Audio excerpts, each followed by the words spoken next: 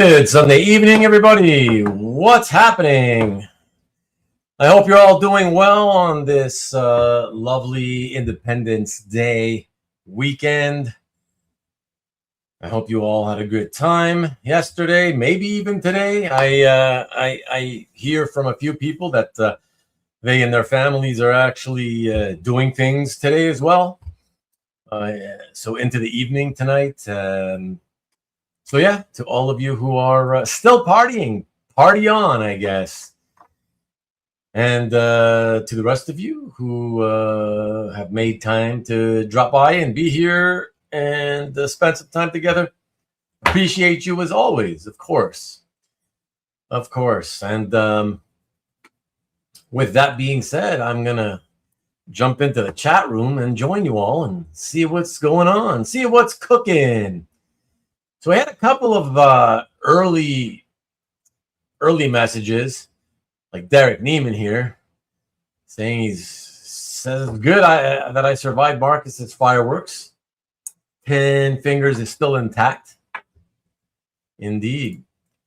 And then we had MLB come early, saying hockey talk in July, no thanks. So I can only assume, since Derek didn't say anything about hockey, I can only assume that MLB is still drunk from partying on July 4th yesterday. And I got no idea what the hell he's talking about. So, hopefully when you catch it on Rewind MLB, you'll realize there was no hockey talk, and you'll let us know next week what the hell you were thinking and talking about. What's up, Tom? No. You're not my sycophants. You're Bill's sycophants.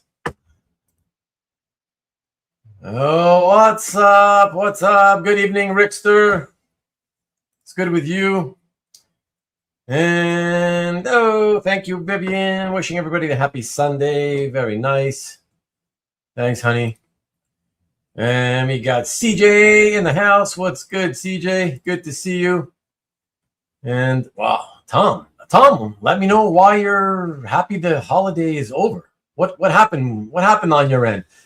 You know, because I actually wanted to talk about yesterday's festivities, and was, you know, obviously, I don't celebrate them because I'm not American, but I was curious if you guys can tell me like how it went for you guys, what you guys did, for those of you that went out there and partied, and for those of you like Tom who had a terrible time and are thanking God that it's all over. I'd love to know why. That's very peculiar. Not what I expected at all,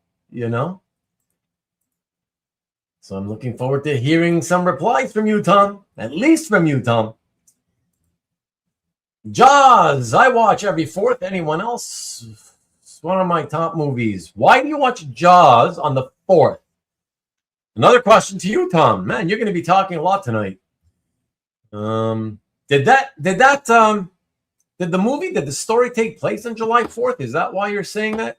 I mean, I've seen that movie a bunch of times too, but like, I don't pay attention to stuff like, what day of the year the story takes place in, like, But I did watch True Romance last night, and Clarence, played by Christian Slater. Clarence, if you guys remember, those of you who watched it, and those of you who don't, I'll tell you right now. Part of the story is that he goes to watch Sonny Chiba movies every year on his birthday. So that's interesting. So if you've got some kind of it's just a yearly thing that you do, Tom. Interesting. Let me know why, though. Any insanity? Asks Marcus. Marcus, not on my part. Not on my part. I mean, for me, it was quiet. In fact, I actually spent some time, shockingly enough, I spent some time in one of my Facebook groups of all things, which I never do because I don't hate Facebook. But it's like it's a gothic. You guys know I like those gothic paperbacks. and it's a group, to share your Gothic paperbacks. And there's they do like a theme every month or whatever. And I figured, oh well, everybody, most of the group members are American and not posting. It was really quiet, so I figured, okay, here's my chance. It's a month-long theme, as it's always a month long. But I don't since I don't like Facebook, I'm not on it every day. And so I figured, okay, if I want to post some stuff, I'd like to do it in batches into Facebook groups, So since nobody else was posting, I just went ahead and posted a whole boatload of my paperbacks. It was a nice quiet day. And let's see. Thank God it's Marcus. Well, Tom, you're thanking God a lot tonight. Good evening to Peter and the rest of you addicts, of course. And MLB and Derek, who are not here. I mean, as far as I know, we'll see when I catch up with the rest of the comments. But let's see. Marcus the Pyro. Every year he's the Pyro. Yeah. But what's good, guys? What's good? We need some Peter Rowe tonight, says Marvel fan. Man, you like to egg these people on, Tom, and you still don't jump in yourself. What up, Jerome? Jerome, good evening. How's it going, man? Good to see you as always. Thanks for dropping in. Do you want unicorn poop? I got to tell you, Marcus, that was a pretty funny one. I would say the other one, is my favorite one, of course. But the unicorn poop, I forgot to mention. That was actually really funny. It looked pretty poopy. It looked pretty poopy when it first started coming out. It was a long one too, which you made sure to mention, of course. And for those of you who don't know what the hell I'm talking about, of course, right here on YouTube, you can type in Marcus Way, and it'll take you to Marcus's channel. And you can see his July 4th videos, where he sets off fireworks every year. It's good fun. Let's see. So Tom says Friday and Saturday is enough of that. Sunday is Rubén time. Yeah, but I'm only on in the evening for you. You still got all day free, Yes, unicorn poop is rare as hen's teeth. Indeed. David Barr. What's happening, David? G'day.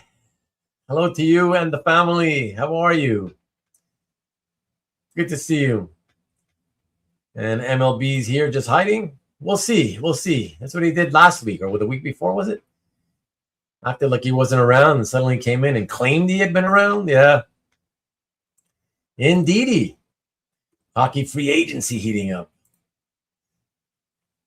It may be, but I still don't know why MLB was crowing about hockey in the summer and saying no way. MLB is 30. Is he that young?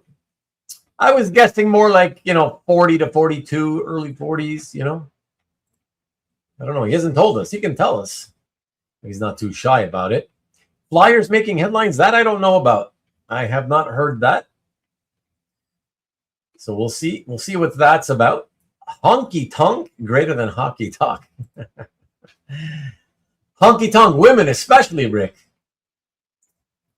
Yeah. Indeed. Bonjour, Lyle Hobson. Dans la maison. Comment ça va, mon ami? Been a while, Lyle. Oh, I like that. Rolls off the tongue nicely. Been a while, Lyle. MLB can hold for the gold longer than us. That's true. Especially if he's actually closer to 30. Man. And yes, indeed. 4 days ago, I celebrated Canada Day. That's right. Too many loud fireworks. Okay, this is what Tom's Tom's reply, for those of you who listen on Rewind and not watch, Tom is saying that in answer to my question of why he was thanking God that the July 4th weekend was over, there's too many loud fireworks and too many drunk drivers. Do you encounter the drunk drivers though? Like, the average person, are they, the average person that's out there partying, celebrating the weekend, do you on your way out or on the way back home, the average person, I can't imagine, is going to encounter drunk drivers. Obviously, the odds go up on a weekend like this, but I can't imagine most do. But, that's why more reason to stay off the road, Tom, during these long type weekends where everybody's out. Yeah, because it's sad to say, but in advance going in before the weekend that at some point along the way, Friday, Saturday, Sunday, some people will be out there somewhere in America on the roads and highways and byways of America, dying in car accidents. Well, now the weekend's kind of over, although not for some. So I'm sure later tonight at some point, some more Americans will die by drinking and driving. And yeah, it's sad because it's going to happen. And in advance it's going to happen, and yet it's preventable, but it will still happen every time, which is sad. Maki Poo in the house. How you doing, Michael? Hope you had a great weekend. Jaws is playing right now. Where is it playing? Where? Watched Age of Ultron and fireworks. He celebrated with a movie, Rick. Nice. And fireworks. Nice. And we got, okay, so Tom, in answer to my question of why he watches Jaws on July 4th, he says it's a 4th of July weekend movie when the shark attacks. Oh, so that was I remember, a lot of people going to the beach to sort of celebrate something. I just couldn't remember what it was. Okay, so July 4th weekend. So are you saying, Tom, that you didn't do it this year? You skipped it this year? You're breaking your streak. Time to go swimming in the ocean, says Peter. Perfect timing. Oh, you guys must have heard, speaking of swimming in the ocean, although not an ocean, but in some kind of swamp. Did you guys hear in Florida? Some 31-year-old woman got eaten alive, or I don't know if he got eaten quite, but definitely killed by an alligator or crocodile. I can't remember. I gotta ask you guys, not living in Florida, and not really being familiar, with the swamps there. Is it really that? People from outside Florida and outside the country in general have this. I think they all have this idea, including myself, that when you talk about swampland, any part of the swamp is liable to have, crocs. What is it? Crocs or alligators? Whichever of those two that you have. But also pythons, snakes, and all kinds of critters. So why would anybody in Florida go and swim in a swamp? I don't understand it. I've never understood that. Ruben's World Cup dreams got dashed. Well, I can't say I'm a football fan, European football. But I did watch some games actually, and I been watching the Canadian games and the Spain games, and it was sad. But all things considered, they made it to the top 16. Canada has never been a soccer powerhouse, so all things considered, in World Cups they usually don't make it. Right, historically, they don't make it to the World Cup, and supposedly the team had only ever scored 2 total goals in the World Cup from 1986, the first time they ever made it. 2 total goals, and I think they had, how many was it? 9 this time, something like that. Yeah, and they went pretty far. So yeah, good for them. They should be happy. It's not, you don't expect that. I didn't even expect them to get that far, to be honest. So, hey there, Maki. Hey, CJ. Hey, Marcus. Very nice. Hope she appreciates it. Speaking to CJ, TJ James in the house. What's good, buddy? Hey, Marcus, Tom, Peter, CJ, Vivian, and Ruben. How's it going, man? It's good to see you back, man. Good to have you back. I know you popped back in last week there for the first time in quite some time. And good to see you again this week. And likewise to you, always here, wishing everyone a good evening. Thank you, John.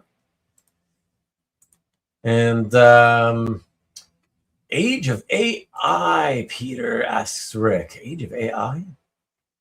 TJ, what's up? NSN Art in the house. Mike Delarie. Why are you asking about goth girls? I'm not really getting that one. It's kind of going over my head here. Explain that one to me there, Mike.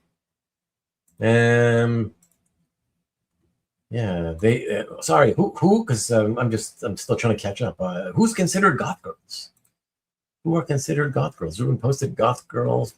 Oh, yeah, because right. When I was talking about the gothic paperbacks. Okay. Yeah, indeed. I posted goth girls from my OnlyFans page where I show my feet.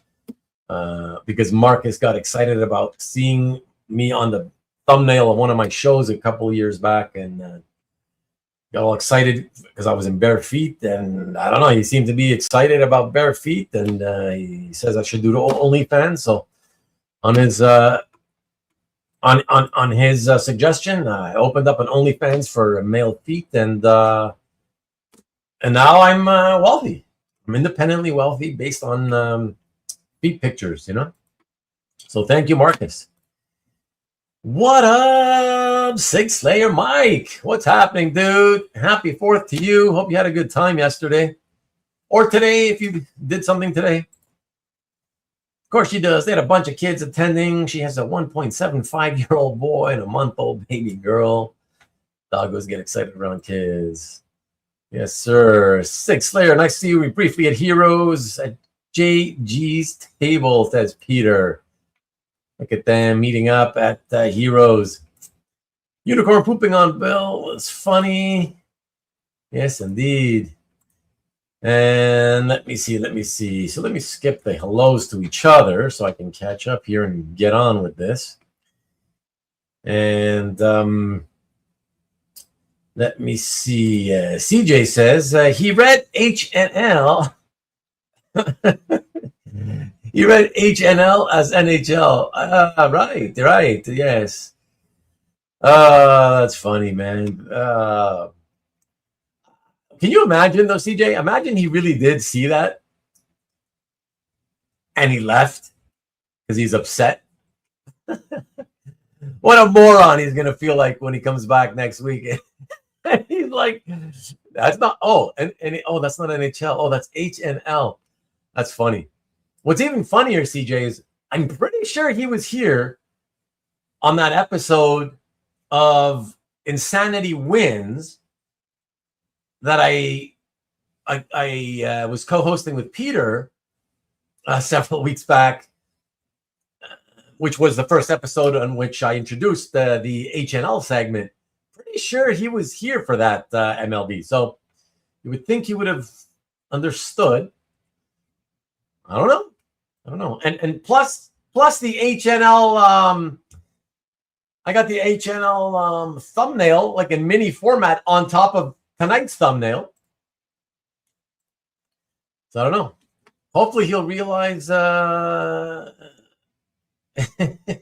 mistake sooner rather than later, That's funny, man.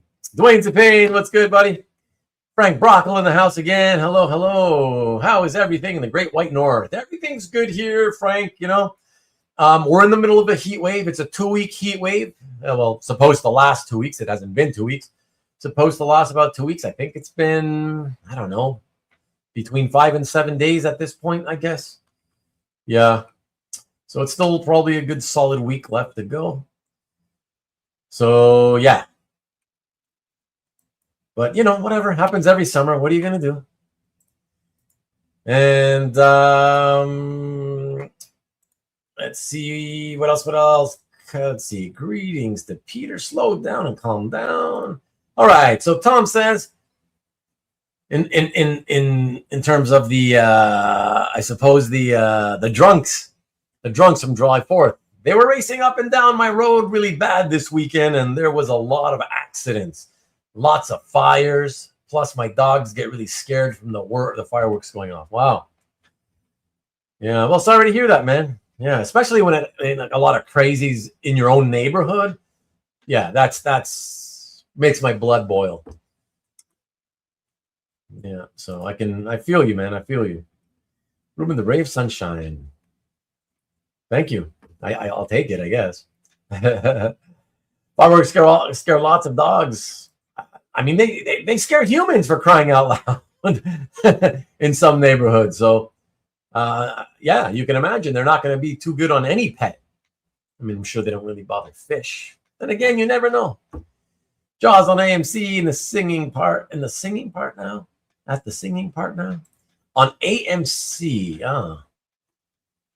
Oh, look at that! Dwayne's paying another one. You should go. You could travel from Oklahoma to North Carolina, or Tom can join you in Oklahoma, man. You guys get together and watch Jaws. Start watching and make a thing of it. You start watching Jaws together every 4th, or you can stay at your respective homes and just get on your tablets, you know, and do a live stream with each other, kind of thing, live web chat. 4 years. There's MLB. Look at that. He's been here listening to what I had to tell him. That's funny. So I'll be getting to his replies to those comments later. 4-year-old got ate by a gator at Disney a few years back. Yeah. Well, it happens often, though, you know. Gators are everywhere down there. Even driving to Nassau, you see them all around the roads. Man, even on the roads. It's wild. Peter says, I've got Crocs on the shoe shelf, but they're not alligator skin shoes. You mean those rubber, synthetic plastic Croc shoes? I must admit, I never had a pair. But better to own a pair of Crocs than to get eaten by a Croc. That's certainly true, you know. And TJ says that unless it's unusual circumstances, you need to fuck around to get attacked by a gator, threaten its nest, tease it with food, etc. Well, I'm sure. I don't know that that's completely true, especially if you go into the water. You know, especially swamp water, for crying out loud. That's their home. No human being should be taking a dip in a swamp, you know? So you go into a swamp, yeah. I mean, I feel bad for her, but like, I don't know. I can't help thinking. What were you thinking? I know just because you live in Florida, that's what people do. You know, is that what everybody says? Well, that's what we all do it. Well, whatever. But like one day, one of you is going to die, you know? So, yeah, it's terrible. Basically assume that all bodies of water in Florida have gators in them. Truth. Exactly. What's up, Scott? Yeah, man, that's what I'm saying. I don't like, why would any, you know, I don't know. Why would anybody? It's crazy to me. It really is. It's crazy. Man, dangle a kid by the edge of a pond, like Michael Jackson over the balcony. Scott. Everybody saying hello to Scott. That's excellent. And yet people walk dogs around the ponds, just think it's no biggie. Yeah, I guess it's, you know, you take it for granted like everything else, right? When you live there your whole life kind of thing. It's just you grow up being surrounded by that behavior. And so since you grow up thinking, well, that's just what we do, it's normal. It's something that you don't even think about. Crazy though, still crazy. I don't know.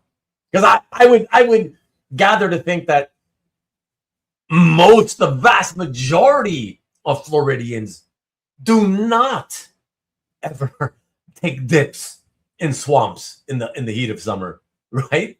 Like the vast majority of citizens, whatever the population of Florida is, I don't know, but I'm sure the vast majority of people never think, hey, you know, it's hot, I'm going to jump into the swamp and swim to cool down or something, you know? So, Mike D, did I miss Mike D? Or did I pass him and go too quickly? Yeah, so anyways, that's for the paparazzi gators. Hi Mike. How come I don't see Mike's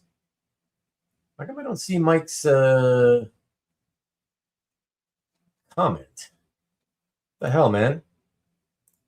Did I click on it? Where the hell is it? See, sorry, I'm just like, I feel like I gotta go find it. I'm going backwards. Oh, it must have been the one when you guys were saying hello to each other and I skipped some, so that's probably why. Hey, Mike. And Scott says it was gator mating season 2. Is that true? Holy crap. Paparazzi gator snapping, yeah. Marcus Way is MLB's spirit animal, says MLB. Gator fritters and rooster nuggets for OAX, Peter. Sounds yummy. Stick with the zingers. Roosters zingers. Oh boy. Hockey another level. I guess so. That's what he thinks. Despite 3 OAXs, never had the zingers. Wow, Peter, that's interesting. I wonder why. Maybe one day you'll come on and tell me. Maybe you'll come on just to answer that question, you know. Peter, why have you been to OAX 3 times and never tasted, well, I don't know if you tasted them, but never ordered the zingers? Maybe somebody gave you a bite of one. Maybe not, you know. I don't know. I'm going to assume not. Anyways, I'm going to assume you not only never ordered them, but you've never even tasted them. And maybe one day you'll tell us. Peter, you're a loner, a rebel. With a cause. His cause is being a loner to buy and collect artwork. That's it. The cheese and crackers are too satisfying to leave the DoubleTree, says Marcus. Hoes never leave. Oh, come on, CJ. You're a better man than that. Who speaks like that? What hose are you talking about? Taking it to the hose, never leave. Nothing more American than street racing. Well, I don't know. I don't know. What's the most American thing out there? We should take a poll. Isn't chanting USA for any random reason, like even when it's no competition going on or anything, no sporting event, like that's very American, you know. Fast and Furious style, not racing, just a few pricks that drive crazy late at night. Yeah. Either way, it's bad, you know. American Graffiti. Tom's Neighborhood sounds like a Naked Gun movie. Tom Wolf's first article was about car racing, I think, says Peter. Not sure, though. That's interesting. Bizarre bit of random trivia, I must say, Peter. Al is in the house saying, unfortunately, gators go along with hurricanes here in Florida. Okay, Al, but do you and your son jump into the swamp when it's hot because you feel like going for a swim? I would say, I'm guessing no is the answer. And by the way, Al, a couple of weeks ago, there was a guy here, and I forget his name now, you know, whatever. Yeah, his screen name. Can't remember it, but he was talking almost like your son did that one time. Your son came on when you weren't here. And I forgot what your son's name was. And he said something about, oh, my dad collects, you know, blah, blah, blah. You know, I was like, oh, I'm talking to Al's son. And so then I typed in a message in response to him. I said, oh, okay, are you whatever, you know, are you Al's son or something like that? And I tell him, I said hi. And then only later I started realizing that wasn't your son's name. So I was like, okay, oops. But whoever it was I was speaking to, he didn't answer back. So it was kind of weird. Like he never said, no, you got me mistaken with somebody else. you know, just pretty weird. But, you know, hey, what are you going to do? Cheap gas is conducive to car culture. I wish we had some cheap gas. I mean, it's finally coming down somewhat, but still high. And what's up, Shaggy Wong? Live in ponds, storm drains everywhere. Well, I know that. I know that. I'm just saying. My point is simply to say, would you jump into a swamp just to go for a swim with a friend or by yourself or whatever? Like, it's pretty crazy, you know? Yeah, so. And Shaggy, by the way, I used to love that song there, that first hit you had with "Oh Carolina." You know that one? "Oh Carolina." That's a good one. John says that gators are ambush predators, so if you somewhere they can sneak up on you, then you're fair game. Oh, sure. I mean, if they can sneak up on you, of course. I mean, listen, that's just how it is, right? Again, I'm just saying, why would you tempt fate and put yourself into their home by jumping into swamp, you know? And I know that they're not just in swamps. I'm just telling you the swamp because the reporting that I read and saw on video is that the woman was in a swamp. So, yeah. You change EVs to 80 or so percent in 5 minutes with new technology. Oh, charge EVs to 80 in 5 minutes? What?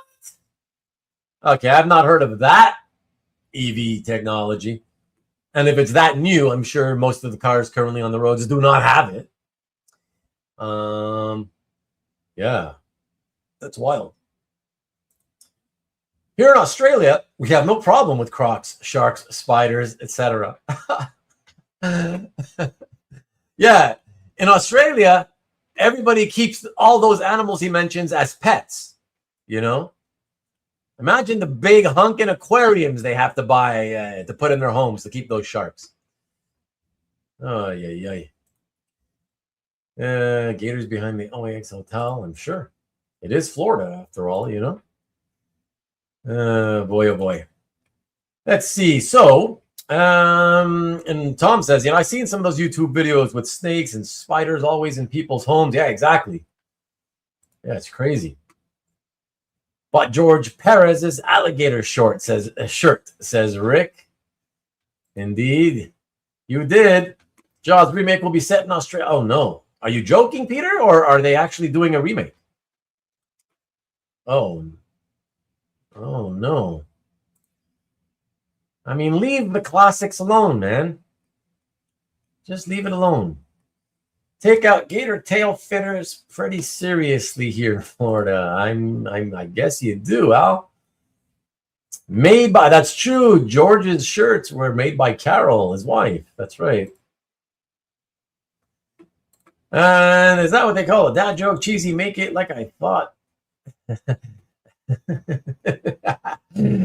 MLB 6 minutes ago finally figured it out. Thought it was NHL.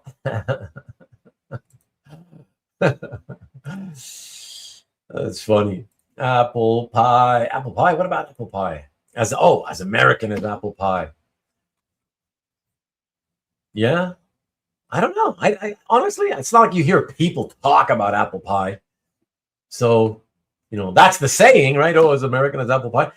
But the saying is more American than the reality of it, I think, you know? Jazz is very American. Definitely not the most American thing, though. It's not even top 10 list, I don't think. Comics are very American. Chanting USA is kind of like Canadians apologizing for no reason. That's a pretty good one, TJ. I like that one. Jason Ladwig in the house. What's happening, Jason? Hey, good to see you. That's funny. And Vancouver rioted when they lost the cup. Everybody seems to riot when they win the cup. You know, you would think you would be angry when you lose. And okay, not that there's ever any good reason to lose your mind and start smashing store windows and looting, you know, and setting cars on fire and stuff like that. There's never a good reason for that.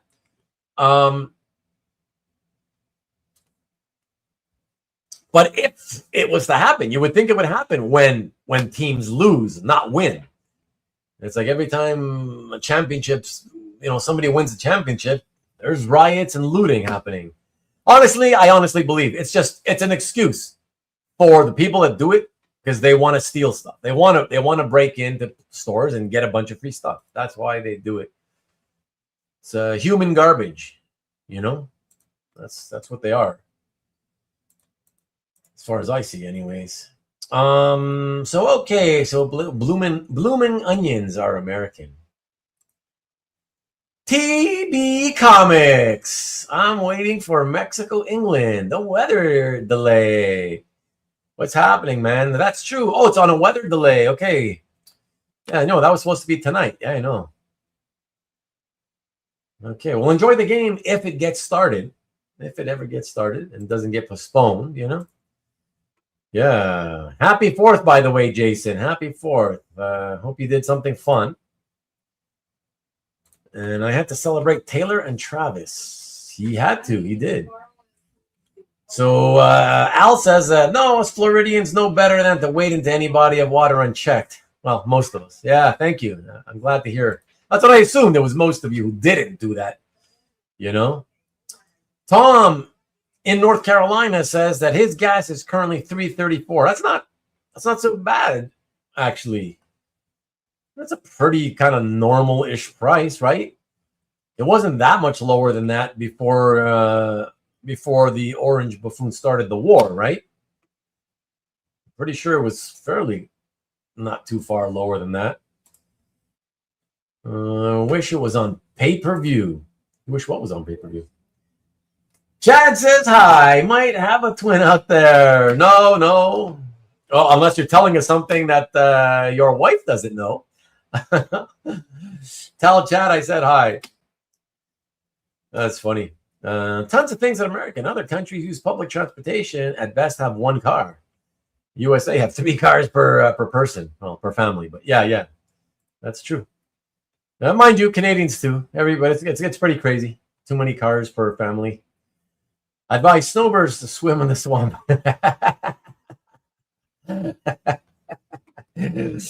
Peter thinks that the Floridians want to get rid of the Quebecois who go down there every winter for 6 months. Maybe the woman in the swamp was a witch. Did she float? I don't know. I mean, it's pretty horrifying. I don't want to make fun of her, TJ. It's pretty horrifying to see what happened there, to hear something like that happen. Even though, yes, it's, to me, it is her own fault, but it's still sad. Don't want to laugh at anybody. It's a horrific death. What a horrific way to die. So, getting in wars with weaker countries who just happen to have lots of oil. True. That's pretty American. That's I don't think anybody would disagree with that one. The only thing more American is Quintana. Man, you're obsessed with Quintana. You even celebrated him on July 4th, Marcus. That's a lot of love. That's a lot of love. And thank God that Peter was joking about the Jaws remake. Wow. Thank God. Although, I'm shocked they haven't done it, to be honest. I'm shocked it wasn't already done 20, 25 years ago. Shit, even in the early 90s. By the early 90s, I'm surprised they didn't do it, Paying $120 for CAF Premium and $25 to ship one sketch card. Pretty American. Ain't many people from Africa doing that.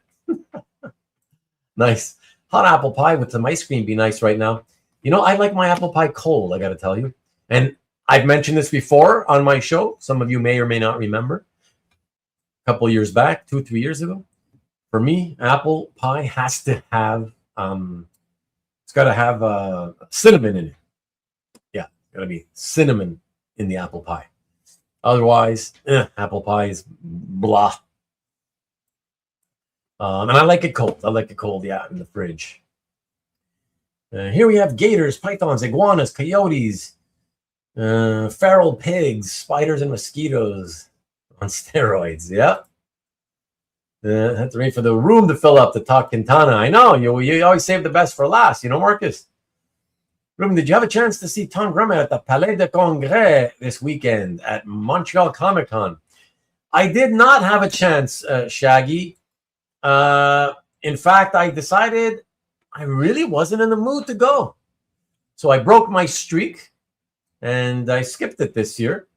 And you know the ironic thing, Shaggy? The ironic thing is that this year, you know, I've mentioned before that the guys here that put on this convention, it's literally the worst large convention in North America in terms of the comic book part of it. The artist alley is always atrocious, and when I say atrocious, I'm talking like, let me give you an example. Peter David, rest in peace, sitting at a table with a cup begging for money, begging for tips specifically. He would be the star. And then maybe Marcus Toe from Toronto, Yannick Paquette from here in Montreal, and then a bunch of people you've never heard of. That would be the artist alley. You know, this year they had, I think, Jim Starlin. They brought in Rick Leonardi. Who else was here? They had Tom Grummett and Dan Jurgens. Yeah, I mean, again, you know, compared to all the big shows, you know, New York, San Diego, you know, all that stuff, Chicago, whatever. You know, you guys ain't going to be impressed. But, you know, like I said, if you ever were here and saw what it usually is like, you know, it was a pretty good showing this year. But that's the irony for me, is that in spite of the fact that it was the first time, I would say, since 2013, that they made an effort, I chose this year to not go. So, yeah, no, just stuck around here. My daughter went. Arwen went, but she didn't want. If she would have gone with me, I would have gone. But she didn't want to go with me, of course, because she's a teenager and she just wanted to go with her friend. And they just went there so they could do a little cosplay and walk around and, you know, buy stuff. Yeah, so yeah, we'll mention that. Tom. Peter's getting hungry. Nothing like celebration, like lighting buses and taxis on fire. Exactly. It's $3. Wow, CJ, you got it at $3. Okay, nice, man. Nice, very fortunate. Alex Garcia in the house. We had riders here in Newport Beach, and USA doesn't play till tomorrow. Yeah, that's because last night's riots were the July 4th riots, you know? Not soccer related. Oh, boy. Appreciate it, Al. Appreciate it. Rich Cirillo in the house. What's happening, Rich? Good to see you. And what else is happening, guys? What else is happening? There's so many shark movies made now already. I know, exactly. But even before they started making those, Tom, like, I'm happy. I still think they never, you know, should do like a Jaws remake. Like, and then once they started making all those shark movies, you know, that thought went, you know, 10 times as much as I meant it earlier, you know? Yeah, just too many. And they're all crap too. Not that I've watched it, but you can tell. Like, again, you can always just tell by one 30-second clip. You could tell it's garbage, you know? Or I certainly can. Yeah. So let me see. Vivian and Arwen. Al from Florida says hello to the beautiful family. I don't know if you heard that, but Vivian screamed hello, and Arwen came out of her room to wave, and then she just came to make sure that I said that. Oh, and by the way, everybody, for those of you movie fans who, like me, recognize the fact that True Romance is an awesome flick, Arwen didn't really like it too much. So feel free to post comments putting her down in the chat so I can show them to her after. Scalding sugar of a hot apple pie on the roof of your mouth is the best. Look, I've taken bites of pizzas and other hot things, you know, before I should have, and constantly melt the skin. And the skin is hanging for the next couple of days. You get a little piece of skin hanging on the palate, you know. Ugh, awful. I don't know if it's the best. Oh boy, I see a lot of people being jerks over the games, and many offering big money for tickets. Yeah. No John Byrne to promote his book. Where? In Montreal? No.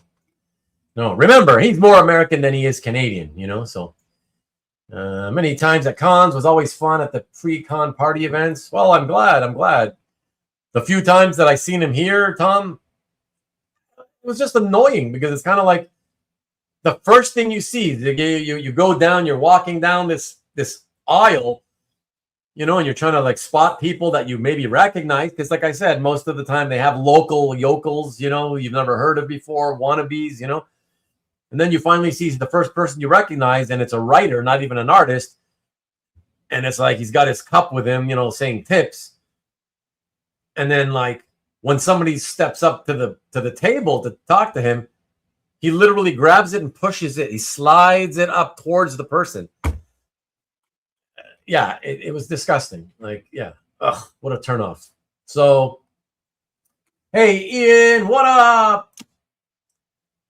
And so, yeah. That's what it is, you know. Marcus wouldn't even know who Quintana is. If only Grummet let Ruben be his rep. Ruben's favorite shark movie is The Shallows with Blake Lively. It is not. It is definitely not. I must say I was disappointed in that, Marcus. I was disappointed in that one. And hi, by the way, Lee.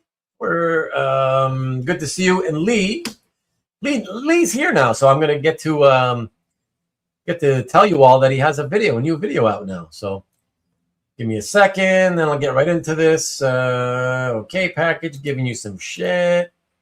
That's why he's starting to open up before he starts recording now on some of them now, you know. And has Arwen seen Sisterhood of the Traveling Pants? She has. She watched it with, I introduced her to it, Peter. Arwen! I don't remember. What was your take on Sisterhood of the Traveling Pants? I don't remember. She was too young. Yeah, she was pretty young. So she doesn't remember it anymore. Huh? But at the time, I seem to recall her liking it. Yeah, I'll have to watch it with her or get her to watch it on her own again. She needs to watch Heathers. Hey, did you ever watch Heathers? No. She wanted 2 years ago. She mentioned it a few years ago, and I told her it's not really for, you know, kids her age or whatever, so she hasn't watched it yet. I watched this on Letterboxd. Yeah, she's got it on Letterboxd on her watch list. Letterboxd is that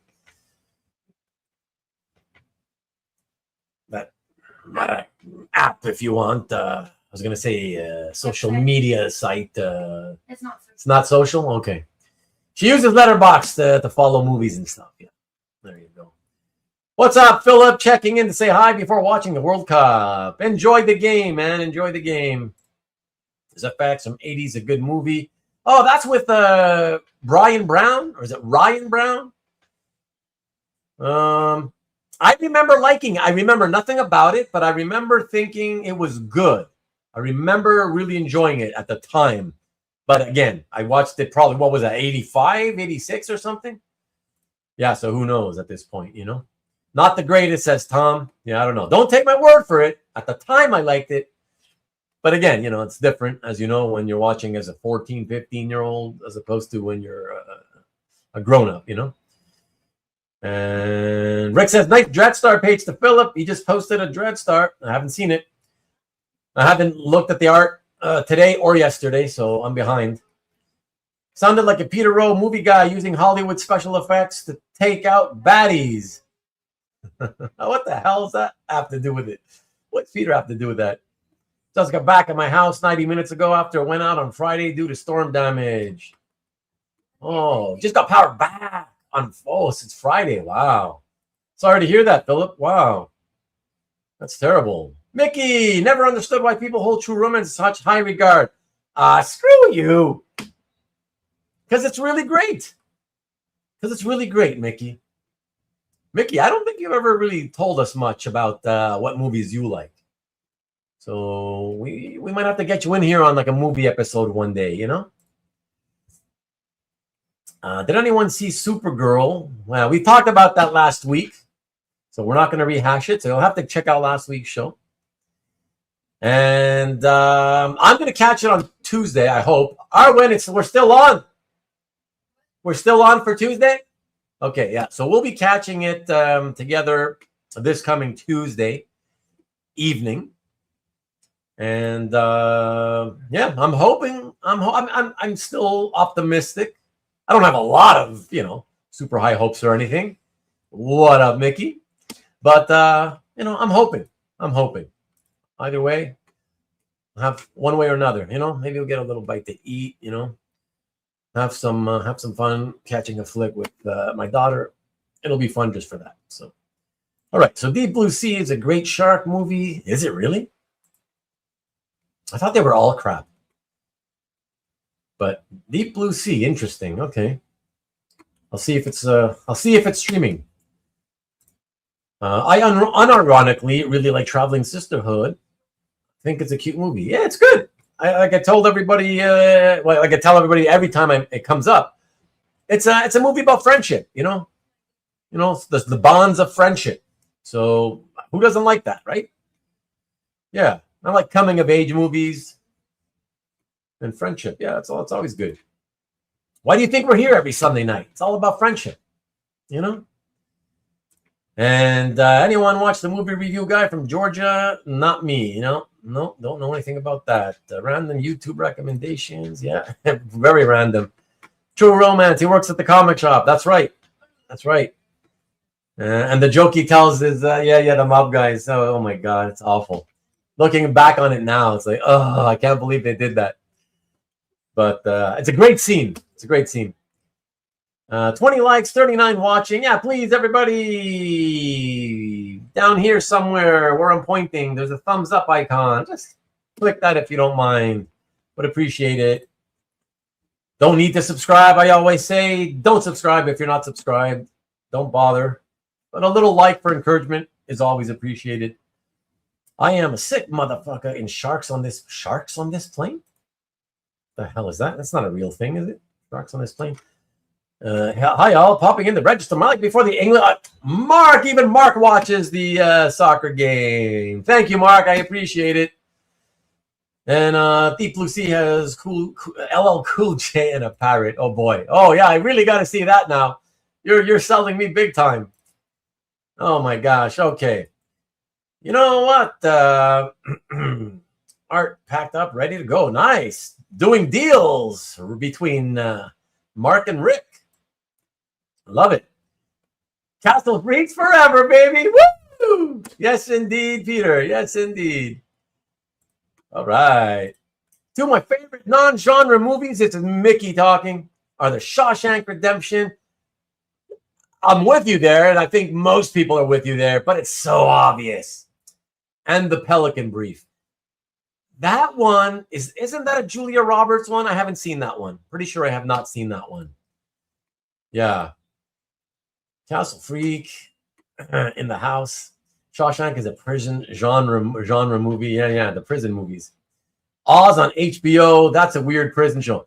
I don't know what you mean by weird. That was an unbelievably incredible television production.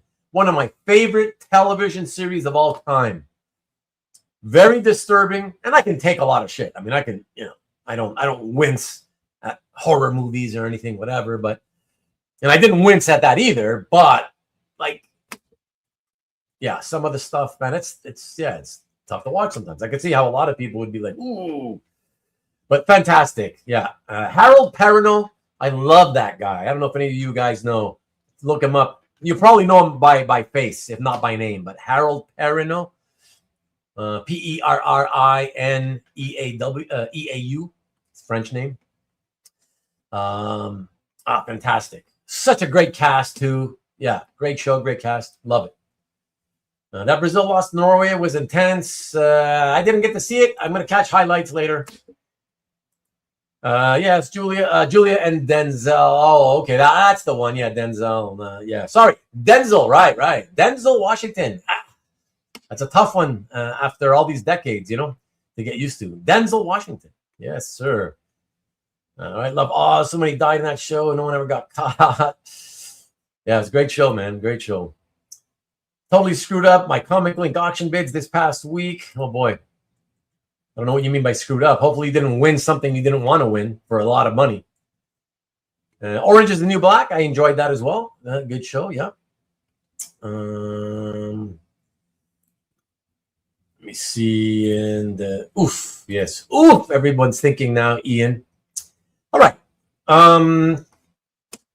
Guys, you guys keep, I don't know what it is about you guys that keep asking about like Peter, but like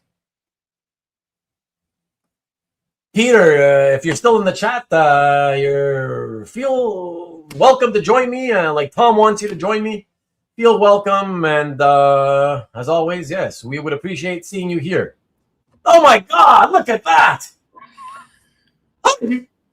I asked, and you came, like in a split second. How did you do that? Wow! Higgs boson. How's it going, Peter? Doing well. How are you doing? I'm doing good. Yeah. So you had a quiet July 4th? Yep. Yeah. Just watching a bunch of movies. Nice. I've been watching a lot of movies too, but I'm not going to get into the movie talk tonight, everybody. Don't worry, for those of you who hate movies, or hate talking about them anyways, because it has to be always about comic art. Look at this. Signature auction. Sorry. Trying to make poor Ian feel better. Screwed up. I mean, I bid too low. Okay. Well, that's not okay. Whatever. That's fine. Whatever. Okay. Yeah. Everybody does that. That's not bad. It could have been way worse, Ian. It could have been way worse. And listen, there's never anything wrong about keeping more money in your pocket from time to time. I always say, you don't always have to spend all the money on art. So that's all right. And don't forget too, Ian, there's always a lot more art where that came from. Just around the corner, right? So Peter attacks like a gator. Peter is magic. He is not a number, or is he? Peter, a true ambush predator. That's a good one. Speaking of ambush predators, indeed. Yes, sir. Mark Fong in the house, all the way from Singapore. What's happening? And MLB said, okay, talking to Jewish Dragons. And let's see. Okay, talking more about your auctions. Really trying to only buy what I like. Really trying. You're not trying hard enough, apparently, Tom, because you're still buying a lot of stuff. So anyways, great talking about July 4th and alligators and swamps and people dying by alligators and swamps and a little bit of soccer or basically not really soccer and whatever other sports we pretty much barely didn't talk about. But I'm glad to have you, Peter. Thank you for coming in and hanging out with me. It's always fun to have you. I do have a couple of things planned tonight, and I was thinking, we'll do those together now. That'll be fun. And then after that, we'll see what time it is when that ends, and maybe we'll do like an early night tonight. I would love to, because that means if I have an early night, I'm in a movie mode now, so that means I could probably go and catch maybe two movies, two or three before bedtime. I do stay up late. For those of you trying to do the math on that, I'm up very, very late. But yeah. If we finish early, it's guaranteed to be at least 2. Maybe even 3. Who knows? Depends how late I stay up. I'm looking forward to seeing the HNL. Yes, the HNL, baby. Happy to do it again. Yes, and ironic as it may be, because you were the very first and so far only recipient of the HNL award. Just kidding, everybody. It's not an award. And so you're kind of here because tonight's tonight's honoree is not with us in the chat. And I happen to know they are not, unless something crazy happens and they come in later, which is always possible. I'm not expecting to see them tonight. I did reach out to them.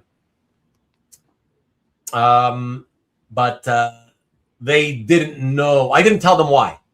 It was for something else I wanted to do with them, Yeah. So yeah, it's pretty fun to have you kind of pass the torch on, and be here with me as we watch the next honoree of taking it to the whole nother level. I did watch those YouTube clips that you recommended on HNL. They're pretty funny. Hold on 1 second. Sorry. Why are you closing my door? My friend's coming up. It's for a short period. Okay. Sorry, Peter. Can you repeat that? Those YouTube clips of HNL are pretty funny. Oh, so you took the time to catch a few? Yeah. That's awesome. I'm happy you did. The rest of you should. Now, you see, it's not just me. Now you got me and Peter who took my advice. Check them out. So if you haven't, you don't know what the hell we're talking about, go check them out, man. Mad TV, HNL. That's all you gotta do. Do a search here on YouTube and watch a few of those. Yeah, that's pretty funny.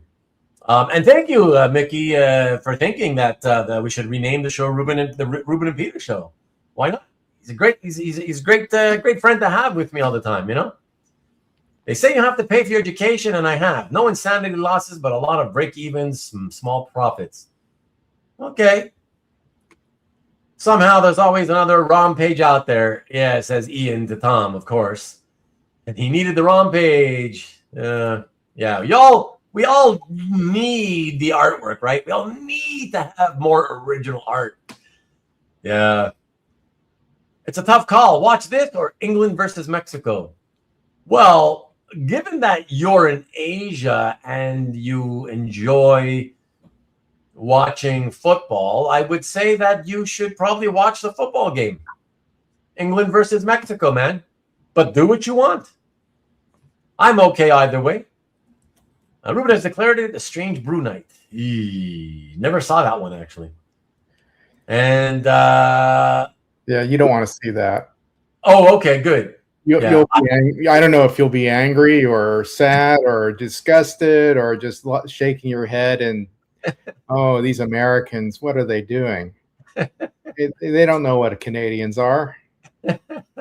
I mean, I always imagined it would be awful, which is why I've never watched it, So thank you, Mike, by the way, says that HNL greater than SNL.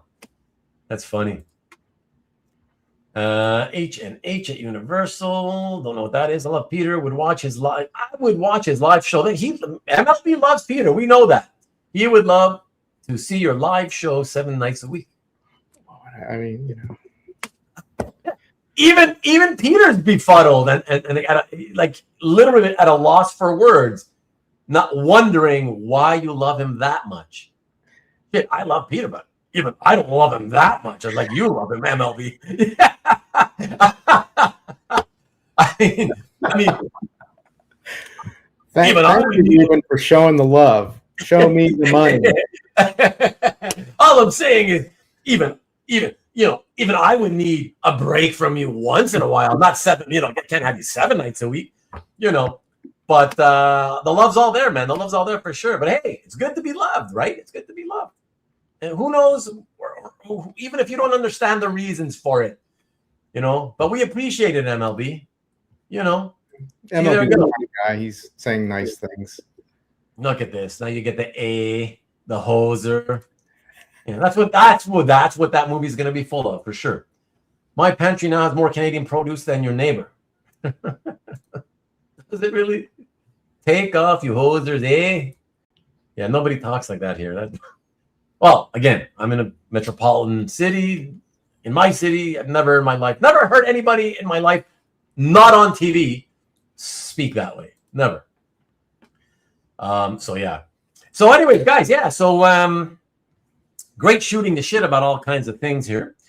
And now I figure we will do, yes, as Peter mentions, the segment that I've only done once so far,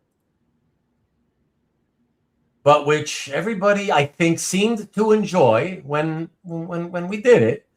And it was a surprise to Peter. But for those of you watching and who weren't here when we did it, it is a new segment I introduced called Taking It to the HNL. And the HNL stands for Taking It to the Whole Nubber Level. All right, that's HNL right there. Whole Nubber Level.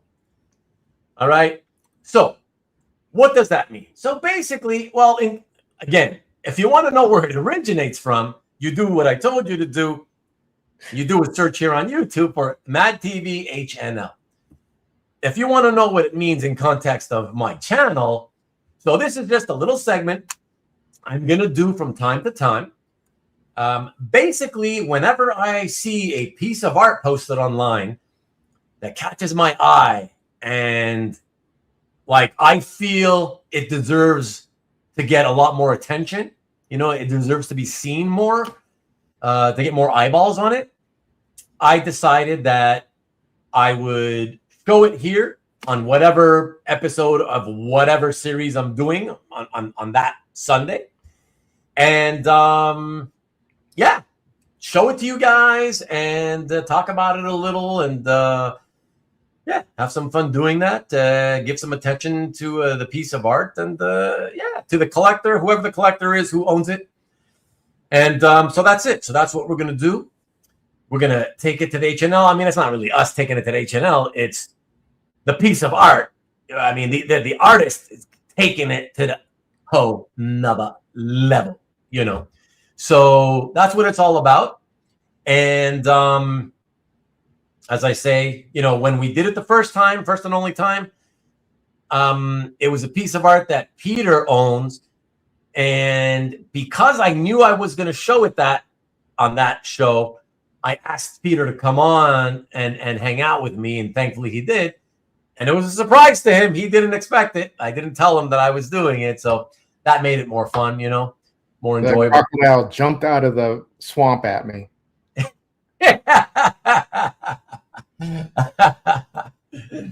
Oh, that's funny. Canadian produce is a Molson six-pack. For a lot of Canadians, apparently so, yeah. I wouldn't say I love Degrassi. I watched it when I was a kid, mainly, but yeah. I watched from the Kids of Degrassi Street, which was the very first one in '79. So everybody was super young. And I watched up until the end of high school.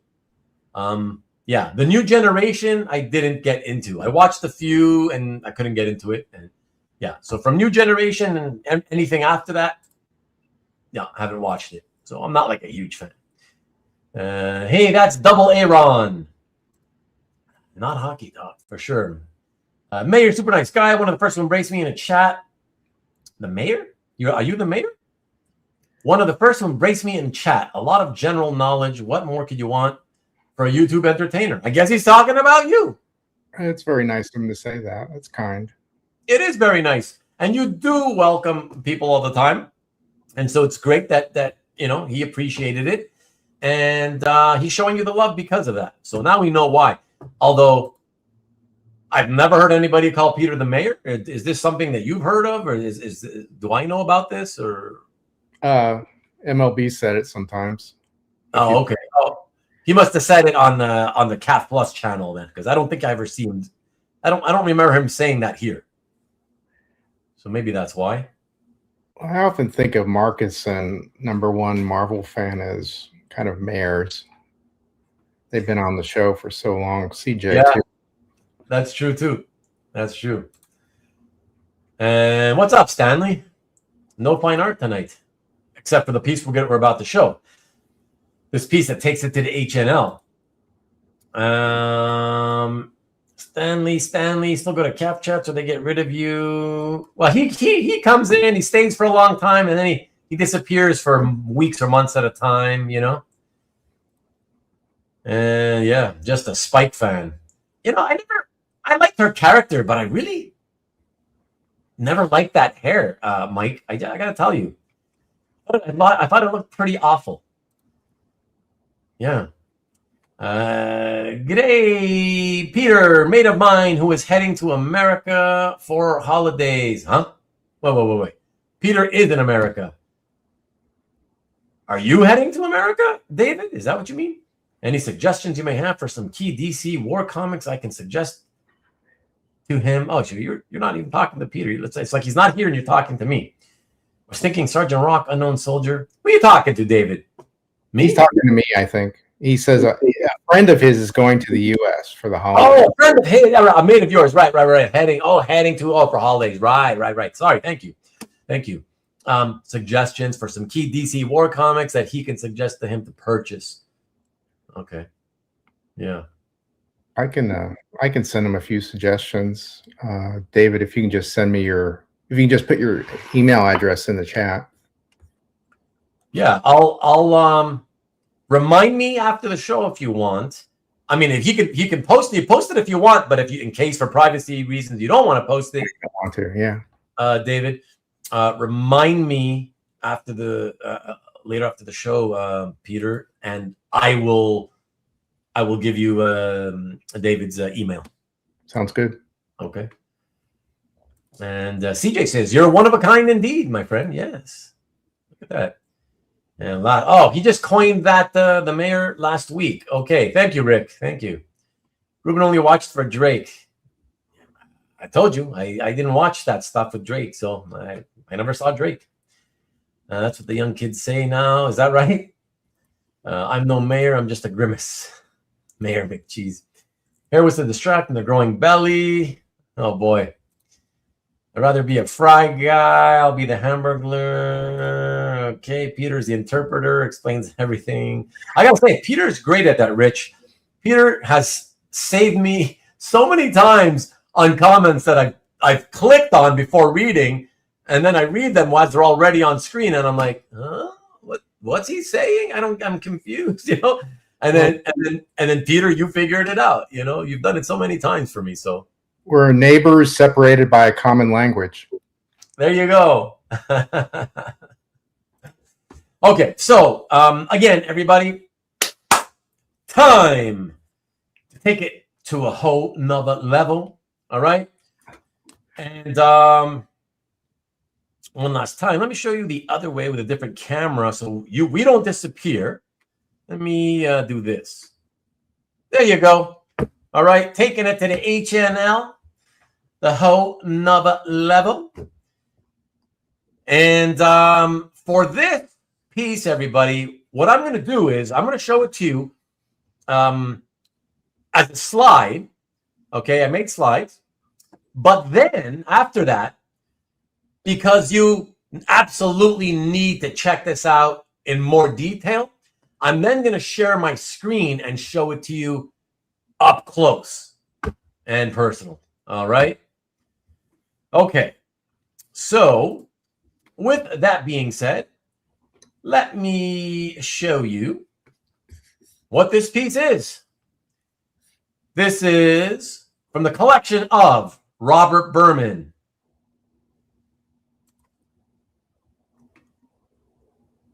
Polynesia, a piece from a graphic novel written and illustrated. I'm not sure about the writing, but illustrated by Swiss artist Pierre Angelo Bug. I believe that's how you pronounce his family name. And he actually drew it a few years ago, but it finally got published this year and released this year. And so first of all, let me show you the artist. There's Pierre Angelo holding the piece, so that's pretty fun. And I gotta say, first of all, everybody, you guys know my feelings on colored comic book art, and generally it's, you know, I generally am never, you know, very rarely a fan of it. But I really have to give props, and I have to say I love the colors here, and in particular on the close-up of the face. Yes, I Of the agree. woman, yeah, the woman on the left. I just think it's spectacular, absolutely stunning, beautiful, beautiful work. So there you go, colorist, whoever you are, gave you your props. But I primarily wanted to focus, obviously, on the artwork, the line art, super califragilistic, beautiful stuff. But as I said, because it's so beautiful, you like listen. You see the art on that slide, and even though you may be on a phone or on your tablet or on a PC monitor, and you know the YouTube screen is small, you can still tell immediately that's a tremendous piece of illustration, right? Like you can tell immediately that's got to be a killer piece, right? But you really don't appreciate it until you see up close. So, with that being said, why don't I share the screen here? And yeah, this is going to be so wicked, man. We're going to move in up close. I think it really deserves it. It deserves the attention faux show. And let's see. Okay, let me bring in here. Hold on.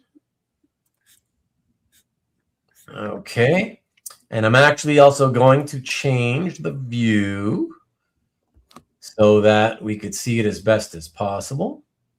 All right, we'll get rid of us. And then I'm going to start zooming in, everybody. All right, check it out. I'm going to bring it down. Check this out. All right. I mean, just look at all the varied line weights all over this piece. I mean, it's so phenomenal. And I don't mean, you know, going from, let's say, if you're here, right, on her forearm, and you say, okay, look at these versus look at these. I'm saying how he does the lighting effects, okay, from far, you see all the beautiful shadow work, right? Just look, focus on these, for example, just these lines. And I'm just picking a random spot, right? So her left forearm, each parallel line, you can see from here, it starts off thicker and therefore darker.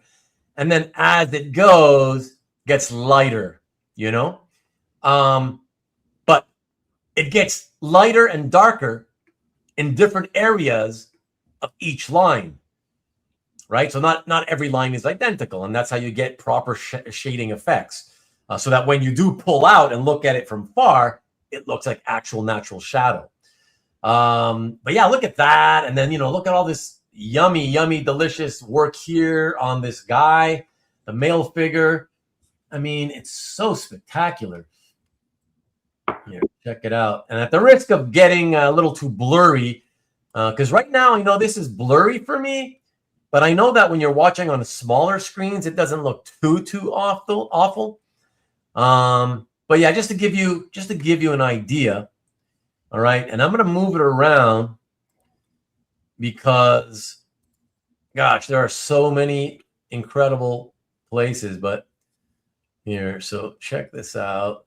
Okay, I'll leave it like this, and then I'll scroll for you guys. All right. There we go. Check it out. Just admire all the different line weights everywhere. I mean, here on her neck, chin, you know, on her face, right? And the way that, you know, they're just, again, a few parallel lines at a certain darkness with a bit of wash underneath it. And that's what carves out the cheekbones, you know, and the jawline. Yeah, it's really wonderful. Here, you don't have to define the line of the armpit, shoulders. It's just gorgeous. And then you keep going. And once again, just like on the male figure earlier, just beautiful, beautiful stuff. It looks like a sweeping rainstorm. All these lovely lines here on the woman's torso, you know, just gorgeous, gorgeous stuff. Look at that.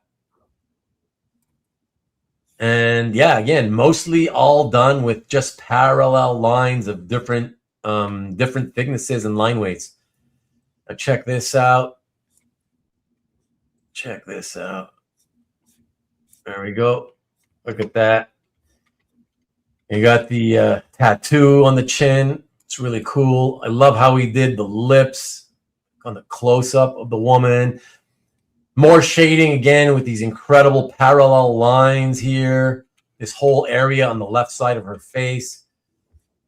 And then the beautiful lines coming off of her nose. So soft and delicate, you know. The eye, also gorgeous. All the work that you get here in the eyebrow. You know, the expression on the woman here. I just think it's just fabulous, man. Really, really, really fabulous. Look at all the hair here. You have to zoom out again. Check out all the hair. It's just really, really impressive stuff. This is high level illustration. I mean, I'm in love with that face on the left. By that alone, I'm in love with, you know? And it's just, I'm just like, man, I couldn't believe when I saw this. I was like, wow. Like, this is something like, again, this would be for sure squirrel for me. But I would love to have it. And it's something that, you know, again, assuming the price was fair. Yeah, it's something that this would be beautiful to own. So magnificent.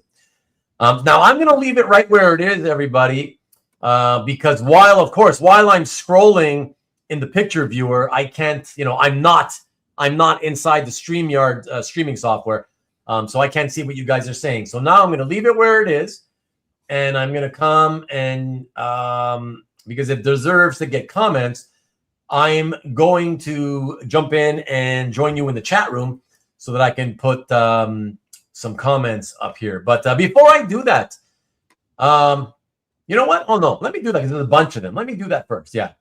So MLB, why aren't these people who do calf interviews in the chat? Never heard of any of them. You'll have to ask somebody else that. I don't know.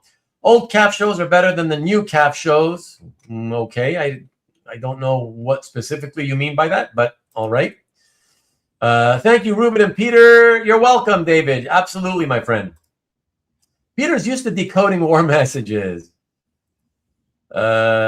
Dampier. Yep, Austin P says Tom. Indeed. Rick says that the detail on this was mind-boggling. Dampier almost hitting the 100 mark, says Tom. CJ says this is a beauty. Boogie on down the road, says Marcus, because of the spelling of the artist's last name, which I do think is Bug. Spelled Boog. Stunning, says David Barr. MLB says both look great. And Robert Berman is in the house, everybody. Wow. I cannot believe, Robert, you said you had something to do tonight. And if I wanted to keep it a secret, thank you for reopening the door, honey. Thank you. Sorry, everybody. The door to my office was closed, and I get hot and sweaty really quick when they do that. So they're opening it up for me again. Yeah. So yeah, Robert. Sorry. I didn't want to spoil a surprise. I wanted it to be a surprise, but I'm glad at least you're here and attending while I do this. So that's fantastic. I'm very, very happy to see that, Robert. Lots of hair, indeed. The bug zoom. Finley-esque. Yeah, I see that. He should be drawing money. Yeah, it's got that kind of line style. Look at those. I'm assuming Robert has already scooped up all available original art, says Mike Dellery, because Mike's the kind of guy that would also buy something like this. And you're telling me to calm down and pull out? What? Bug does design currency. Wow, for the Swiss? Really? Yeah. The Swiss government. Interesting. That's amazing. Well, there you go. Oh, that I think you mentioned that in your description, Robert. Yes. I'd forgotten about that. That's correct. Yeah, thank you. Thank you for the reminder. Indeed.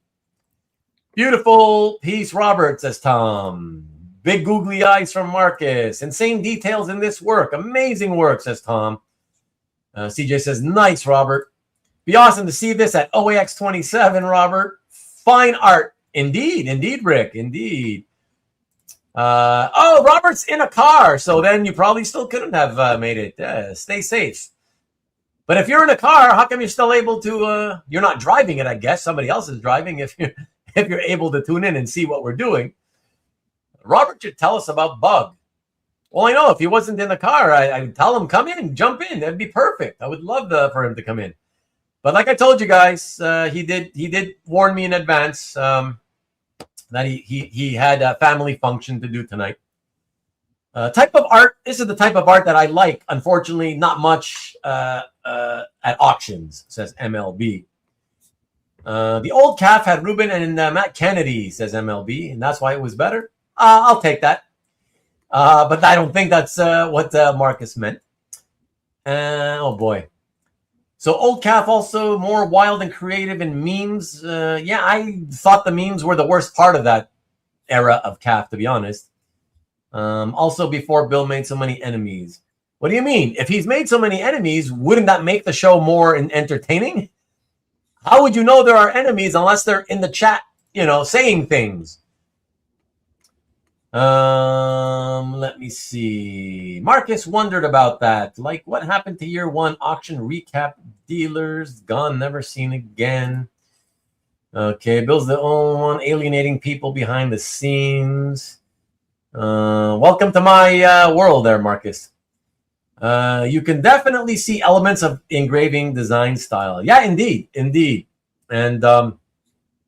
yeah, and also I love Polynesian culture in the sense of, the visuals of Polynesian culture, the tattoos, the clothing and the jewelry they wear. Yeah, it's just really fantastic. And now that I've gotten through all the comments from everybody in the chat, while we still have the image up, Peter, I would love to hear what your thoughts are, if you have any, on this piece when you saw it. Yeah, I agree with you about the color. The color is incredible. Yeah, it's not that blatant shiny just too bright coloring that you see in most comics. Yeah, it looks so well done, understated, but understated in a good way. And you can see like the green is it's a nice muted green that looks really nice. It doesn't assault the eyes, and even the yellow and the orange are pretty nice. So they're nuanced colors, I guess I could say. Yeah. It's good comment about the line weight. You didn't say anything about the sampan in the lower right. I think that's pretty cool too. I figured I'd leave something for you. Leave something for me. Oh, thanks. But hey, if I was going to leave you anything, that was the thing I knew that I'd have to leave for you. But I guess it's probably, maybe it takes place in China as well as in Polynesia or Polynesian islands. But that's pretty crazy. Hey, Corey. The line work on all the hair is, not only did he do the line work, but then he's added all these bright spots, these sparkles, these stars almost. Yeah, exactly. Twinkling. And the white with the yellow with white with the white, the black with the white line work is really very interesting. So well done. I don't know how this must have taken him forever. Yeah, I don't know. I don't know. I mean, like I said, he did do it sometime, I believe, 3 or so years ago. And yeah, it finally got published now. So I would think probably a good part of the reason must have to do with the fact that, see, because it's a graphic novel where, Robert mentioned that it's not panel to panel storytelling. It's more, the whole thing is essentially pinups with text, Mm-hmm. Yeah. So I would think if it's all, images like this, throughout, I would think, that's absolutely time consuming work. Yeah. So I really like the figure in the middle, because yeah. it's very well done anatomically to me. Oh, for sure. And the like her bikini kind of thing, the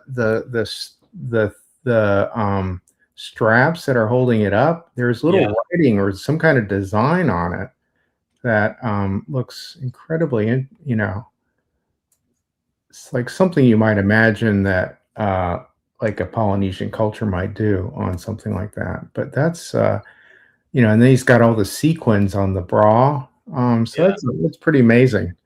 And he's got jewelry on, and she's wearing necklaces and bracelets and that kind of thing. So he spent a lot of time on that figure.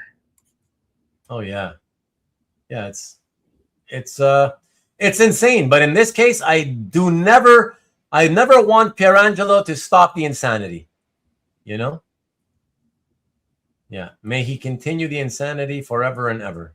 And good on Robert for holding it back until he published his book. Yeah, I mean, not that I wouldn't have minded seeing it 3 years ago, but yeah, obviously, when it's not published, and it's intended to be published, you kind of have to hold it back, anyways. Yeah, well, he was good at his word. He did what he was good. Yeah, he did what a person with integrity would do. So yeah, exactly. Well, Robert's nothing if not a person with integrity, right? So yes, exactly. Yeah. The color version of the large face looks like a photo, says Mike. Yeah, that's why I love it. Yevgeny, how's it doing, man? Hope all is well. It is indeed. I hope the same for you, my friend. And good to see Corey also. Reminds me of Jay Anacleto's art, says David. Yeah. Well, except Jay is more of a, it's kind of like he uses graphite. It's like the side of the pencil or the side of a graphite stick, not as opposed to parallel, a series of thousands of parallel lines like that, But yeah, it does have sort of that similar effect when you look at it, when you stand back and look at it. And let me see what else. Any other comments here? Let's go look for more comments. What a treat. David hasn't run off to work yet. Let's see. Focus. I'm trying to focus. Ruben needed an excuse to zoom on nips. Notice I never said anything about that area, Corey. Yes, boob man, but I never said anything about that, Marcus. And I do enjoy the portrait of the female on the left, says Yevgeny. Yes, that's what I said. That's my favorite part of it. Love it. So let's pull out again here one last time. And yeah, that's it's just a magnificent piece of art all around.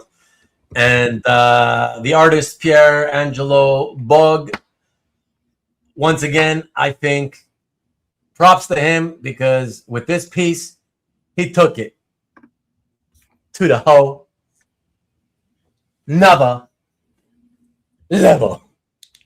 The HNL right there, baby. HNL, whole nother level. So really, really happy to show this. Happy to share it. Very, very, very excited to do that. So thank you. Not that I asked for permission, because of course I don't need permission and I want to do it as a surprise. But I thank Robert for popping in. He didn't even know that I was doing that. So thank you and everybody for allowing us to do that. The second segment of Taking It to the HNL. I think it's always fun. So, and I look forward to doing more in the future. I look forward to doing more. And all right, let me pop back in real quick and see. What up, Carl? Let us see who else is here. Everybody's saying hello. Peter, Carl, next. Hi, Pete. Yevgeny's in the house. And then we got Comic Art Boston in the house again, dropping in to register his like.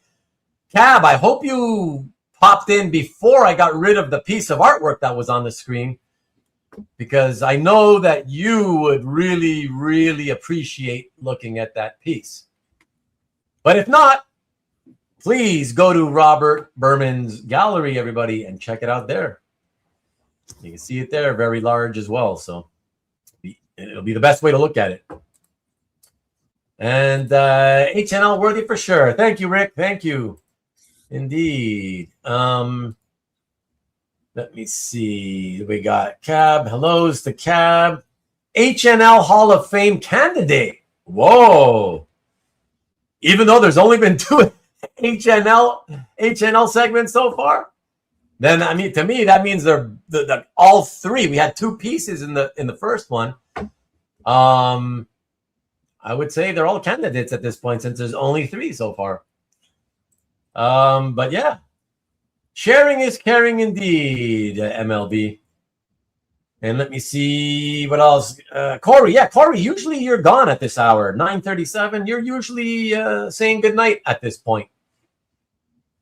I'm expecting you'll be leaving soon. And smartphone reduced work productivity by like 80%. Yeah, for sure. Probably more. And yeah, so that was fun.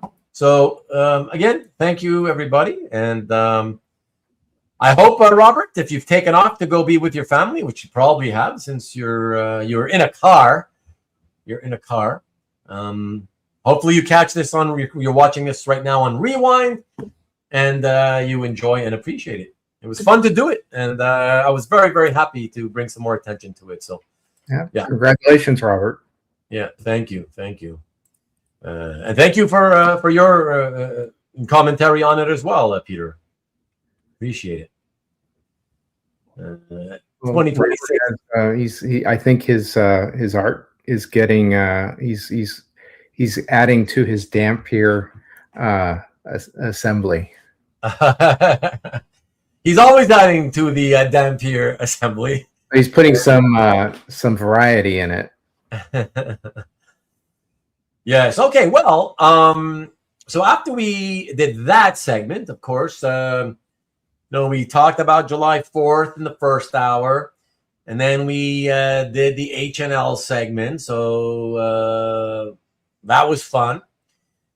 And so that's 2 out of 3 of the things you see on my on tonight's thumbnail, right? Show it to you guys again. Here you go. Right, so it's the start. We did it starting from the right. We're working on them from, we're starting in the middle, and then we went right, and now we're going to go to the opposite side on the left.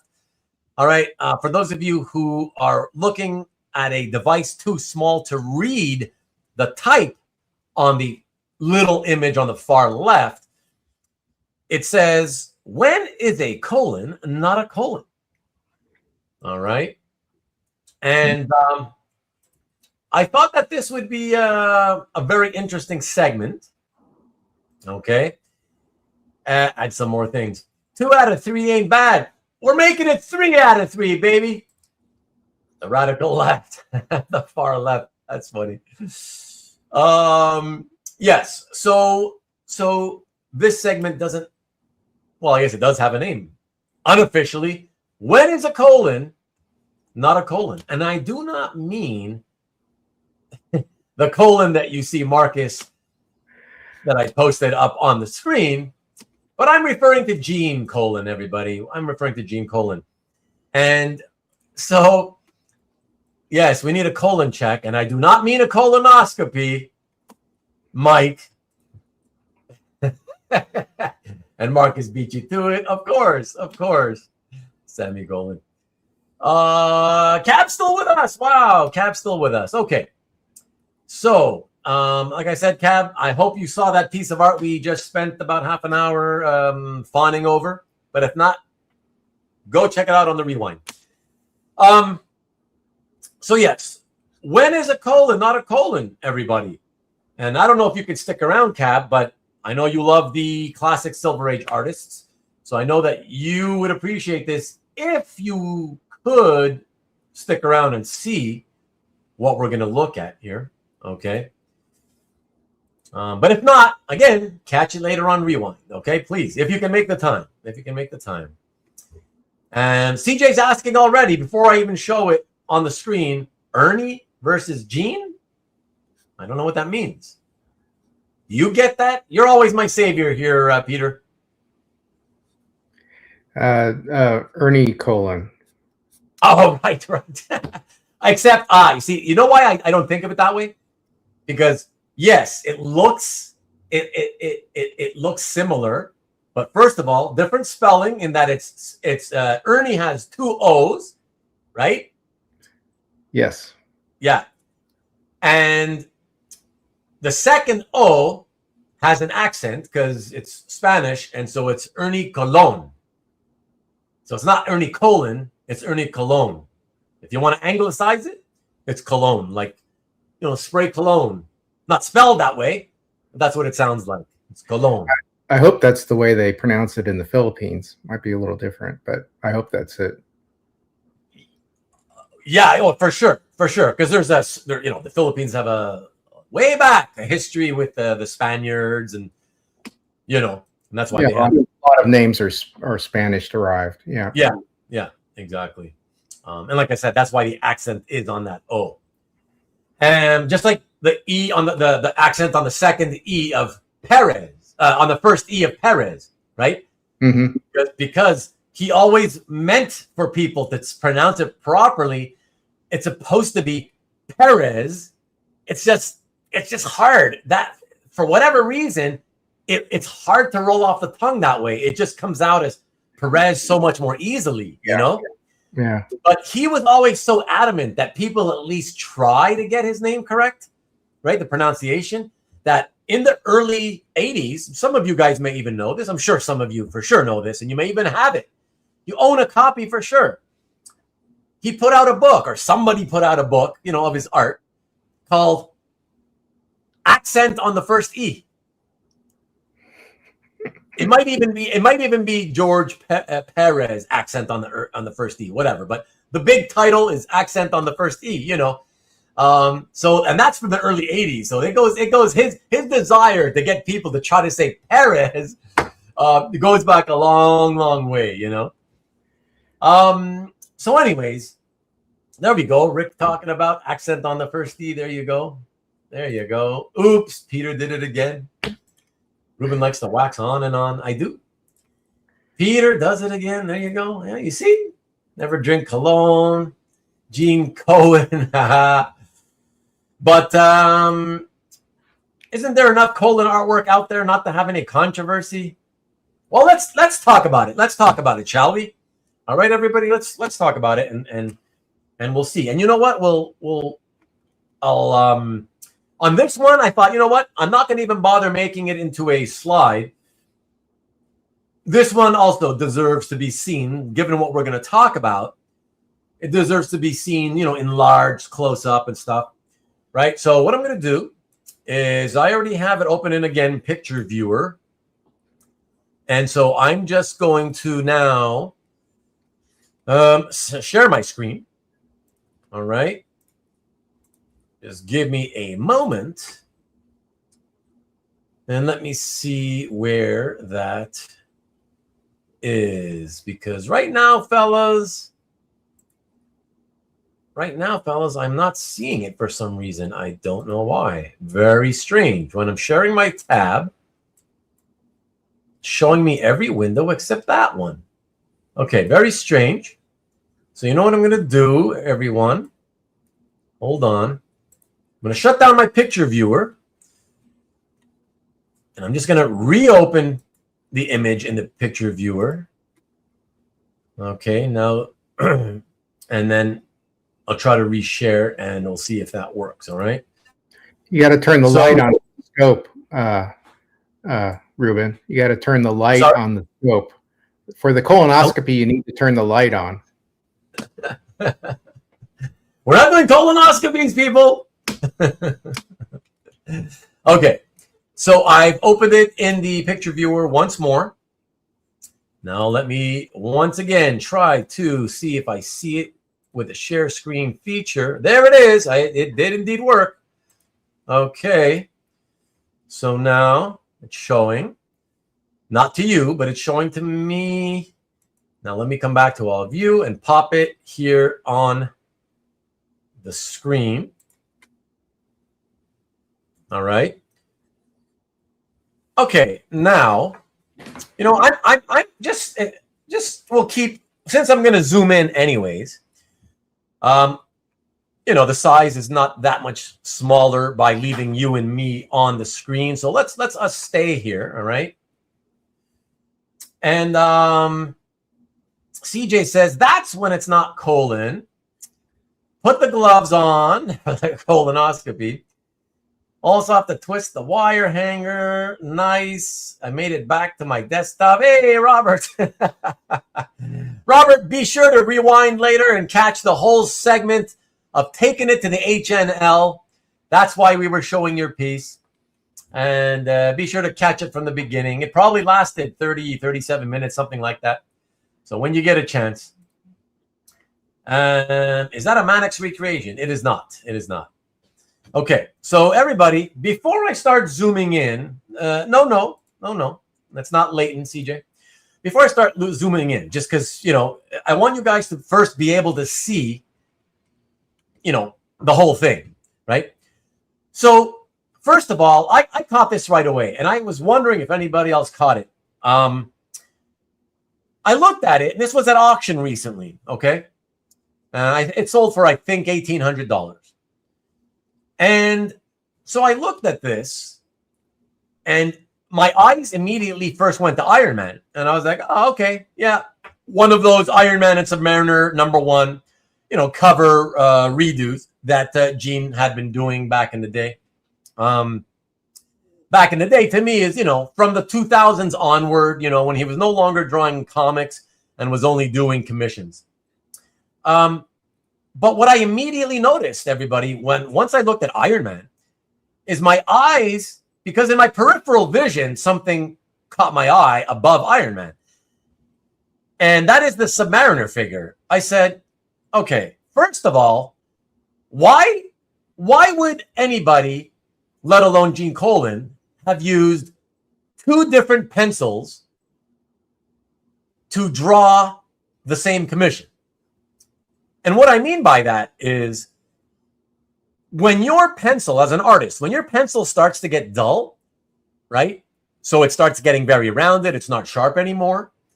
What do? Well, as an artist, you just sharpen your pencil, okay? You don't grab a completely different pencil. And the Submariner, right? The shade of gray that the Submariner's penciled in, #1, is different from the one Gene used for the Iron Man figure. Okay, that's the first thing that was weird to me. Then, #2, what I noticed is that, I mean, I noticed all of this immediately, like at the same time, obviously. But obviously, you know, when you talk about it and you think about it and explain it, it sounds like it takes a lot longer. But it was an instantaneous discovery for me, okay? But yeah, you look at the Submariner, apart from the fact that it's done it with a different pencil, why would Gene draw the Iron Man figure freehand? In other words, what I mean is, the way Gene would do his homage covers, right, is he would not, unlike some artists who say, hey, I want a line-for-line recreation, he typically didn't do that. He just freehanded by looking at the cover, right? He had the cover next to him, and he would look at it and draw it. So he would redraw it, but the lines are all completely different, okay? He didn't copy line for line. So he he did the line work and the shading the way he would have drawn in those days. Okay, so the pose is the same, yes, but it's not line for line. Okay, and it's very sketchy. Okay, it's tight, but still yet sketchy. And that's how, this is basically how he drew back in those days when he did this commission. The thing is, if you go then back to the Submariner figure, aside from being done in a different shade of gray pencil, okay, it's supremely tight, like an artist who was asked to do a line-for-line recreation. So the artist is trying to copy exactly what's on the comic book cover on that one. Okay? And I'm telling you right now, there's no way in hell that Gene would have used a completely different pencil just for the Submariner figure. There's also no way in hell that he would ever have bothered to draw the Iron Man figure freehand, but then draw the Submariner figure super, super tight the way it is right there. Okay? There's no way. So I'm like, I don't know what the hell happened here. Okay, but I'm thinking, wow. My first thought was somebody may have asked Gene, right? Hey, I'm an Iron Man fan. And again, right, this is the time for supposition, all right? This is where I just throw out possibilities of what could have happened. I have no idea what really happened. Here's one example of multiple. Collector really loves Iron Man, doesn't give a shit about Submariner. So, hey, Gene, can you do me a recreation in pencil only of the Iron Man figure on the cover of Iron Man Submariner #1, but just the Iron Man, right? So Gene does it, and Gene includes at least the bricks to make it look good, right? Because the bricks are also done in the same pencil that the Iron Man figure is done in, but then leaves enough space, right? He measures it out so that perhaps there's still enough space for the Submariner figure. And then Collector himself or somebody later on decides, oh, this needs to have a Submariner in it. And they go in and either do it themselves if they have some sort of, talent, because this wasn't done by a, complete novice. Okay. The guy whoever did the Submariner still has a steady hand. Okay. Probably still an amateur, but not a complete random fanboy, or it could have just been that another possibility is the person who got Gene to do the Iron Man and all the bricks, he later said, this could use the Submariner figure. Let me get Joe Schmo, who works cheaply, to put in the Submariner figure. Okay? But no doubt about it, I was convinced immediately the person who drew the Iron Man and the bricks, which is Gene Colan for sure, is not the same person who drew the Submariner figure. Okay? Now, I am going to, because I'm going to start zooming in for you guys. Okay? But before I do, just so I don't get too far behind in comments, I'm going to see what you guys are saying about it. MLB says, my eyes went right to Subby. Glaring Corey too short. Yeah, that's not the problem. The left rib, and listen, even on the original cover, it's not a great image. But Gene was known for having wonky anatomy, but that's not the issue we're talking about here. Okay? Again, you guys are talking anatomy, and I get it, but that's because Gene never had great anatomy. Okay? Gators, yeah. The bricks are damn near identical to the cover. Marcus would use natural whiteout. Okay, let's get some good comments. The owner of the original claims the Subby figure was Everett, so Gene would have had to lightbox. Well, lightbox the positioning and maybe perhaps the outline of the Iron Man figure, but everything else is free-handed. But who is the original of the? Okay, so let me see, because here's the thing is, I don't know how many different signatures Everett had. Okay. Now, Rich says, Gene used to use the same soft lead pencils on his commissions. Yeah, but not two different ones for two different characters, you know? And yeah, that's what I was thinking, Marcus. Maybe David Gutierrez, but I don't know. Hey, Jeff, what's happening? Controversy. Jeff says he's got a minute to step away from Sunday night with the fam. Probably can only hang for a few, but wanted to pop in and say hi. Well, we appreciate it, Jeff. Thank you. Looking at a little bit of controversial piece of art here, Jeff. And okay, so guys, here's what I'm going to show you, and you guys can tell me if somebody claimed that was you saying the current owner claims that that's Everett. Okay, let us see this, and you guys would know. You guys know signatures better than me. You guys are into getting things signed and looking at sketches more than I do. Okay, so let me show you something else that I noticed after I kept examining it up close. Okay, first let me show you this. Okay. Now, I don't have it with me to show you, but I looked at it myself. I was curious to see how close the Submariner figure was to the comic book. And I got to tell you, even the Submariner figure was not line for line. Look at the Submariner's right fist, his closed fist. I don't know why, but look at those weird, wonky lines that he uses to delineate right between the fingers. Okay, kind of weird. I mean, it's fine. It still works, right? It still works, but I mean weird in the sense that the rest of the body looks very, very close to the published cover, but the fist does not have the weird, curvature of the lines, right? They're much straighter. But here we go.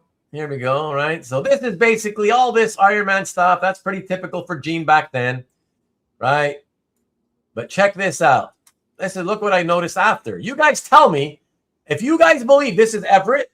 Maybe it is. But didn't Everett die a long, long, long time ago? I don't think this is that old. But check this out. Okay. You guys see what I'm looking at here, right? So you see Gene, Colan. And then there's a signature here in a softer gray pencil, which is illegible, unfortunately. But I can certainly tell you for a fact what it doesn't say. It does not spell out B-I-L-L and then Everett.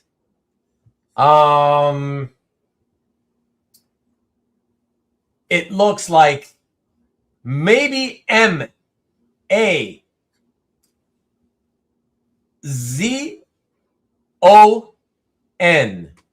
but there's like a T behind the A, or unless it's an O. So Nozon, Mozon, Mason, Mason, Matson, something like that is the closest I can get to what it appears to be. And here, if this is a stylized M, as in Michael, you got M, but then I can't, the rest is what? Maybe an A, but then the straight line is too high for an A, so maybe a lowercase d? I don't know. And then gibberish for the next thing, and then a long, long vertical stroke. This could be a Y instead of an M. But yeah, the fact of the matter, though, that's not Bill Everett's signature, and it's not a signature that I recognize in any way, shape, or form.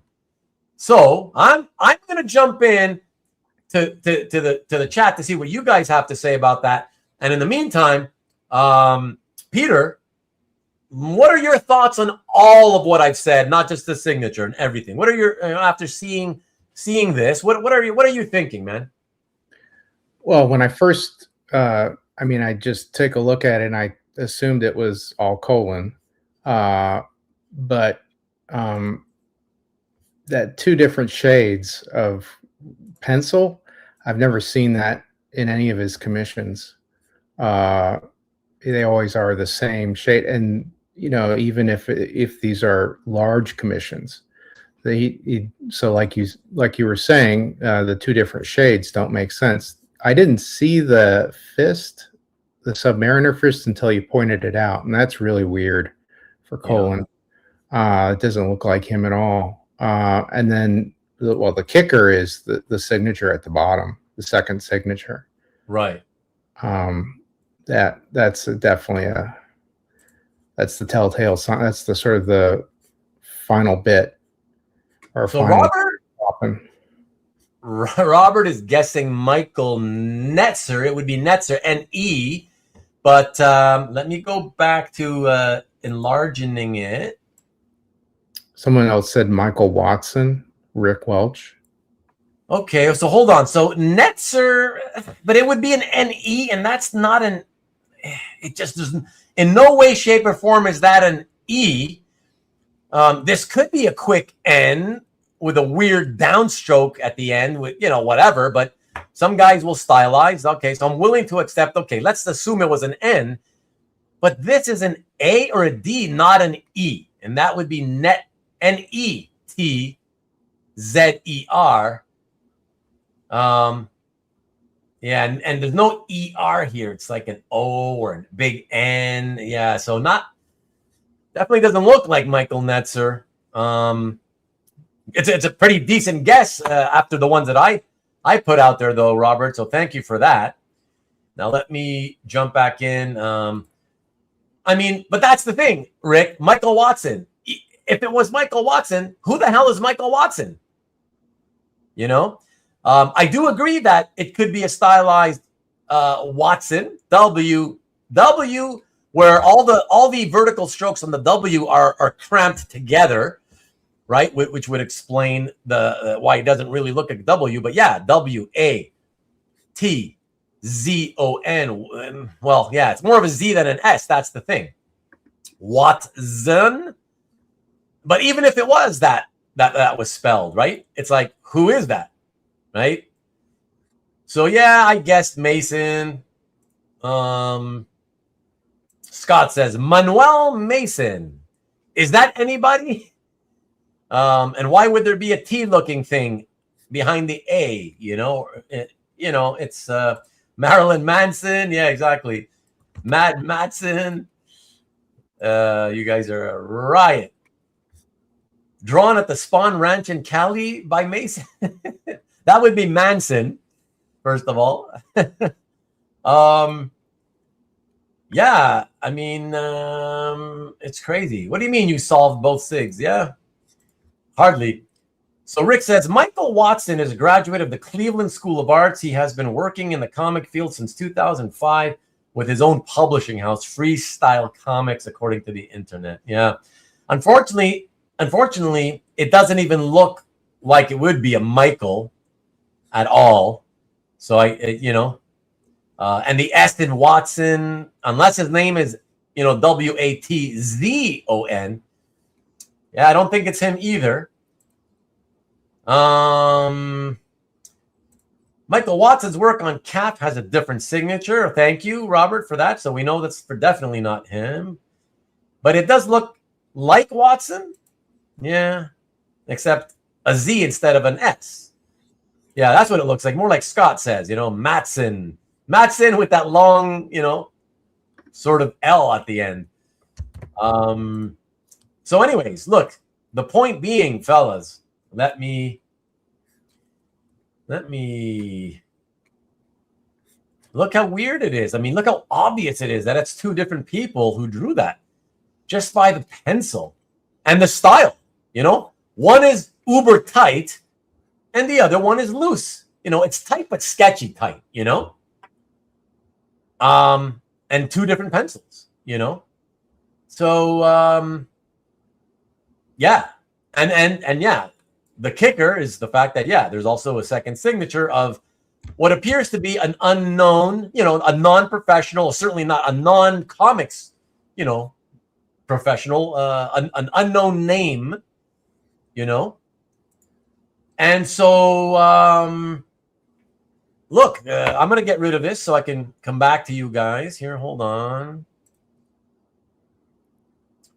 The bottom line is that piece, everybody, is not just a Gene Colan Iron Man Submariner #1 homage commission, right? It is partially Gene Colan original, and sadly, what appears to be, I wish it was Everett. That would be pretty cool. But sadly, it appears to be an unknown artist. And by unknown, I mean not just that we can't figure out the spelling of the signature, but the fact that the closest names we can get to what it looks like still results in a, amateur, comic book artist, a fan artist or whatever. So yeah, that's pretty bad. Listen, like I said, some fan could have been an artist and some other type of artist and was a comic fan, and they themselves could have said, hey, do this for me, please, but leave out the Submariner just so he could have fun and say, hey, I own a piece that I drew with me and Gene Colan. Gene Colan's my favorite, I'll ask Gene, or maybe even a fan artist drew, he loves that cover, but he wanted to draw the Submariner and then took the, positioned it properly with the idea that he would go one day and see Gene at a convention or, through the mail, what have you, and then ask him, hey, maybe can you, I positioned it perfectly. Can you finish off the rest and add the bricks with the Iron Man figure? So there's many possibilities of what could have happened, but I think the one thing that most of us, or if not all of us, should be able to agree on is that is not a Gene Colan drawn Submariner figure. You're with me live, Peter, so I'll go to you first. What say you? Do you agree that is not a Gene Colan Submariner figure? I think you'd have to, well, the signature at the bottom, in addition to all those other things, are kind of the clincher. So, right. Rich has seen a lot of Colan commissions, and I would kind of want to hear his take also, or maybe Cab. But it looks like that there are two different hands in that piece, right? Yeah. I'm not for sure. So yeah, unfortunately, where did you find this again? Heritage? No, I think it was Comic Link. It might have been Heritage, but look, I only follow those two auction houses, so it was one or the other. Yeah, it's not on. I couldn't find it on Heritage while you were speaking. I thought it was Comic Link. Okay. I remember it as Comic Link. Yeah. Yeah, I do have some experience with their descriptions, and actually, I can confirm by looking at the name that I gave to the file. Yeah, it is definitely Comic Link, and it was literally from the auction 3 days ago. Oh, okay. Yep. Yeah. Okay. Well, I can speak from experience that buyer beware on those descriptions from that place. Oh yeah, for sure. Yeah, CJ agrees that it's two different artists. Yeah, I mean that's a giveaway. I mean, like I said, I knew that immediately. It's just a question of, wow, is it at least a pro name, like a name artist? That would be pretty okay, at least okay. But if it's like a fan artist, like a no name, that's brutal. If you look at Rich's comment, he says Gene definitely didn't draw a subby. He's not even convinced that Iron Man is Gene. Yeah, I mean, listen, would I bet 100% it's Gene on the Iron Man. I would never, only because if you even have a modicum of drawing skills and you're a comic fan, you can draw, some people have the ability to draw pretty good imitations, especially when they're sketchy looking and not finished inked products, So could it be somebody else faking the colon? Absolutely. But I would say, here, let me look at it again here, guys. Let me take one other look. To be honest, because it was the subby that really threw me off, it was him that I really examined. I never really examined the Iron Man too closely. But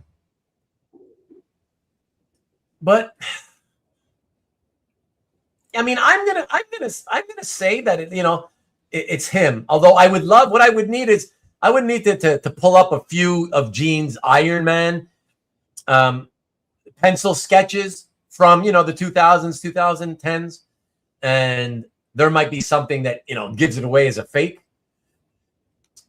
But I think it's probably still original. But yeah, either way, it's problematic. Yeah, the shading, the tail on the Submariner fist, the signature, all, yeah, two people. It's an interesting question. Is that Iron Man Gene? I don't know. Yeah, I mean, even the shading on the Iron Man looks a little different than the bricks, right? So in some areas, yes, but that's because when you're working on the main figure, you typically work harder on that figure, and when you go in with heavy, thicker areas of shadows, you tend to press down more to emphasize those shadows. But yes, you're definitely right, and I didn't want to mention this because I didn't want to add any more suspicion, to the potential suspicion to the conversation. But yes, you will notice that the bricks are almost all uniform shaded. A little darker on the ones at the top here and the ones on the left here. But yes, but they still look like they were penciled in terms of thickness with the same pencil as the Iron Man figure. But yeah, no matter what, it's problematic. There could be way more than one problem. Worst case scenario, both figures are fake. And by fake, I mean, not by Gene. Best case scenario, the Iron Man is definitely Gene, but not the Submariner figure. And the Submariner figure is most likely a fan, just a no-name artist, a fanboy, whatever you want to call them. And I apologize. I'm looking at it now. It is not 1,800 that it sold for. It was 1,655, so a little bit less. So 1,655. Yeah, so let me jump back in and see what you guys are saying. So I wouldn't trust any of these types of pieces. Yeah. Comic Link says, "I'll Gene." Forget what they say. Okay, gotta jump off again. We'll check later when the kids are in bed. All right, see you later, Jeff. Come on, that's Gene. No one else would fake colon for a low dollar item. No, I mean, maybe not. Again, but that's because you're always thinking in terms of trying to make money and rip people off, Marcus. Because that's what often people do, try to make these. The reason they make these types of pieces, oftentimes, right? But I remember as a kid, and I was trying to draw, and I would be copying images out of comics. I would usually sign it with my name, but for fun, sometimes I would sign them by the artist name. just again for no other reason than it would be fun just to look like, oh, look how cool it would be if if this guy actually drew it, and then I would show it to my friend or whatever and say, hey, look, man, look, I got this original drawing from this guy, whatever, again, just for fun, but yeah, I still do think, like I said, my final word is I believe the Iron Man and bricks are Gene, but I'm open to being convinced it could also not be. But Yeah. for now, I still say probably Gene. But yeah, definitely the Submariner is not Gene Colan, and it's nobody who's a known artist, and that's a problem. Yeah, Rich. I mean, that's what I'm saying. I could see that too. I mean, if it's with a light box, I mean, again, if it's somebody who had skill, not just your typical faker. A lot of fakers have no skill at all, and they hesitate on the line. Every line you can see the hesitancy, and that's what the big giveaway usually is. But here, okay, if it's not Gene, I got to tell you, it would have to be at least somebody with some level of skill. Even though some of the lines, yeah, they're not pretty, but some old Silver Age artists like Tuska and this guy, some of them did not have very pretty lines, especially later in life. So that's what makes it harder on sketches to figure out, was this the original artist, or was it like a sort of amateur? Yeah, but again, yeah, you're certainly right about that, Rich. It could be. So definitely the jury is out. Definitely on the Submariner is absolutely not.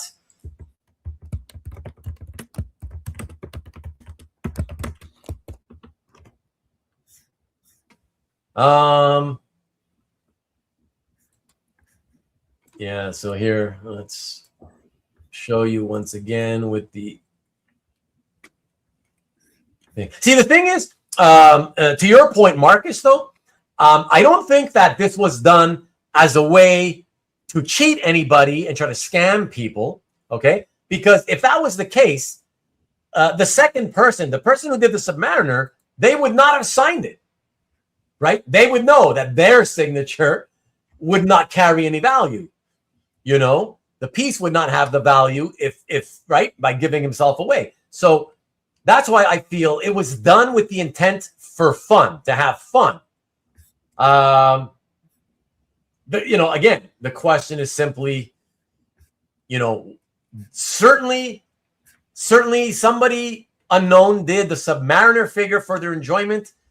We just now have the jury out on whether Colan ended up being a fake or whether it's actually Gene, So yeah. So Robot Morg says, are there people who make a living forging comic book drawings? No, nobody makes a living at it, but there certainly are people out there who do forgeries to sell them on eBay. And that's because sketches, right? Unpublished unfinished art is much easier to copy than finished art. And look, a large percentage of the comic book fans and comic book art market are not really that sophisticated as in terms of being, connoisseurs of art. And so it's easy to fool them. I mean, every day you can find comic book sketches on eBay that are fake, or every week, I should say, So some people do it to make a few bucks, yeah. But no, nobody's making a living at it, So someone paid $1,700 for this. Stop the insanity. Indeed. So you look at that. Robert has a fake Kirby sketch. They forged Bruce Timm a lot on eBay. Yeah, there's quite a few guys that the comic strip artists with the cartoony, simpler styles. They get faked a lot, So let's see. If you want Bruce Timm, buy only from Marcus. Make sure you buy it from Albert. Or you know, somebody, a collector, if you have from another collector in the hobby who you respect, then yeah, that's fine too, you know. But hey, it doesn't hurt to ask around. Ask before you buy, eh? If you have any reason to believe there's something wrong with it, you know. Don't have to worry about fakes, says MLB. Christopher Lutz, what's happening? So Christopher says, something I noticed on the Iron Man is a lot of money mark making. Black areas not made from strokes, just a kind of scribble mess. But some of Gene's late commissions kind of look like that. Exactly. Trust me, man. I noticed everything. There's nothing on this piece that you can notice that I didn't already notice 3 days ago when I saw it. And that's the tricky part, guys.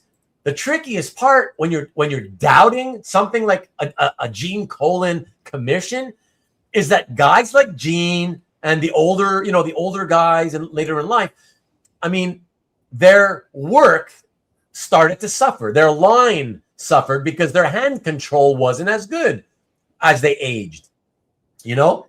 And that's the problem. That's what makes it really hard to determine because, yeah, they you know, some of their work actually does look like this, kind of amateurish. Like if you look at some of those lines on the right-hand side, right? Iron Man's left foot, our right-hand side. Some of those lines, I'm not going to start bothering to point out what, but some of those lines look like a pro wouldn't do that. But I've seen pros that do you know, unattractive extra lines that kind of look amateurish. But that's because of age. And, you know, they don't have the same hand control, you know. I definitely did not win this piece, Stanley. And Robot Morg says, that's interesting. I've seen an account on Etsy full of what I think are fake autographs before and fake certificates of authenticity. Oh, for sure. Absolutely. So many fake Tim pieces. Buy Tim from Moy or buy published Tim art. Says Marcus. Christopher says, the soft pencil Gene used could muddy up the mark making. True. Did it come with a COA? You see this while winning your grummets.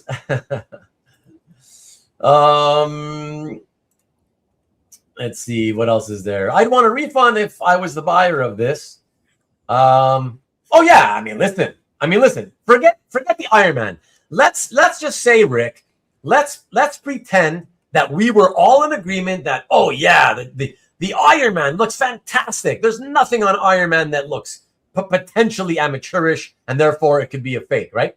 Let's say we all agreed Iron Man is awesome, 100% Gene. Of course, you should still want the refund if you thought you were getting Gene Colan, Submariner, and Iron Man. Of course. The value is just not there anymore. The value of this piece is way less than $16.80. You know? So for sure. Off the bed for Corey. Learn too much for one night. All right, Corey. Have a good one, buddy. Let's see. Get your sleep. Yeah, don't forget Showcap Monday. So Colan Sig looks off too. I mean, I kind of looked at that too in the sense that I was like, again, for the same thing, Gene, Rick, I didn't want to mention it only because for the exact same reason that we were just talking about some of the lines, right? Some of the lines look kind of amateurish. But again, when you're an elderly artist and your health isn't so good, your hand control is just not what it used to be. So for the same reason that sometimes the pros like Gene and Tosca and some others, you know, their work started looking kind of amateurish in some, you know, not as a whole, but some of the lines here and there, you would think like, oh my God, that looks like somebody's faking it, you know? So too, do you have to realize that if their hand control isn't, you know, all what it used to be to draw the image, then you have to understand that even for signing their autograph, oftentimes the autograph wasn't the best. So that's why that's the only reason I didn't bring it up is because, you know, again, same reason, hand control, it could still be legit. Yeah, it doesn't look great. But at the same time, he also did not hesitate. So the Colan looks weird because it's got the weird thing crossing over here, okay, and darker. And I admit, and here at the top of the C, it looks like there's a separation, like the top bar split into two. But you can see that the stroke is continuous. Okay, that's the thing. So if it's somebody faking it, they at least, you can say, they did one thing that fakers, the amateur fakers, never do. The amateur fakers always, they go as slowly as possible because they think, oh, I don't want to screw it up. But in doing so, that's how it looks amateurish. It looks like somebody going slowly so that they don't make a mistake in faking it.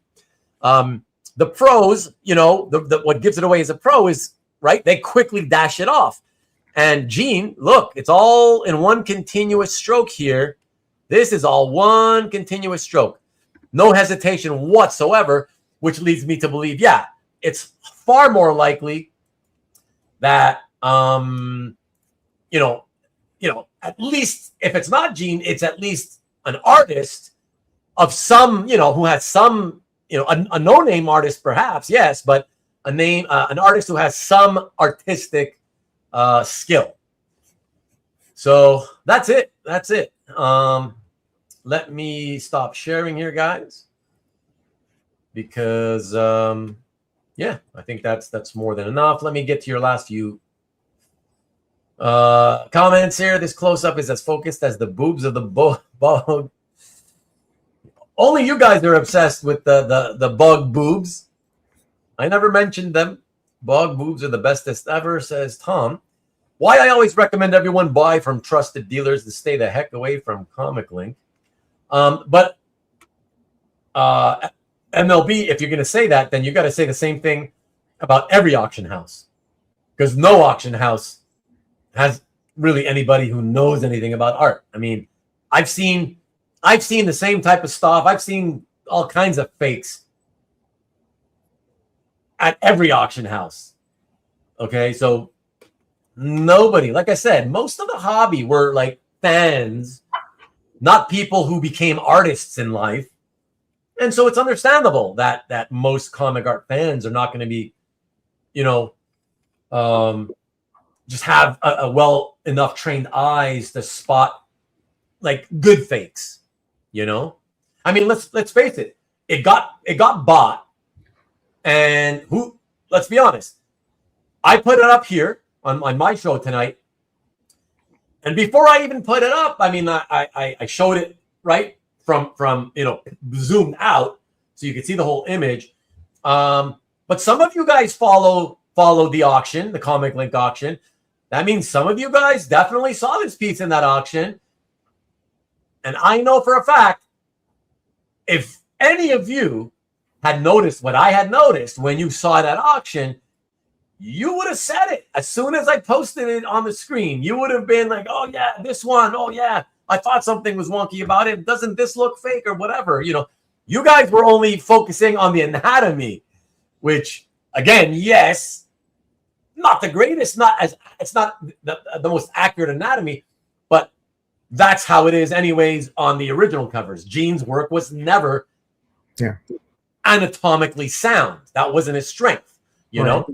So that's not what you can bitch about.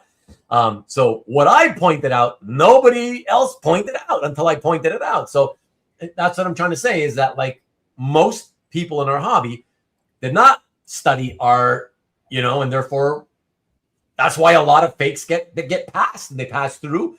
A lot of collectors buy them until somebody who does know something looks, and they're like, what the hell is that? And then word gets out, and suddenly they're like, oh shit, I need to get my money back. You know what I mean? Yeah, so it's not about staying away from the auction houses. It's more like, if it's a sketch and you don't consider yourself to be, you know, to have a great eye for it, like if you don't consider yourself to have really studied art ever, if you've been fooled by sketches before that were proven to be fakes, then if you're going to buy this type of stuff, ask around, ask people you know that maybe studied art. Ask an artist, for example, or at least somebody who studied art. So yeah, that's all I can say. And like I said, buyer beware, be very careful. Be very careful. To me, that's the thing, is to me, I spotted it immediately. As soon as I was following the auction in real time, I didn't look at the lots ahead of time. So I never knew what was coming up. I just kept seeing what's coming up, the next few pieces coming up. And then I see the Colan. I see, oh, there's a Colan coming up in about 90 seconds. Okay. I click it and I'm like, immediately, like in that first split second, I'm like, what the hell is up with that tightness with the weird, different gray pencil than the looser, rougher, dark pencil on the Iron Man? I was just like, what the hell? I'm like, okay, hopefully people realize it and don't bid it up too high. Not because I don't follow that market of the secondary market, very much for commissions. Vintage commissions. I don't know what they're supposed to sell for, so I don't know if 1,600 is the going rate or if it's low, which would signify that some people at least knew there was something fishy, or if it's kind of like, yeah, high or within line. What's up, Carlos? I should be the comic art police. God, no thanks. I've actually gotten shit from people. I've tried to help people, and they've actually given me shit for telling them that they have a fake and that they should get their money back. So that's the thing. Sometimes you try to help, and it's like, damned if you do, damned if you don't. Like they shit on, again, kill the messenger, shoot the messenger, right? That happens. It's like, and I don't get it. It's like, okay. And it makes me feel bad because I'm like, I want to help people, but more than one person has shit on me for trying to help them just because I was the messenger and I told them their thing is fake, more than enough people have done that to me because I used to try to help people every time I saw fakes. And it happened enough times that I gave up. I was like, screw that. Like, you deserve it, whatever. Like, I'm not going to, why help if the help goes nowhere? You know what I mean? It's like, whatever. It's better to just keep my mouth shut about that stuff, I guess, So MLB, can I say something that this kind of piece sort of is a lesson to carefully examine any piece that you're going to bid on, just the condition and any other, and especially be cautious on commission resales because the possibilities that you just highlighted are kind of they're very concerning. And the last thing you want to be put into a position of having purchased it already and trying to seek a refund or some kind of action. And you'd rather be in the position of not having bought it in the first place. Yeah, for sure. Of course. Absolutely. Marcus, just so you know, Marcus, that was a few minutes ago already. I don't have it. I just refreshed. I refreshed my email and it's still not there. And that was several minutes ago. So I don't have it. I don't know. Check to see if you wrote my email correctly, just in case. Sorry, Peter. Yeah, go ahead. No, and especially if you know someone who is extremely familiar with that person's art, with that artist's style, ask them for their opinion. Sometimes it's good to get a second opinion if you're considering on bidding on something simply because you like the art or you just want to get their impressions of the art, and that's also a good thing to do, in addition to doing comparables and all that kind of thing. Right. No, I agree. Yeah, for sure. Yeah, and hey, Ruben, I was really I didn't mean to shit all over you. I didn't really, I'm just kidding. I didn't. What? When you point out my fake, I was really pissed off, Oh, man. So Marcus is telling us, I don't know why. Let me see if I have it now. Okay, finally it came in. Okay. Problem is, oh, okay, you're just linked to it. Okay. So this is, from 2011. Okay. And so Marcus is telling us that so it's a he linked to it back in oh yeah, interesting. Look at that. Interesting. That's so weird. Okay. Okay, hold on everybody. Sorry. Unfortunately, let me see. Are they big? They don't get big. Let me see if I can enlarge this. Okay, yep. Okay. I can enlarge this, so only to a certain degree. Yeah, it could. I guess it looks very much like it could be Michael Netzer, but okay, hold on, guys. Here, let me see if I can do this. How do I do this here? Okay, it's an old commission. Okay, let's look at this and we can talk about it together. Thanks, by the way, Marcus. That's good information, Marcus. Thanks. He knows so much. He has so many connections. Jeez. Okay, let me see. Share screen. There we go. Okay, unfortunately, I can't get it bigger than what you're going to see here. Okay, hold on. So let me pop it in here. Yeah, sorry guys. I mean, I know it's not big, but I can tell you that there is a lot of similarity in the second sign name. And on this one from 2011, it's supposedly Michael Netzer. And even on this one, even though it's clearer than on the Iron Man Submariner, even on this one, it's clearer to read, but the way he writes the name, it looks more like let me see. Let me read it. It looks more like N-E-T, yes. And then an S instead of a Z, but he kind of has that stylized Z. But it looks more at the end like an O and an N. So it looks like Netson. It's so weird. But again, I guess for him, that's a stylized R.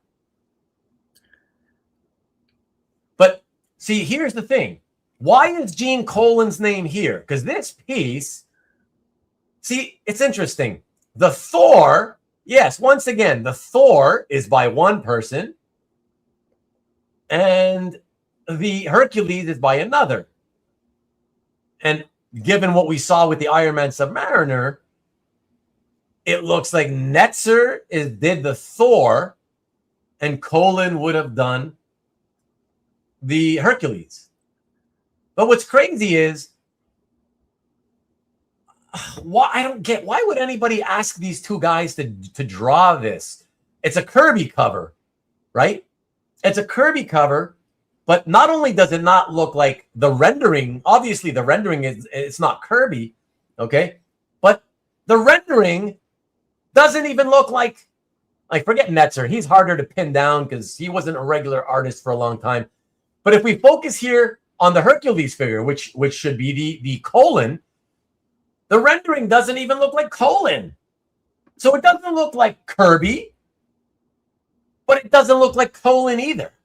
Yes, it's professional. You can tell the lines are absolutely a professional artist who drew this. The problem is, it doesn't look like Gene Colan.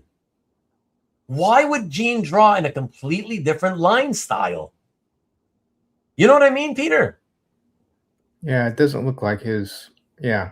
It's like if you're gonna it's a Kirby cover. So yes, the poses are still Kirby, but if you're gonna do a Kirby cover and you're gonna keep the poses Kirby-like, okay, but you feel like, okay, it doesn't interest me to copy another comic artist's style, right? Why would I do that?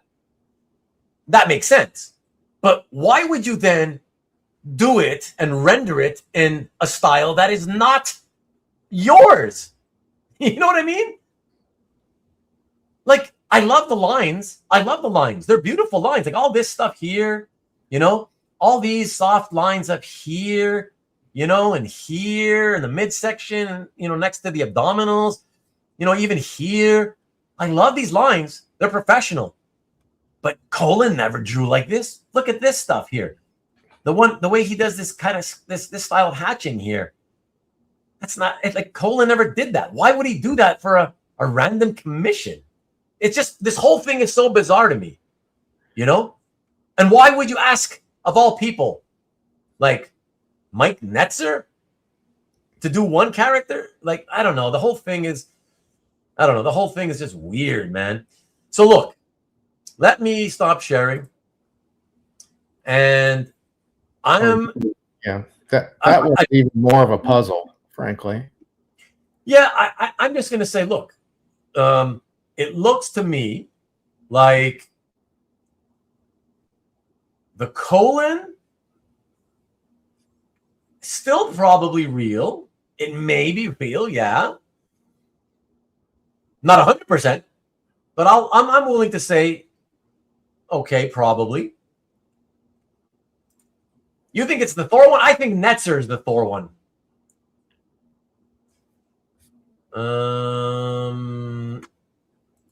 Either way, the crazy thing about it is neither the Thor nor the Hercules look like Gene Colan's line art.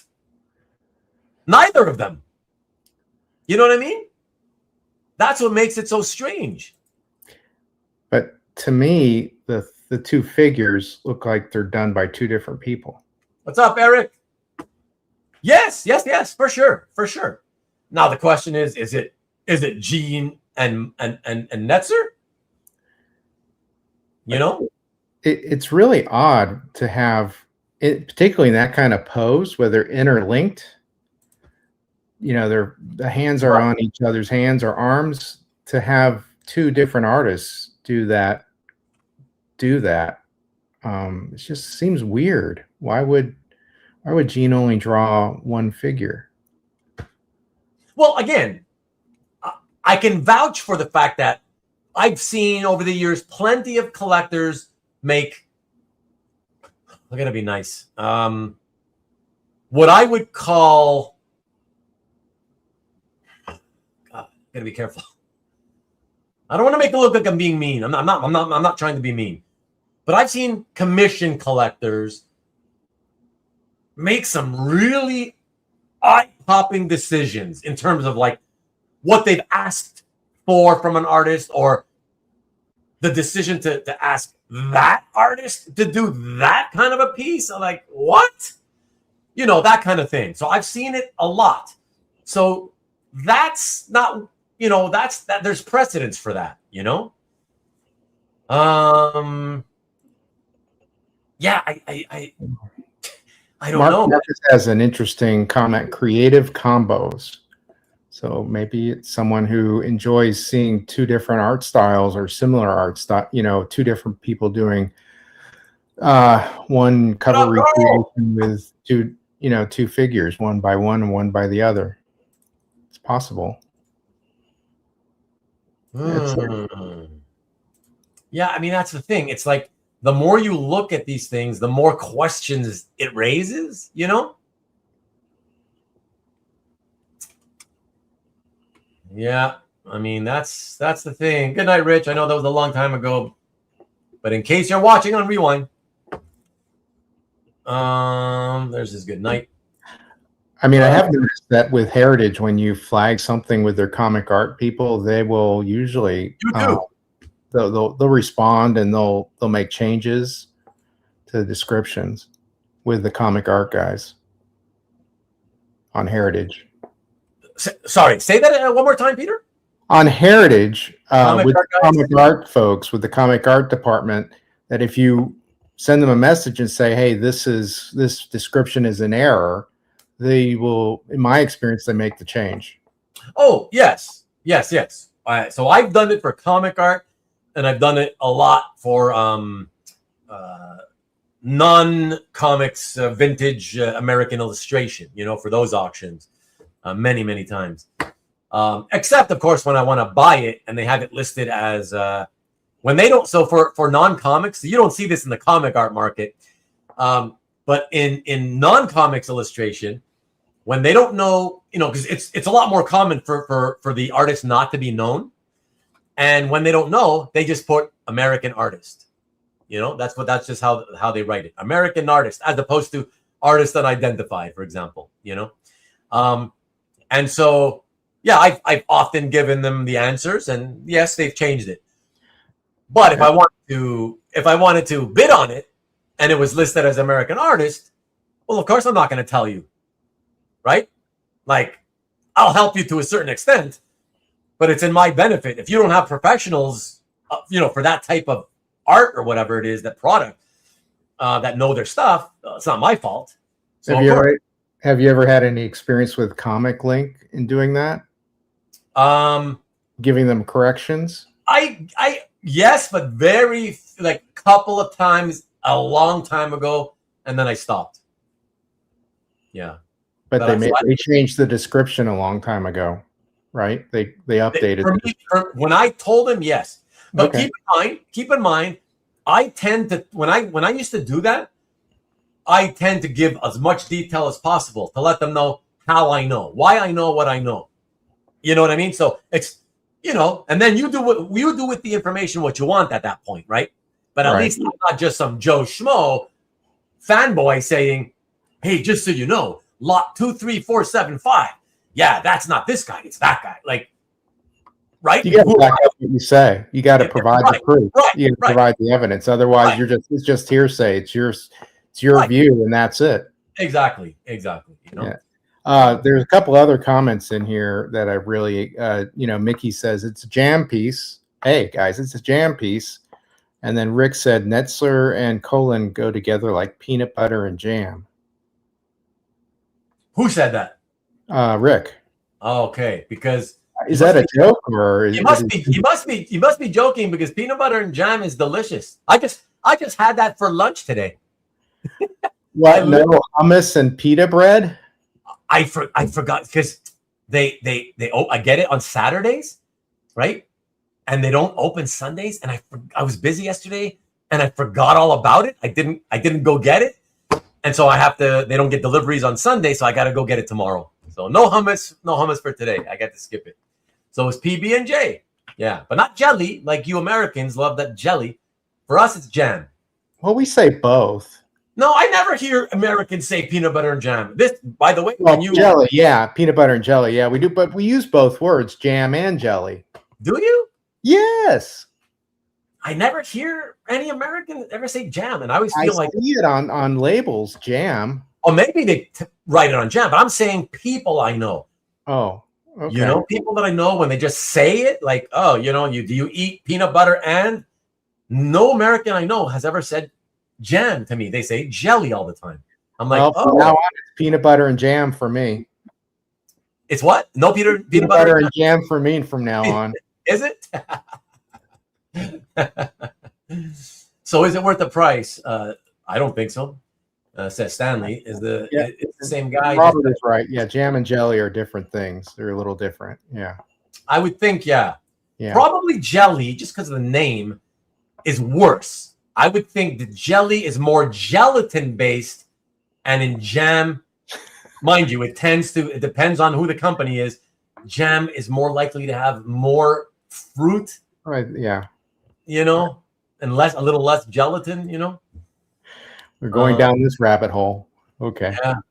Anyway, this channel, we talk about everything. We talk about Gene Colan potential fates, and suddenly in the same conversation, peanut butter and jam and jelly. I mean, that's what we do, Robert says Netzer did recreations. I know that. I have one in my cap by Netzer, but also signed after burn.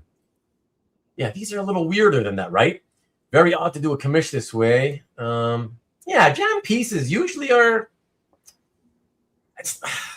multiple figures, whatever. And yes, again, I've seen commission collectors do weird things that I wouldn't do. So I'm not surprised that, yes, of course, it could be two different artists. Hey, I just want this character by you and this character by you. That's not my issue. I'm already telling you guys that even if it's legit, Submariner by Mike Nasser. Iron Man by Gene Colan. I would want my money back on that piece because it's listed as Gene Colan. It definitely doesn't look like Gene Colan on the Submariner. It looks like somebody else trying to, do his version of the Submariner on the comic book cover. Yeah. But yeah, I would want my money back because you're selling it to somebody as Colan, and yeah. The question is, I think if you went to Heritage, they would give you your money back probably. But if you went to Comic Link, would they give you your money back? I do believe so. But it's funny enough. Somebody in the chat had said that apparently Jim Halpern, the owner of Heritage, is the one who bought it and posted it in his calf gallery. That's what somebody said, and I don't know if it's true. These guys joke a lot, so I don't know. But somebody mentioned that earlier. So I don't know, man.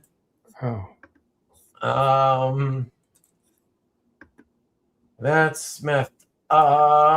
Interesting method of getting his commission. There's a second commission by the same team. Yeah, I know, but we don't need to look at another one. Whatever. You guys get the point. I mean, I don't want to stray too far. I mean, we've talked about it enough. Whatever, But yeah, value on the Iron Man subby piece definitely should. It's lower because I absolutely believe. And look, anything can happen at an auction. But listen, the only true way to find out what it would sell for is if you put it at auction and you say, Submariner by Mike Netzer, Iron Man by Gene Colan, and then the market will tell you what they feel it should be worth, Yeah, Jim Halpern has the original published cover. Oh, yeah. The original number one. Yeah. The Silver Age number one, 1968. Sure. Mickey, yes. Jam piece, yes. That's our Colan. Go together. Peanut butter and jam. There it is. Comic Link accept corrections. Yes. So Robert has done it. And they've corrected. Didn't see the auction. Was it listed as a jam piece? No. It was just listed as a whatever illustration or commission or something like that by Gene Colan. Oh, Gene, look like root beer and vanilla ice cream. Indeed. Ruben is the Zohan. Is that the what's his name? Don't Mess with Zohan? What? Adam Sandler movie. Sandler, yeah. It wasn't great, but it was okay. And I saw that only like a couple of years ago for the first time. You know what you should watch, guys? If you haven't watched it, I think I've probably talked about this already. Stream of consciousness here. Just because of Adam Sandler being mentioned. How's it called again? Gems. Something gems. Stolen gems? No. It's not a comedy. It's a very difficult to watch drama, suspense drama. Is that with Demi Moore? No. What the hell? Or Michael Caine? Precious Gems? No, Uncut Gems. Yes, Eric got it. Uncut Gems. Yes, Uncut Gems. Yeah, he plays. He's a diamond dealer in the Diamond District in New York. But he's got a gambling problem, and he does some stupid things. Borrows money from people he shouldn't borrow. This and that. It's so good though. It's, oh my gosh. It's like, yeah, you're like on the edge of your seat. Like, what the hell's going to happen here? Whatever. But like, it's so good. Really, really good. I love it when you can see an actor who's basically a comedian and they can go the other way and do complete drama. Yeah. Right. Serious drama. What's the other one I love so much? Even better than Uncut Gems. Sacha Baron Cohen, otherwise known as Borat. Mm-hmm. He did a 5-episode miniseries. I think it's called The Spy. And he's a regular Joe Blow in Israel. Yeah. Who's a spy in Egypt. Yeah. Right. The government asks him to help them to spy. Yeah. And he goes to help his country. And edge of my seat, Peter. Every scene that had tension in it, I was the edge of my seat. Every episode. Oh my God. you spend the whole miniseries like, oh my god, he's gonna get caught. Oh my god, he's gonna get caught. Ah, you know. Yeah, that's the way I felt. He's gonna get caught. Oh my god, I don't want to watch the next episode. Or yeah. He's gonna get caught and shot or tortured, shot and tortured and shot. You know. Yeah. Oh, look at that. Robert's dropping the knowledge. Jam is made more from fruit juice, while jelly is pureed fruit. We'll look down further in the chat. In the next couple sentences, he says he got it. Oh, I got it backwards. Yeah, switch. Okay, so the jam is puree. Oh, yeah. Of course, that makes. I didn't even catch it as I read it, but yes, exactly. The jam would be like more pureed fruit, right? Exactly. Where the jelly is juice, yeah, and probably a lot of sugared down, watered down juice too. It's got to be jelly because jam don't shake like that. Mickey, to hear that coming out of Mickey, I wish I could hear him say that and see him say it. That'd be awesome, you know. That's so funny. Yeah, I don't hear him saying that. Carl, Peter, the defender of all American jam eaters, the hero we deserve. Aw. That's awesome. Halpern got the original. Yeah. We know that one, yeah, for sure. Buy sketchy sketches with credit card just in case. Yeah, that always helps, I guess. Trust and methodological research. Steve Mussolino, what's happening? Ahoy, all precious gems. There we go. Carl had it also. Fantastic. Yeah, great movie. But The Spy, even better. If you want edge of your seat drama suspense, it's so well worth the 5. I think it's 5 episodes, if I remember correctly. Yeah, it's not one of those 8 to 13 episode series usually. I think it's a Netflix series, right? Huh? Netflix. I think it was Netflix. I think it was made for Netflix. Yeah. And I apologize. It may be as many as 8, but definitely no more than 8 maximum. I feel like it was less than that though. But I mean, I had a real problem associating Sacha Baron with that role, and I'm going. Yeah, I mean, well, everybody did. Yes. Borat. Yes. Yes. And you know what's more sad, Peter? I've told every local friend I have, like, they gotta watch it. They gotta watch it. You know what's really sad is when I tell somebody, oh my God, watch it. Watch this. And I told a girlfriend of mine, okay, who also, by the way, happens to be Jewish. So I'm like, okay, she's gonna love this. Oh my God, she's gonna love this. And I tell her, oh my God, you wouldn't believe it. Guess who has the title role? You would never believe it. And I go, and he's awesome. And she's like, who? I'm like, Sacha Baron Cohen. And she's like, who the hell's that? I'm like, oh yeah, right. Borat. She's like, oh my God, no. There's no way I'm watching that. I'm sorry. Ugh. Yeah. Ugh. She's so disgusted by the whole Borat thing or whatever. And she can't. She hasn't watched it because she can't get that, you know, that Harrison Ford thing out of her head, you know?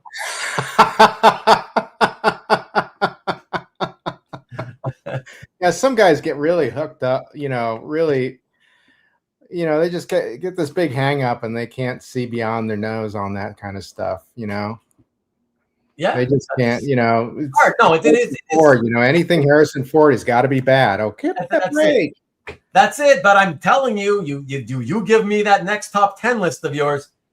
And if there's one Harrison Ford on it, I will give it a shot. I'll give it a shot. By the way, one on it. By the way, I know you may not believe this, but over the last couple of weeks, I've been, watching a lot more movies. And at one evening, I was like, what should I check out now? And I saw suddenly, I did a search for something. It came up. And then, next to it, you see a whole bunch of other things. Some of them were early 90s to mid 90s era Harrison Fords. And I was like, okay, I started clicking on them because I was trying to figure out which are the ones. I know I saw some, at least a couple, when I used to go to the movies every week back then. I'm like, if I could figure them out, and if there's one that doesn't sound familiar at all, maybe I'll give it a chance, But I couldn't figure out one that sounded completely unfamiliar to me. So I was like, okay, no, I'll stay away. But if it's part of your next top 10 list for our movie club, I'm going to watch it. I promise. Okay? Okay, just one quick thing, and we won't talk about this anymore, but I'm having a real tough time coming down to 10. I, I, maybe pick the I'm theme. rewatching things to see how I feel about them. Maybe if you pick the theme, and it might help you narrow it down. Because suddenly it's, well, it'll be okay. Top 10, 10 good ones from just that theme. You know what I mean? And it might make it easier than what we said, which was 10 movies you really like, because there's so many, right? I mean, it's okay though. But if whatever doesn't make the 10, you know what you do is in the future we just say, okay, another top 10.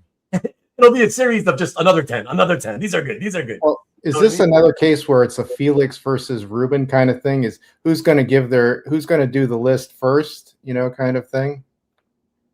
Who's going to go first? Well, it is going to be whoever's got as soon as one of us has the list, I mean, we're going to give it to the other two. Okay. And I guess at that point we can start working on it. I haven't started because I've just been kind of in a mood. Like I told you privately earlier, I was like, I'm just in a mood to just catch things that pass in front of me on the screen. Okay, let me see what this is about. Let me see what that's, you know, not searching for anything. And I've been doing a lot of watching, but a lot of random watching, you know. But yeah, if you or Hart come up with a 10 before I come up with one, yeah, give it to me right away, and I'll start working on that list for sure, man. You know, sorry everybody. I know Peter and I had a nice private convo in public during the middle of the show here, but that's you know, whatever. You guys know how this show works, how this whole channel works, really. To answer Al, if you're still here, Al said, "Is Comic Link getting known for unverified work?" I wouldn't say that. I mean, all auction houses have had work like that. At one time or another, and you know, over the years, you know, multiple times, you know, it happens from time to time, and that's it. Nobody's getting known more than anything else for it, and it happens from time to time for sure. Because again, nobody working at any of these comic art auction houses is really well versed in art in general, so it gets by them easily. And a lot of people who know they have fakes. It's sad to say, but the reality is, you know, I always keep it real here. I tell the truth. The reality is a lot of people in this hobby are dishonest. And what I mean by that, they may be pretty honest people on the whole, but when it comes to like, oh, I got screwed with this piece, I didn't know it wasn't really a real one. Most will not want to take the loss, and they will either lie or lie by omission, so they don't take the loss. You know, that's a fact. It happens all the time. That's how so many pieces get out there into these auction houses. Well, I think also it's just the amount of stuff. You know, they've got to process a lot of separate items, take pictures, put descriptions in, and you know, it's just you get an overload at some point. Yeah. I mean, I don't, you know, that can happen to anybody, you know, dealer, auction house, anybody. Yeah, for sure. Now, these guys were talking about movies while we were talking about movies. The wife in Uncut Gems is funny and gorgeous. Yeah, the scene where The Weeknd hits on Sandler's wife and he gets jealous was intense. The whole movie is pretty intense, though. Of course, the gem, you know, have some pectin, yeah.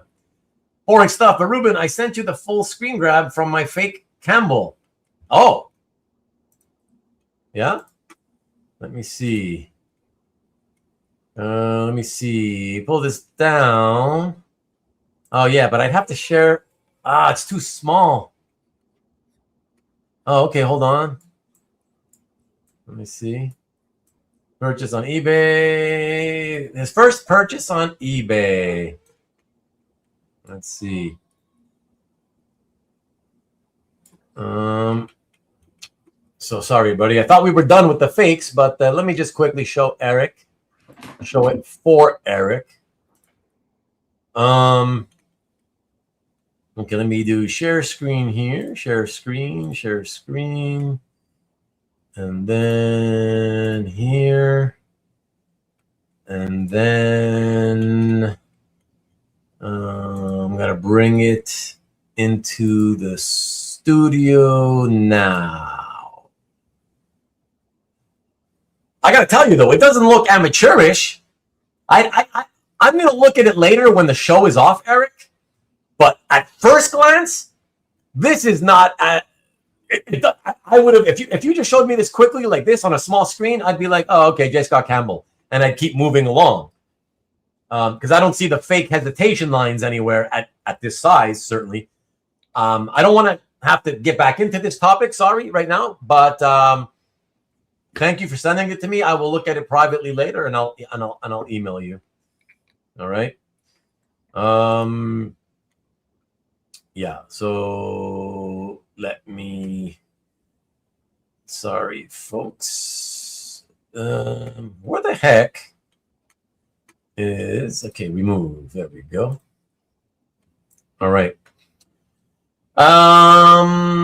Oh yeah, sorry to hear that Steve Mussolino lost power also. Wow. Just wow. Not until Thursday 11:30 p.m. Wow. Sorry to hear, Steve. Holy crap, that's awful. Oof, that's like a week going without power. Wow. That's crazy, man. And Carl, my heart goes out to you as well. Lost power Friday on 101 heat. Yeah, 101 degrees. Holy shit. I can't imagine. I mean, that's, yeah. And I'll tell you guys, we had a storm here. I don't know if it was yesterday or the day before. It started pouring really hard, and the wind started whipping up. And the grid is very weak here in my neighborhood. It's like if wind picks up, like I'm talking, it doesn't even have to be 20-mile-an-hour wind. There's a good chance the power will go out for a few hours. Okay. It's usually not windy, so that's what saves us. But the wind whipped up, the rain was whipping, and we got one of those. You've all probably experienced this at one point or another. It went, I was in the kitchen and then, but like a split second, not even a full second. All the power went off and on at the same time. So it was like off, but it came on immediately. So I was like, oh my God, thank God. I was like, oh God, thank God. Because I was like, no, it's already like a sweat box in here. I just can't imagine how hot it's going to get, once you turn off the aircon. Oh my God. Yeah. So I feel my heart goes out to you guys. Yeah. Steve, Carl. Wow. Let alone what he's got in the fridge. Yeah, I mean, that always sucks too, of course, Peter, but like, it's kind of like the least of your worries, like your own health. It's hard to breathe when it gets so hot in your home. And, you have no fresh air. Like, it's just breathing becomes difficult. So, food going to waste is the least of my problems at that point, Of course, it's a piss off if you have a lot of it, but For me, all I can think of is, oh my God, how are we going to live? Like, how are we going to be able to breathe? How long is this going to last, Yeah, so stayed at in-law. Okay, thank God you had a place to go, Carl. Wow. Yeah, Philly area. And home just sucks bad when the AC is off, that's for sure. The character did have that song that has lyrics, throw the Jews down the well.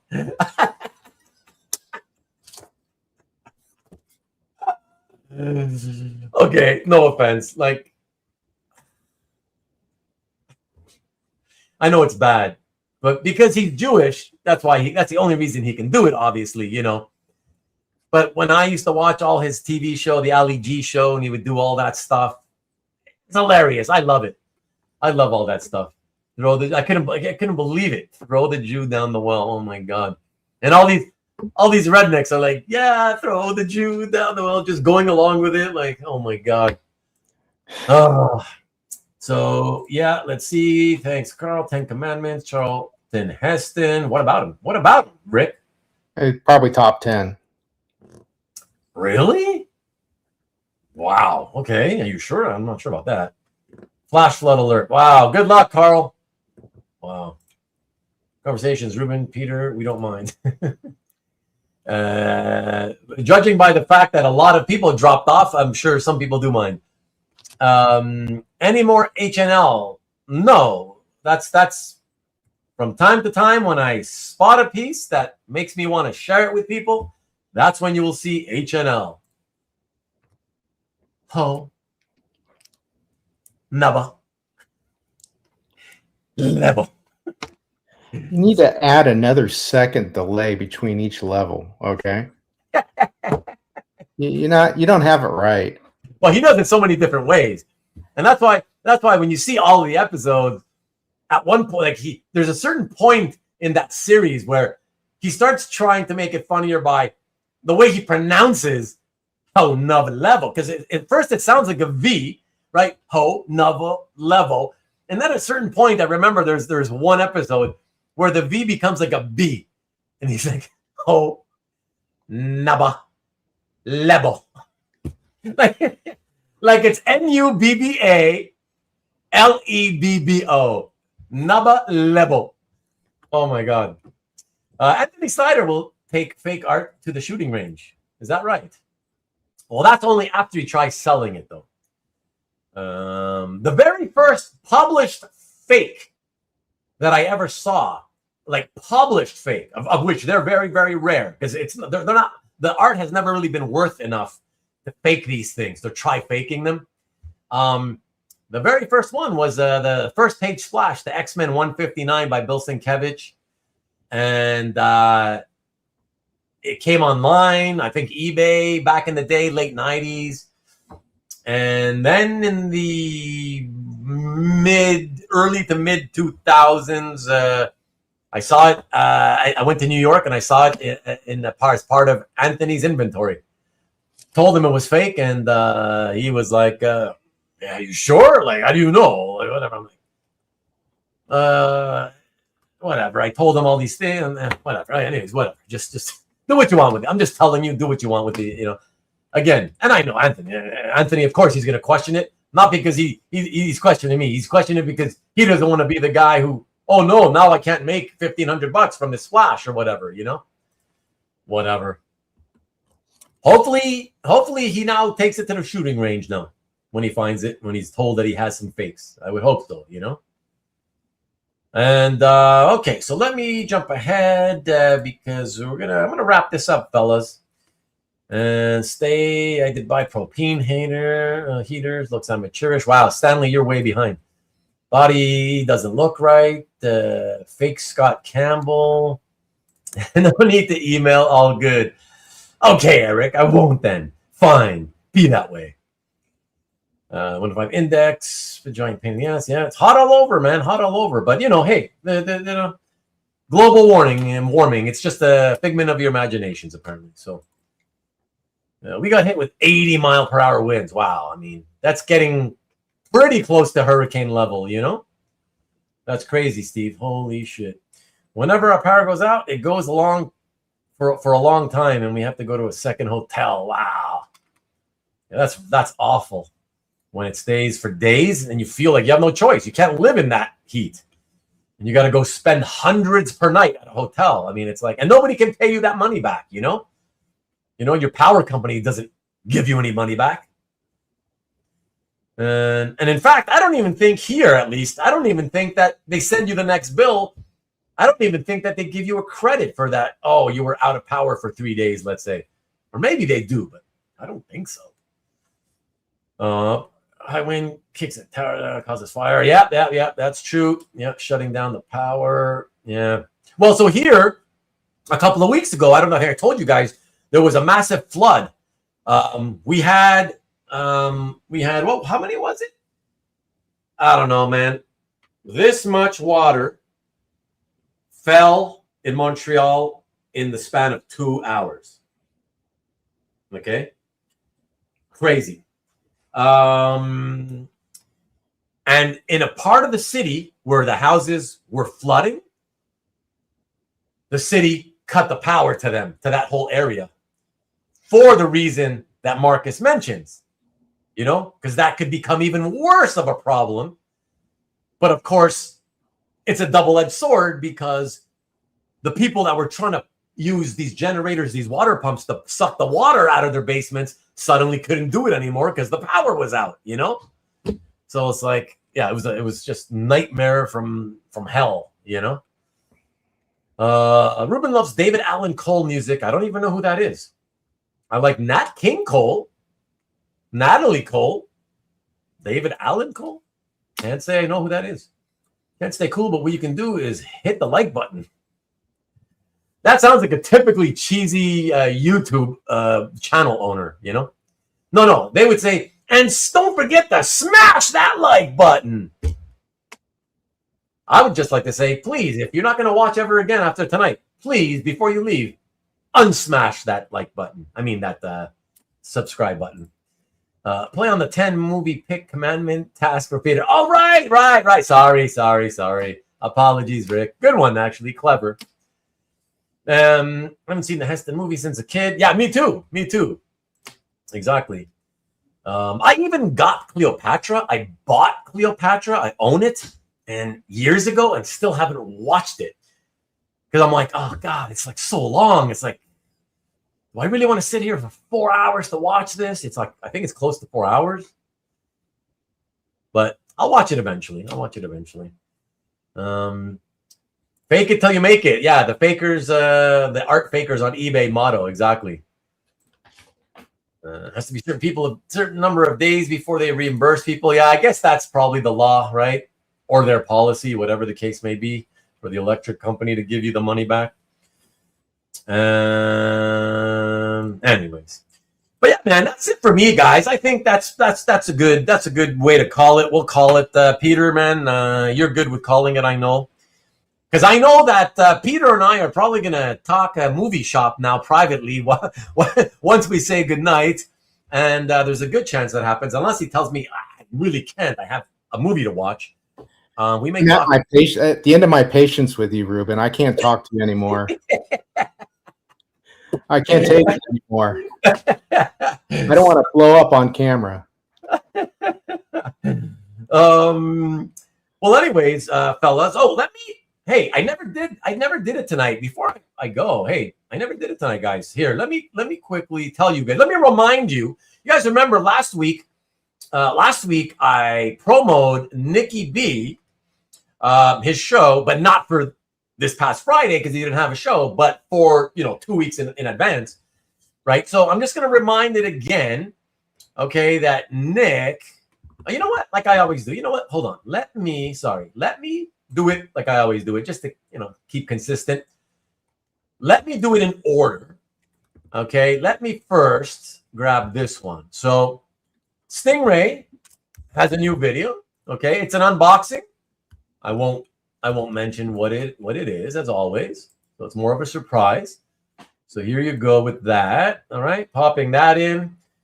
So unboxing for Newell, Mr. Stingray, and then this rarely happens because I'm usually like a few hours before coming live here tonight. I'm typically like working on the show or doing other stuff. I'm not looking elsewhere online. And so if anybody who has a channel posts something on the Sunday, often I don't get to it until the next because I don't know you posted. But this time I happened to be relaxed a couple of hours before tonight's show. And I was on YouTube looking at stuff. And I noticed that Lee Parmenter, I don't know if he's here yet. I mean, still probably left already, Lee, but that's okay. He has another video he posted a few hours ago. 5 new piece unboxing. Okay. So 5 piece unboxing from different people, including moi. So let me put that link in the chat here for you guys. All right.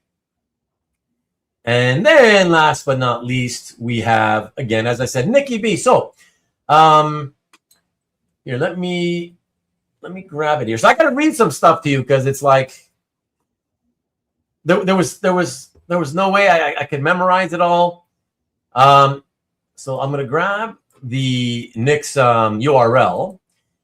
Okay, so you guys know that this coming Friday, Nick is having his Christmas in July sale, okay? Claim sale, if you will. All right, Christmas in July. And actually, now this week, unlike last week, this week I can show you Yeah, baby, Christmas in July. Look at that Santa. He's taking it to the HNL, it looks like. So, Nikki's going to have art from Spider-Man, Batman, Mark Bagley art, and art starting at $7. All right? And that, again, as always, 7 p.m. Eastern, 4 o'clock Pacific. Okay? On the EXP.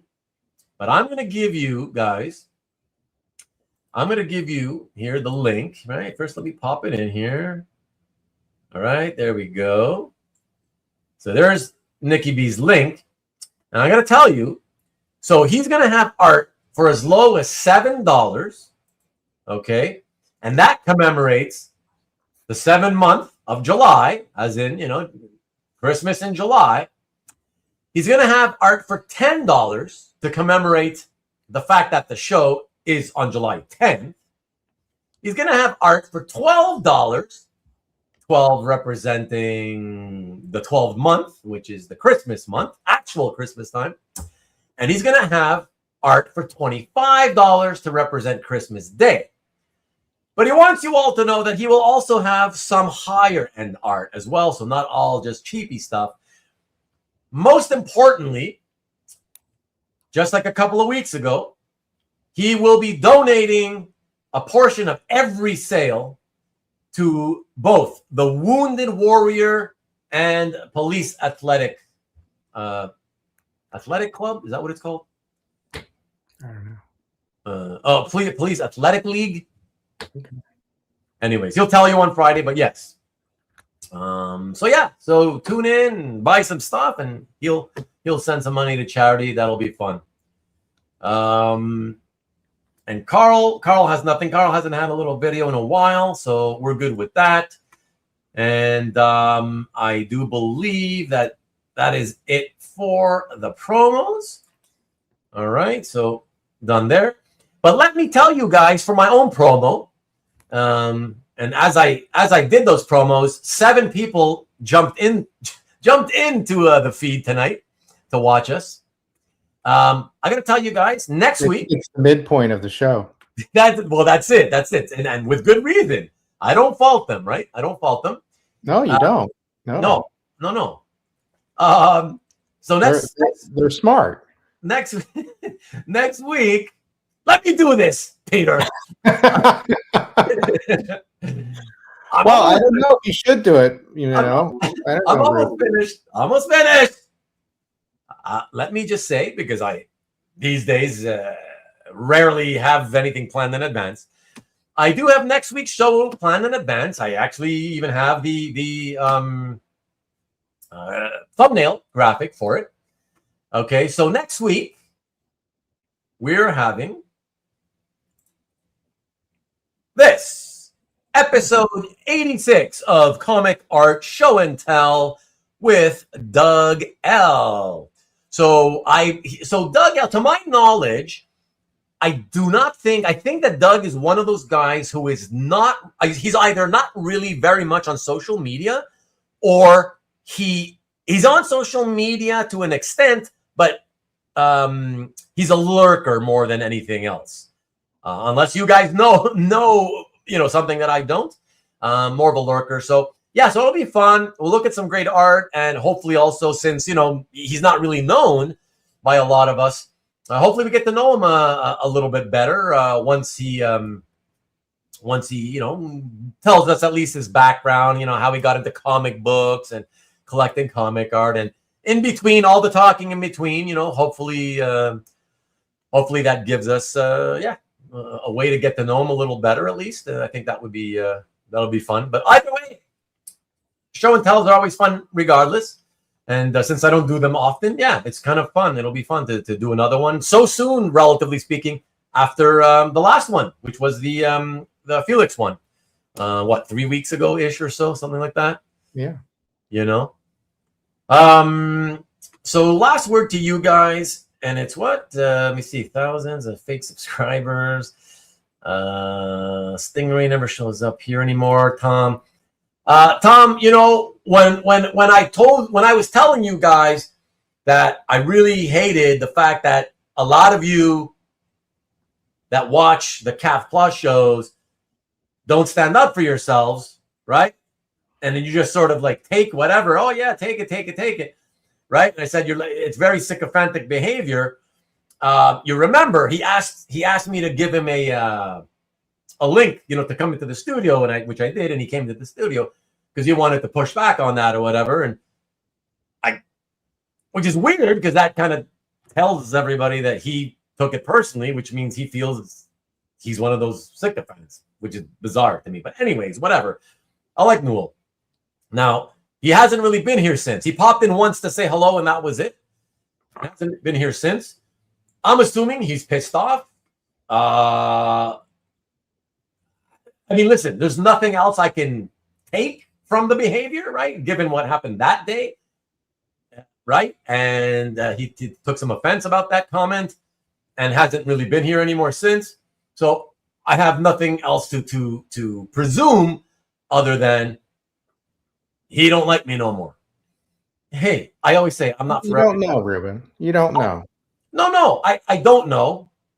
But in my head, I've been presuming that. But listen, of course I don't know, which is why I still promote his stuff, even though he's not here. You understand? Like you have something against me because I said something. You have the right to feel how you feel, but I like the guy, so I still promote his stuff. It's trying to send people to his videos. You know what I mean? Like it's nothing personal, right? Don't presume. It's hard to tell what's going on. I know, but I'm just saying it kind of looks kind of obvious. Whatever, you know what I mean? But whatever. Hey, he can always come in and tell me if I'm wrong. That's fine, man. I'm gonna guess there's a stingray in the video. Well, if you've already watched it, don't ruin it for everybody, man. Let everybody watch Stingray's Stingray video. Oops. No. And truthfully, I haven't watched it myself yet, so I don't know what he got. So yeah, don't spoil it. 5 golden rings. I really need to start filming. I'll check out Lee's and give him a follow. There you go. You see? There you go. Greedy.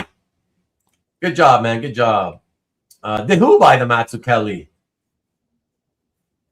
I ultimately, was busy trying to sell other stuff. So if you're talking about that Canadian guy, I never did get back to him to try to explain that. I'll sell it to him.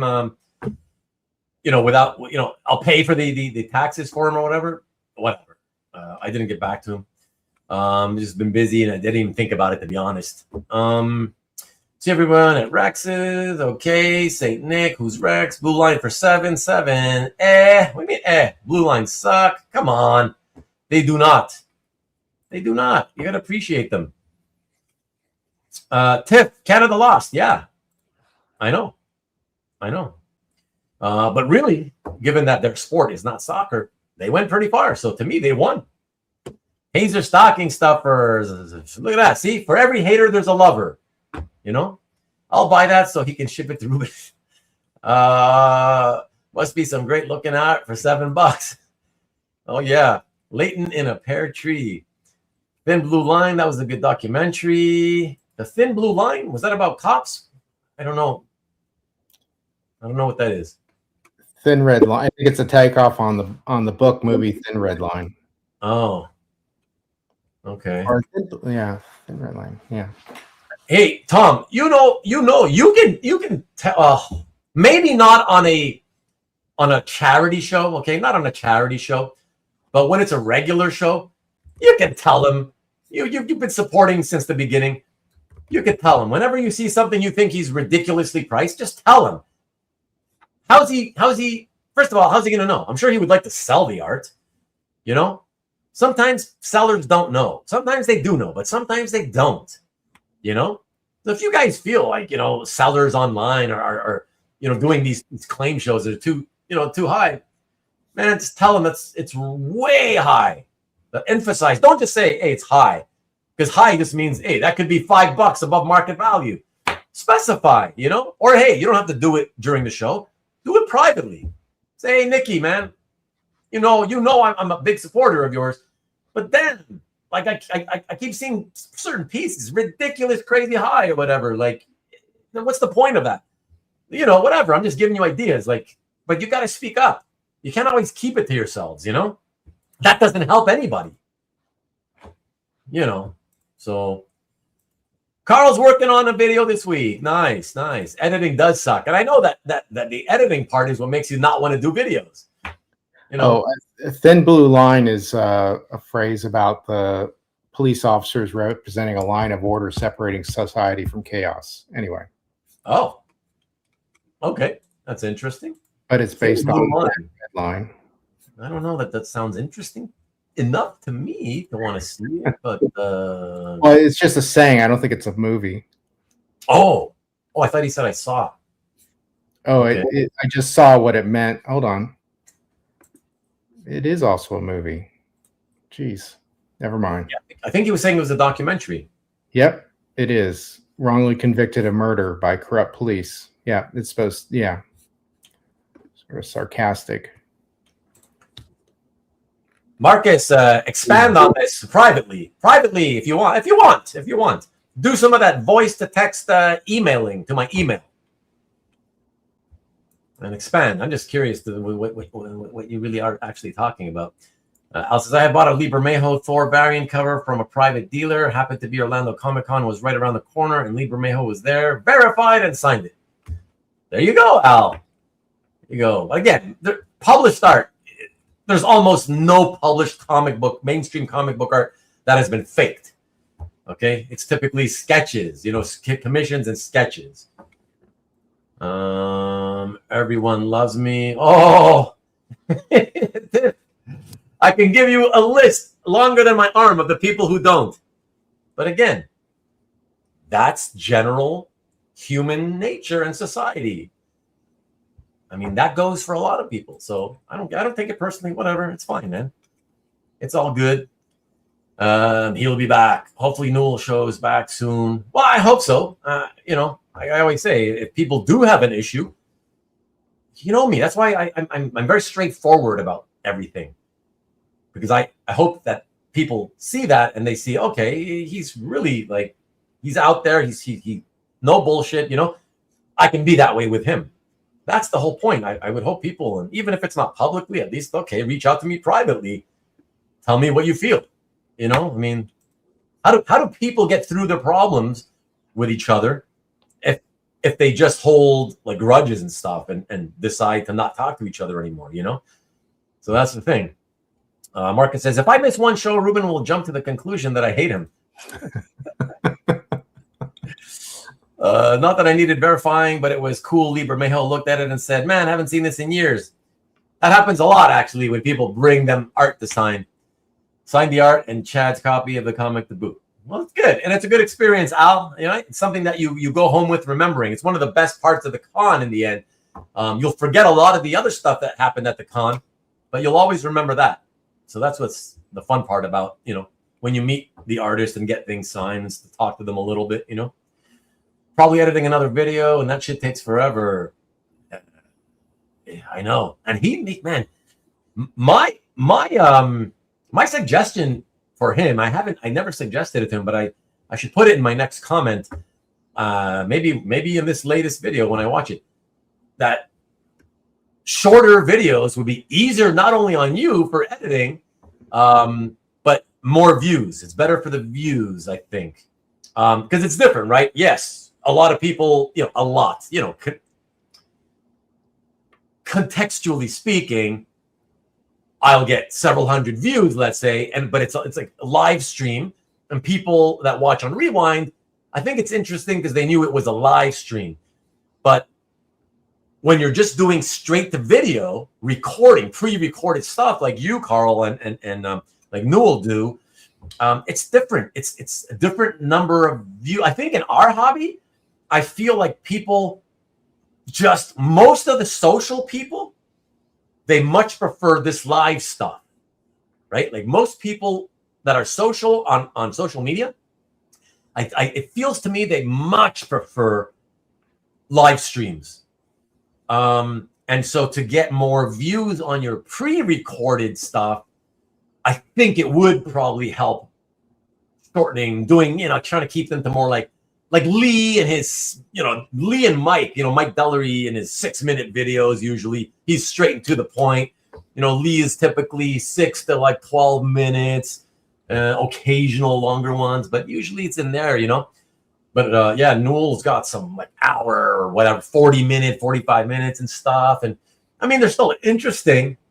But yeah, when you watch so much other content, live content, then it gets harder to suddenly add more pre-recorded stuff. Yeah, I think the pre-recorded stuff is more interesting, even if you're watching it on rewind, because you get to see what everybody was saying in the chat, and I think that makes it more interesting than just one person speaking on their own, But look at that, Al. Love you guys. Love you too, Al. Look at that. Jeff came back. And once again, everybody, Jeff is gonna do a show and tell with me, hopefully in a month's time or so. Nick will drop prices. No, yeah, that's true. 2 years ago, made offers he turned down. Hey, what can I say? Talk to him privately then, Good Blue Line, 88. Oh, a 1988 documentary film by Earl Morris. Very well done. True crime doc about a shooting of a Dallas cop. Okay. Well, I figured it had to be cop related with Thin Blue Line, Thin Red Line is the movie, yes. POS Calf was better for sure. And also, Thin Red Line, also a great song by that Canadian group. What are they called again? Marcus, help me out again. Thin Red Line. Look it up here on YouTube. Great tune. It was a pretty big hit, so I have a feeling that one broke down into the United States. So some of you guys probably know it from the 80s. One has to have thick skin in this world. Indeed, man. Karen never came back. No, but she posted art once in a while. I don't know. Left her some comments there in the gallery. And we could all stand to take ourselves a little less seriously. Indeed. Awesome MLB. Yeah, she's awesome. Yeah. Great content too. Yeah. And hey, you don't get too many females doing, in the hobby in general, let alone doing content, Fine, Calf is all about money. Just don't pretend to be all about art, trying to fool people. Ooh, okay, I'm not touching that one. Good night, honey. Mexico lost. Who did they play again? England. That was England. Oh my God, England. They're the underdogs. No. They have Jude Bellingham. No, I think England was the underdog against Mexico. I'm pretty sure. I think so. Anyways, Mexico won, everybody. For those who are wondering. It was a really good game. It was a good game. Okay. Tomorrow, Spain. Okay, Spain tomorrow. Tomorrow afternoon, right? Yeah. Okay.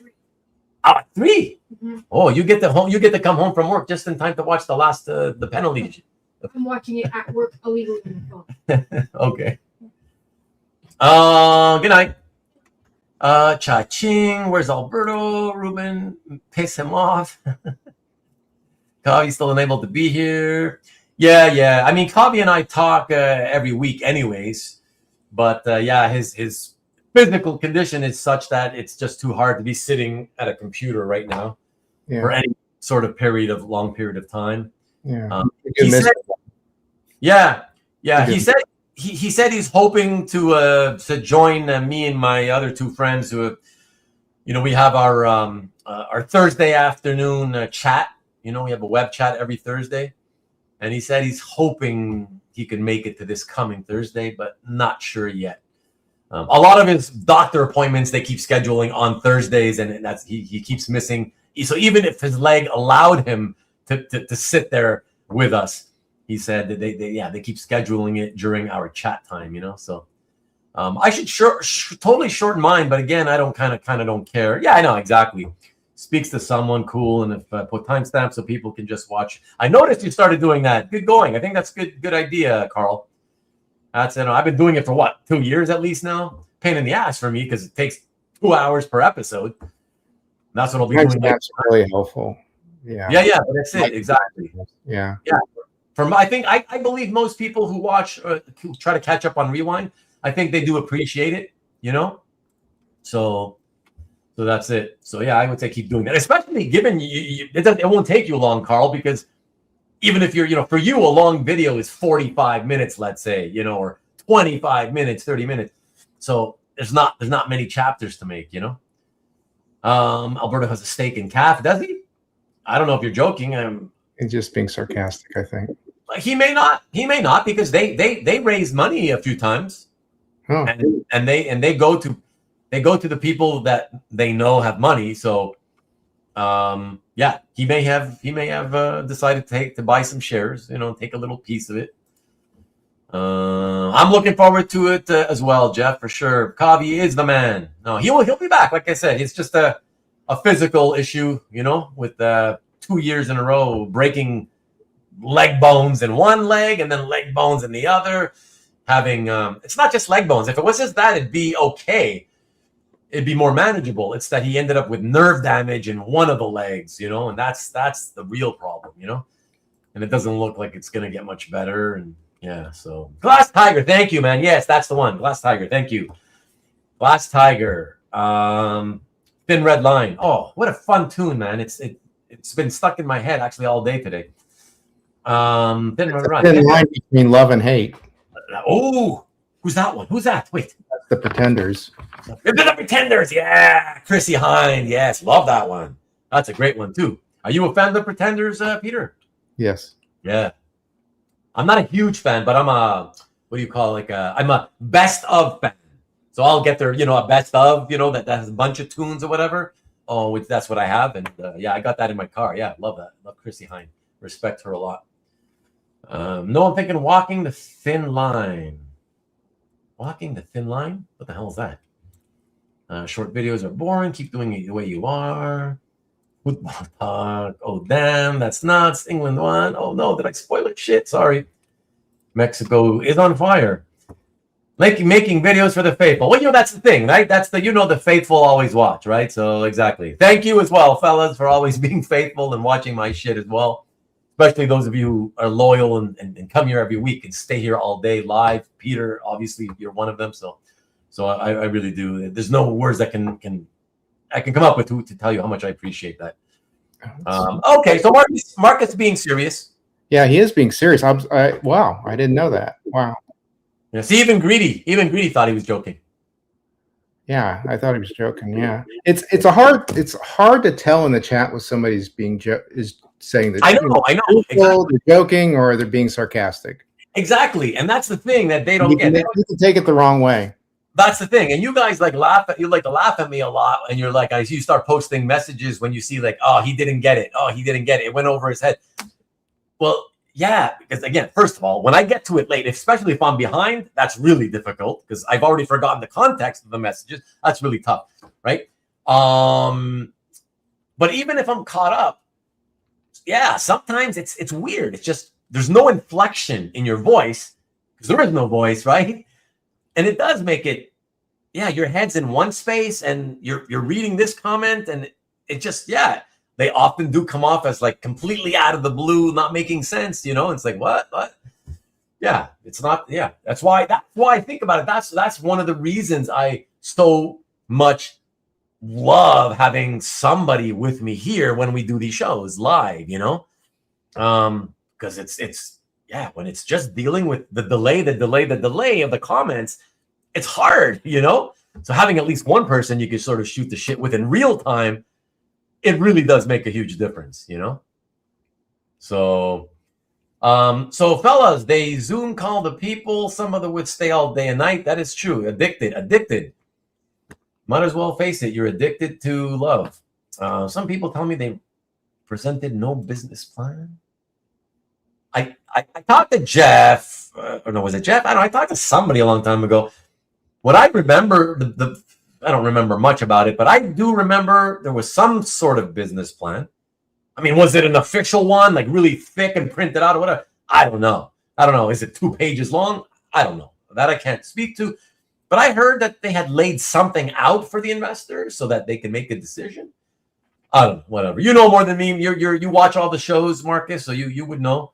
I don't know. Before we go,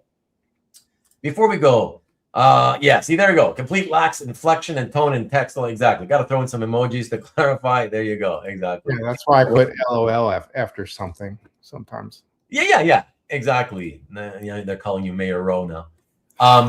But really quick, before we go, I mean, we're coming up on 4 hours, anyways. Really quick, can you guys tell me, or Peter, you first, if you know the answer? Did you get an email from CAF that talked about the whole? Oh, hey everybody, just to let you know, the price is going up from premium from $75 to $120. Because I haven't seen one, but I admit I sometimes don't want to look at some of the emails, so I delete them without looking at them. Well, he during the update, Bill talked about and sort of announced it and talked about it. Right. And, that I know. That's what you guys told me last week. Yeah, and if you renew now, you get you're locked into the legacy rate, the current rate. But I don't know. Since I get a lot of emails, and so he might have. I don't know. I didn't really notice. Since I heard about it in the CAF update, I didn't really look for it in the email. Oh, I see. Okay. No, hold on. He did mention that you could lock. No, there was an email about the rate increase, I believe, and that you could lock in an increase. Okay. Well, this is what. So when I did my show last week, a few guys, we talked about it. Marcus brought it up, and then everybody was saying, yeah, you can lock in the same price for one more year. I think there was an email about that. There's a deadline apparently, like this month. I don't know what the date was, like July 17th or 11th or some weird number like that. But that's why. They don't recall an email. Nobody in the chat recalls. So yeah, so that's the thing. Like again, that's so like unprofessional. It's like if you're gonna raise it, and it's official as of when? As of the end of July, or like when does it become official? I know it's sometime in July, right? Because apparently if you don't prepay, like if you don't lock in again by a certain date this month, that's what they were telling us last week, then that's it. The next time your thing comes to renew, you'll be at 120. So at some point this month, that's the cutoff. And then if you renew after this month, it'll be 120, right? Right. So it depends on when you renew. Right. So my thing is okay, you told the 85 people or so that watch live on the Thursday night show. Okay, on Rewind, I could tell you because I have a channel myself. The people that watch on Rewind only watch a few little bits and pieces. It's a tiny percentage of your whole show.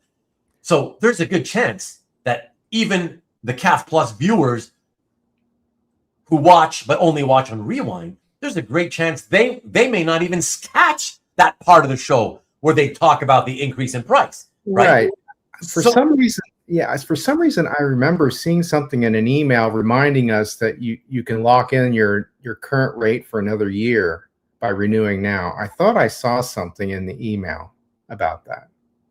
See, that's the thing. You would think they would like for okay, not only because it's a price increase, but because it's a dramatic price increase. Okay. Well, I mean, hold on. Let's not talk about how. Don't try to.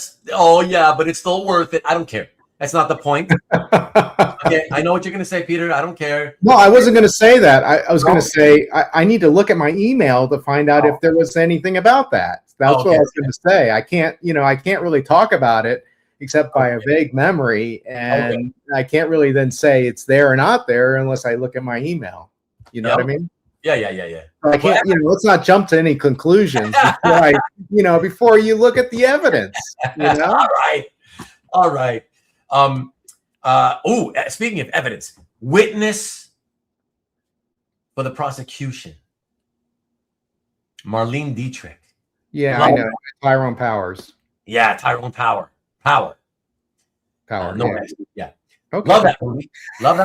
Don't want to get segued, but just want to say love that movie.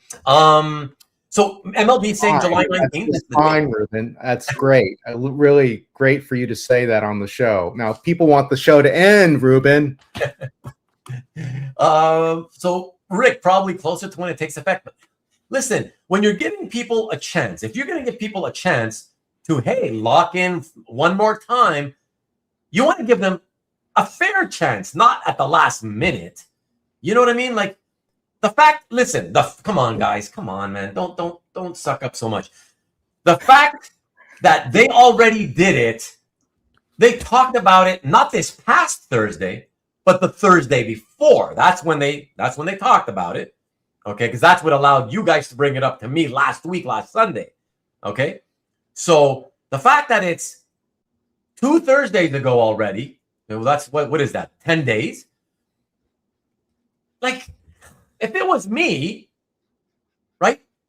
Before I even opened my mouth on that Thursday to tell you guys I'm jacking up the rate from 75 to 120, I would have had an email prepared already, and I would have sent it out that day. An email only to talk about, hey, guys, we're, let you know we're doing this, blah, blah, blah, blah, blah. Just a dedicated email to talk about that. And I would have done it that day and then gone on YouTube and talked about it live with the people. But for sure, everybody on Cal, like everybody who's already a premium subscriber should have already gotten this. If it was talked about 10 days ago on the YouTube channel, everybody who's a premium subscriber should already have received this, so they can make an informed decision as to, hey, wow, because that is a big increase. 75 to 120 it's a giant increase. Okay, it's over 50%. So in one shot, in one fell swoop. So listen, you saw, Peter, you saw last week, a lot of the people that were commenting were like, what? That's insane. And there's some of them are saying it now. Look, thank you guys, by the way. It looks like they probably didn't send one out because none of you seem to have gotten one. Yeah, listen, if I can prepay for 3 years, I'll prepare for 3 years. I'm assuming they let you prepay for 1 year, whatever. 1 year past at the old rate. There you go. Okay. Confirmed. To be high resolution, you have to pay 120. Yeah. That's right. Boycott the rate increase. Well, you boycott it if that's what you want to do, Stanley. And yeah, maybe an email will go out. Again, the fact that they already knew and decided, and they already knew for sure to the point that they were willing to talk to the YouTube followers 10 days ago. I mean, it's kind of like, that's whack, as the old saying used to go. That's whack. Like, there's not an email that went out already. Give people time to think about it. Sending it when you're deadlining it, on the 19th or whatever. I mean, yes, I know there's still time, right? And there's still time, whatever, but I don't know. Just that kind of it bugs me. The fact that they already talked to everybody live on the show 10 days ago, and yet they haven't sent an actual dedicated email about it. I don't think that's cool at all. And look at Dwayne. Dwayne says it's insane. See? I mean, listen, I can afford it. You can afford it. I'm sure even Dwayne can afford it. It's not about whether you have the money. It's whether you think it's worth the money. And it doesn't matter whether we can argue back and forth as to whether you think it's worth the money. That's fine. I'm going to renew. So obviously I think it's worth the money. That's not the point. I just feel, yeah, you got to give people as much time as possible. I mean, I would have sent it out on the 1st of July, sent out an email 1st of July and give everybody a month, like, hey, by August 1st, everybody, you have a month now. Who knows? Maybe they'll change the dates and they'll give people more time. I don't know, Hey, Brian's here. How you doing, Brian? I did, but you did what? My renewal is for July. You have an option to get the price now, even if your renewal isn't up. It goes up in about a week or so. Right.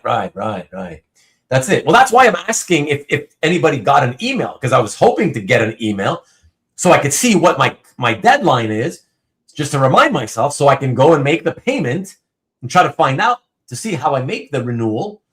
Yeah, I just want to make sure I get it done in time, and don't get screwed for it.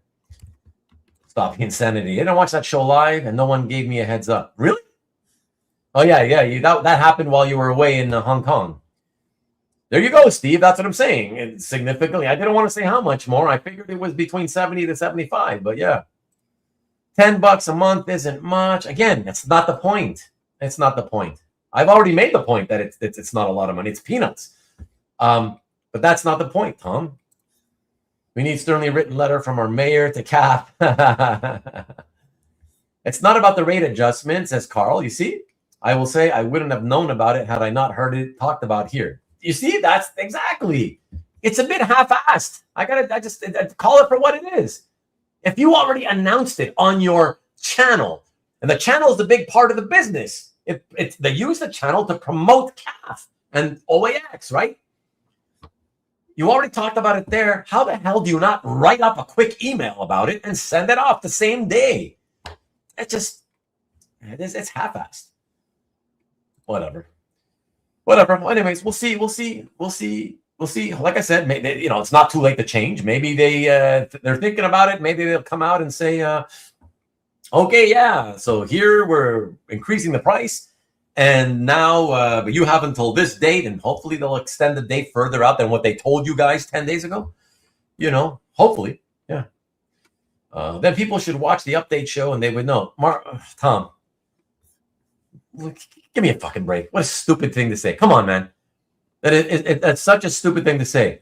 Oh, so people who have better things to do should not do those better things and instead dedicate their time on Thursdays to watch that show just on the off chance. They'll tune in every week just on the off chance that one day they may announce an increase and that way they'll know about it. Come on, man. That's ridiculous.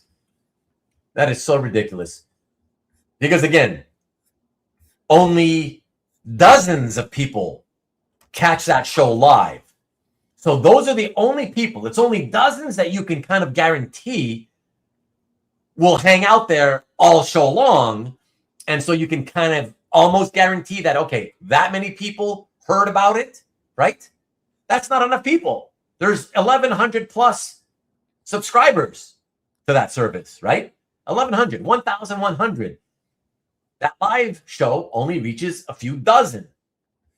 Okay, there's only a few dozen that will more than likely have heard about it. Okay, so guess what? Guess what the efficient way to handle a price increase is? It's writing an email and sending it to your subscribers who pay for that service. That's it. Yeah, I know. Wow, we're all aware of that, Rick. That's not the point, though. That is not the point. Well, how much I use? Hey, listen, I ain't gonna front. I provide more of a service to the site than the site provides to me these days, right? Like I said it before, I don't need to post my own art. That's why I don't. I haven't really posted. I posted what, 5 or 6 pieces in the last 3 years. I don't care, right? So what am I using the site for? Oh, to go there every night and leave all of you guys comments, right? So I'm paying for the privilege of spending an hour to 2 hours to leave you guys comments, right? And I'm still going to renew. Okay, so nobody can ever say shit to me because I got an opinion about the fact of how they announce their increase, okay? Telling me it's a great deal is not, it's not addressing the point, right? The point that I'm making. That's all I'm trying to say. But yeah, so that's it. I'm one of the biggest commenters. So to me, I provide more of the service to them as a company than they provide for me. But I'm still going to do it because, like I said, for the same reason I've always paid for the thing, because it's not about what features I'm going to get out of it. It's about being part of the community, right? Showing people that, hey, this can be fun. If you join in and do what we do, you can make friends and have some more fun if you happen to be kind of alone in the hobby. And a lot of people are alone in this hobby. So yeah, so that's it. Yeah, you can have free membership. Yeah. Everyone can still just use CAF for free. Yeah, it's true. But I always say you should pay because seeing the artwork, it's hard to enjoy the artwork at 800 pixels. Yeah. Better White's Pizza after the rate increase and get cheddar with your crackers and love it. Once it was mentioned via YouTube as a preview sneak peek, an email should be out the next morning. Exactly. Thank you. Thank you for realizing that's how it should be done. And like I said, personally, I think it should have been done even before the YouTube. I think early in the day, you send the email because the email reaches all of the subscribers. And then at night you do your show and you talk to the people on the show as an extra little bonus thing, simply because that's going to reach a lot less people. Yeah, so that's it. I don't think so. I have to face that pizza total so over. Need a pop up on the site. Yeah, it's true. They should have. Yeah, I'm surprised. That's another thing I'm surprised about. One thing, you didn't send an email. Okay, I'm surprised they didn't put a thing like, I don't know, somewhere right on the homepage to get your attention. And say, oh, price going up soon. Lock in at the low rate. For one more year. Something like that, right? Marketing, right? Abandon the calf ship. Oh yeah, right. Really, Stanley? No, he's just screwing around, Rick. I would hope. What would be more time change? It takes a minute to renew. What would more time change? As you saw, Tom, a lot of people in this chat were like, wow, that's insane, or that's crazy, or whatever, last week and this week, right? So not so many this week, but we're less people now. But last week, I saw that quite a bit. So people want to take the time. Why do you have to force people? Like, what difference does it make? It's no sweat off their backs. Why do you have to make it a short period of time? Why? You're telling people they're going to have to whip out a lot more money for not more service they're going to get. So yeah, it's just the professional fucking thing to do. As soon as you know and you make it official, you tell people and you reach out to them in the easiest, quickest way possible, which is through the email system. I don't see why you have to keep sticking up for them. Like, oh my God, oh no, whatever they do is great. Even if they do it on the last day and they only give you one day to make up your mind. Oh, if they did that, you would still be sticking up for them, Tom. Like, seriously, man? So I looked at my email. I couldn't find anything. No, I mean, look, everybody said no, so I guess it hasn't happened yet anyways. I'm okay with the increase, especially with the new app. I would prefer if just one membership was offered for all, and of course, continue the free membership. Yeah. Yeah, no, that's it. You would see the change upon renew. Yeah.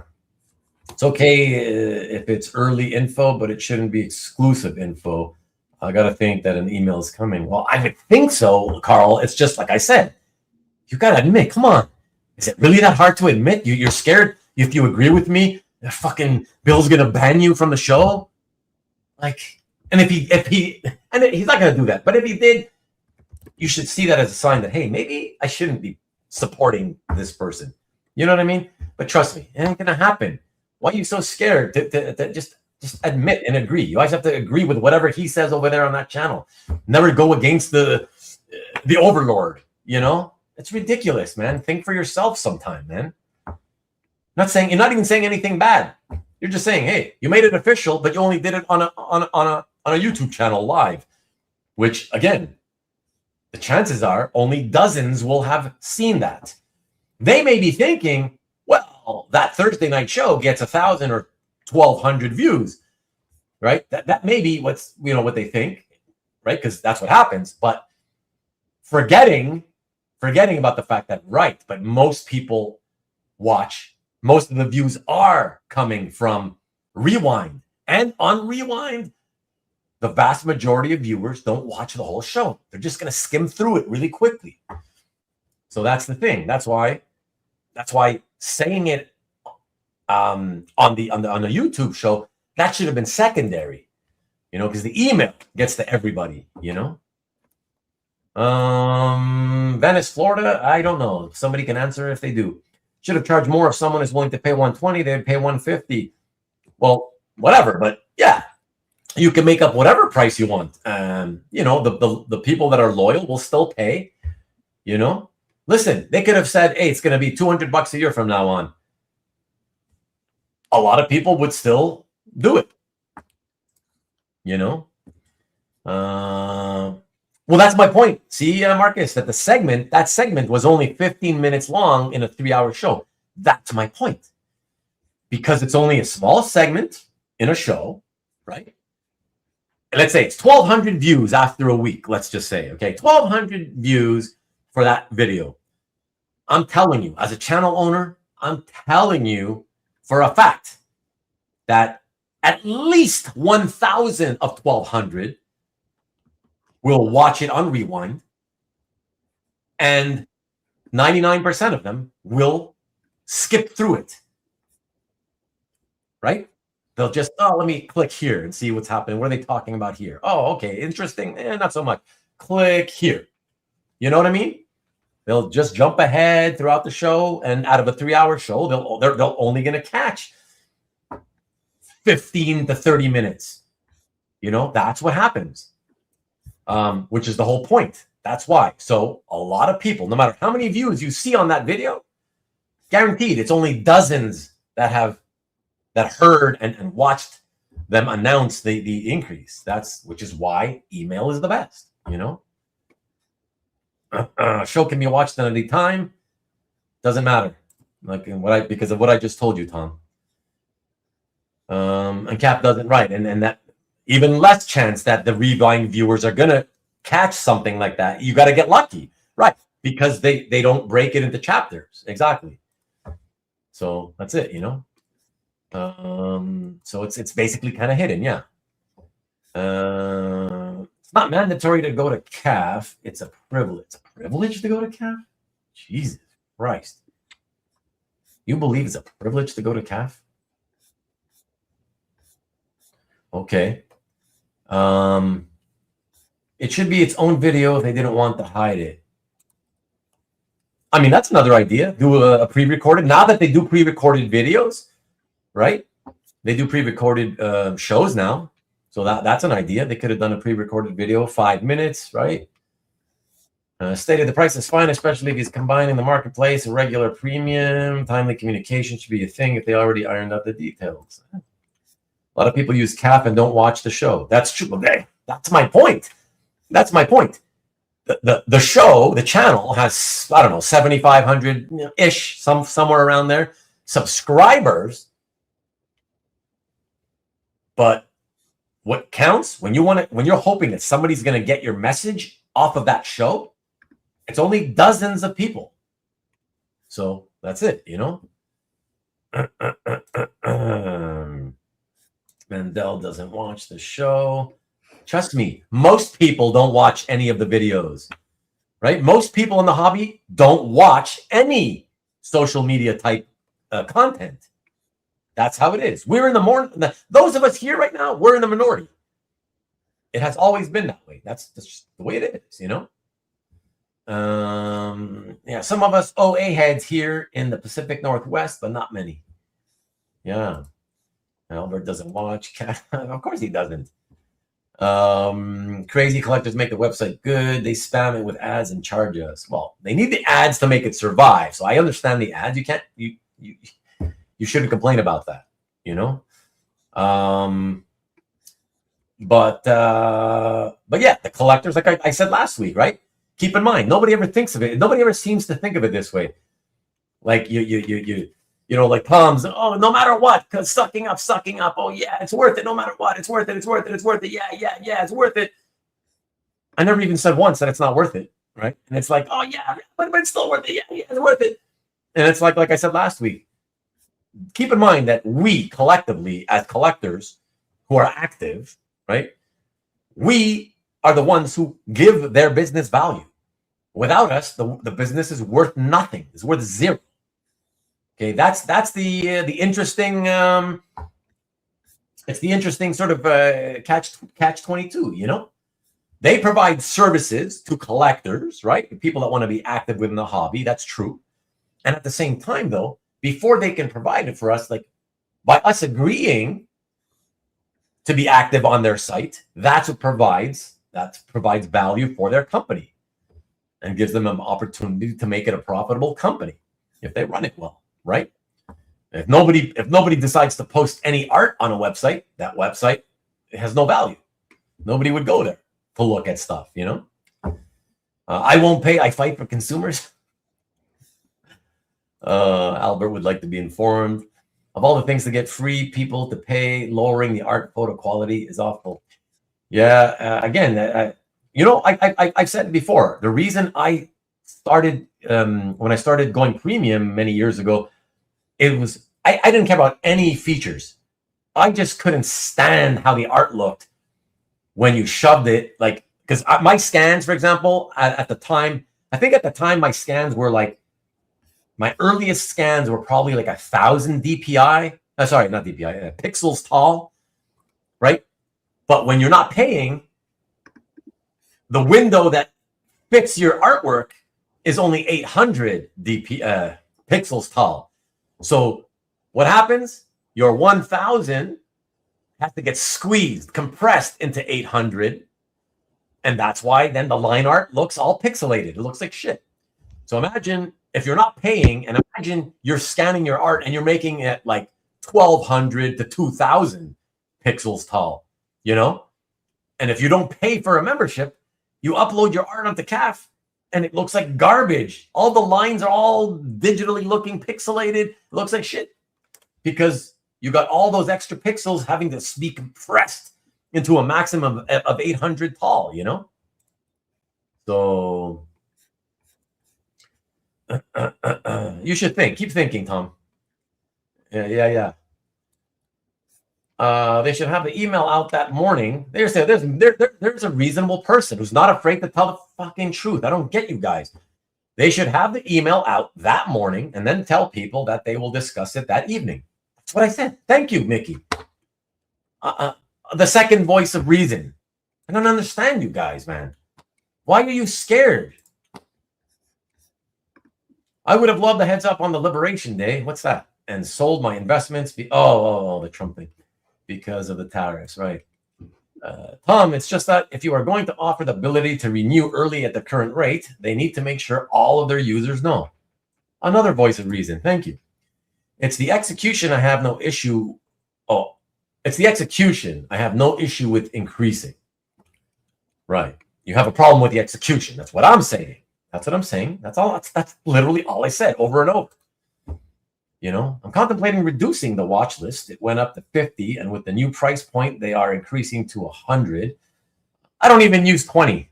I don't even know how many I use, but again, we're all at different points in our collecting, so it's a little bit different for me because I'm not really searching for art really anymore, you know. But that's it. But that's why I don't really use any of the features, but I do it just because, you know, to support the hobby, you know. Apparently not only insiders knew about Liberation Day. I can send you a top 10 war movie list, MLB. There you go. Buddy, I'm not disagreeing with you. Oh, no, if you're talking to me, no. I know that you're agreeing. Earlier, anyways. Keep winding Ruben up. Speaking of increased day, it's July 19th. I forgot. Yeah, I guess they'll probably send something out at some point. Hopefully it'll be an obvious one where the subject line shows you that that's what it's about. So I don't mistakenly delete it or whatever. We can talk about it in chat sometime. Yeah, okay, you already saw that. Not Bill's fault. Here we go again. Fucking Tom, like, oh my God. Oh my God, you're incessant with the fucking sucking up, man. No, nothing. No, he's God. Everything he does is amazing. Yeah, nothing could be improved. Nothing. It's all fantastic, and it always has been. Holy shit, man. Ugh. Of all the people in here complaining about the lack of notification and also blah, blah, blah, have any of them bothered to point out the bill? Maybe he forgot to do something. I don't know, Michael, but that's not the point. It's like what Stingray was mentioning a couple of weeks ago, right? That like, oh yeah, but you know, do you reach out to him privately? I reach out to him privately. That's not the point. That's not the point. A lot of people are shy, right? So if you're not gonna, if you've seen how he reacts, right, when he pushes back on certain types of comments, and it makes you feel intimidated, right? That type of person who's intimidated, if they're intimidated because he couldn't even properly answer a question or address a concern live, right? Live on a show meant specifically, that was the show was for. It was meant to talk about this thing, right? I'm not talking about the price increase show. But when you're on a show, talk about, well, you know, when they say, hey, we're going to talk about this, that, and the other, you know, about the CAF update, how they updated the CAF website, right? When you make a show, it's exclusively to talk about that, to give feedback, and you tell everybody we want feedback, good or bad, then that's the time to give it. It's time to give it and talk about it in front of everybody, because it's the community. It's for the community. It's not about for one person. So that's the whole point. And if you can't address concerns publicly on a show meant for concerns to be addressed, why the heck would anybody who sees somebody pushing back on them on a live show, why would they ever feel that they should ever reach out privately? That makes no sense at all. You know? Leadership of companies can't afford to forget something of importance. LOL. Cell phones are a privilege as well. A lot of shit in life is a privilege and that people take for granted, right? How often do we have this level of access to the leadership of companies we deal with? This isn't Amazon. But again, that has always been true, though, Michael. It's always been true, right? They're collectors like anybody else. You can always reach out to them. Exactly. That's not new, you know. Can we send a supervised super chat as payment? What? I don't. Yeah, ask him, I guess. You work hard to watch a YouTube show to know when Amazon changes its terms of service. Jeez, yeah. Well, but they send out when they change their terms of service, they immediately send out emails. You know, just like my bank. My bank changes its term of service, I get an email. Everybody that changes something significant, they send out an email. You know. Yeah, Michael. I mean, 1% of the hobby is active on YouTube. Yeah, I don't know. Like, it's too difficult to kind of come up with a percentage, but yeah. What did I say? Did I say earlier that I think, like, you know, 99% of people don't, you know, they're not social and don't hang out on social media and YouTube, you know? So that you could very well be right about that. I know it's the vast majority for sure, you know? So they should watch 3 hours of YouTube for a decade, showing some people's artwork, chatting about Bob Layton travel schedule, just in case there is a price to the website. Right. Yeah. You're that was from back in response to when Tom said people should just watch the show. Yeah, I guess so. I definitely get a lot more than 120 of views. I keep the CAF server spinning. You definitely do, Robert. Not sucking up, just being real. No, it's kind of like sucking up. You call it what you want, but like you never, ever seem to have your own opinion. Whatever is good for CAF and crew, you agree with. So that's what I'm saying. I don't think I've ever seen you go against anything they've ever said or done, ever.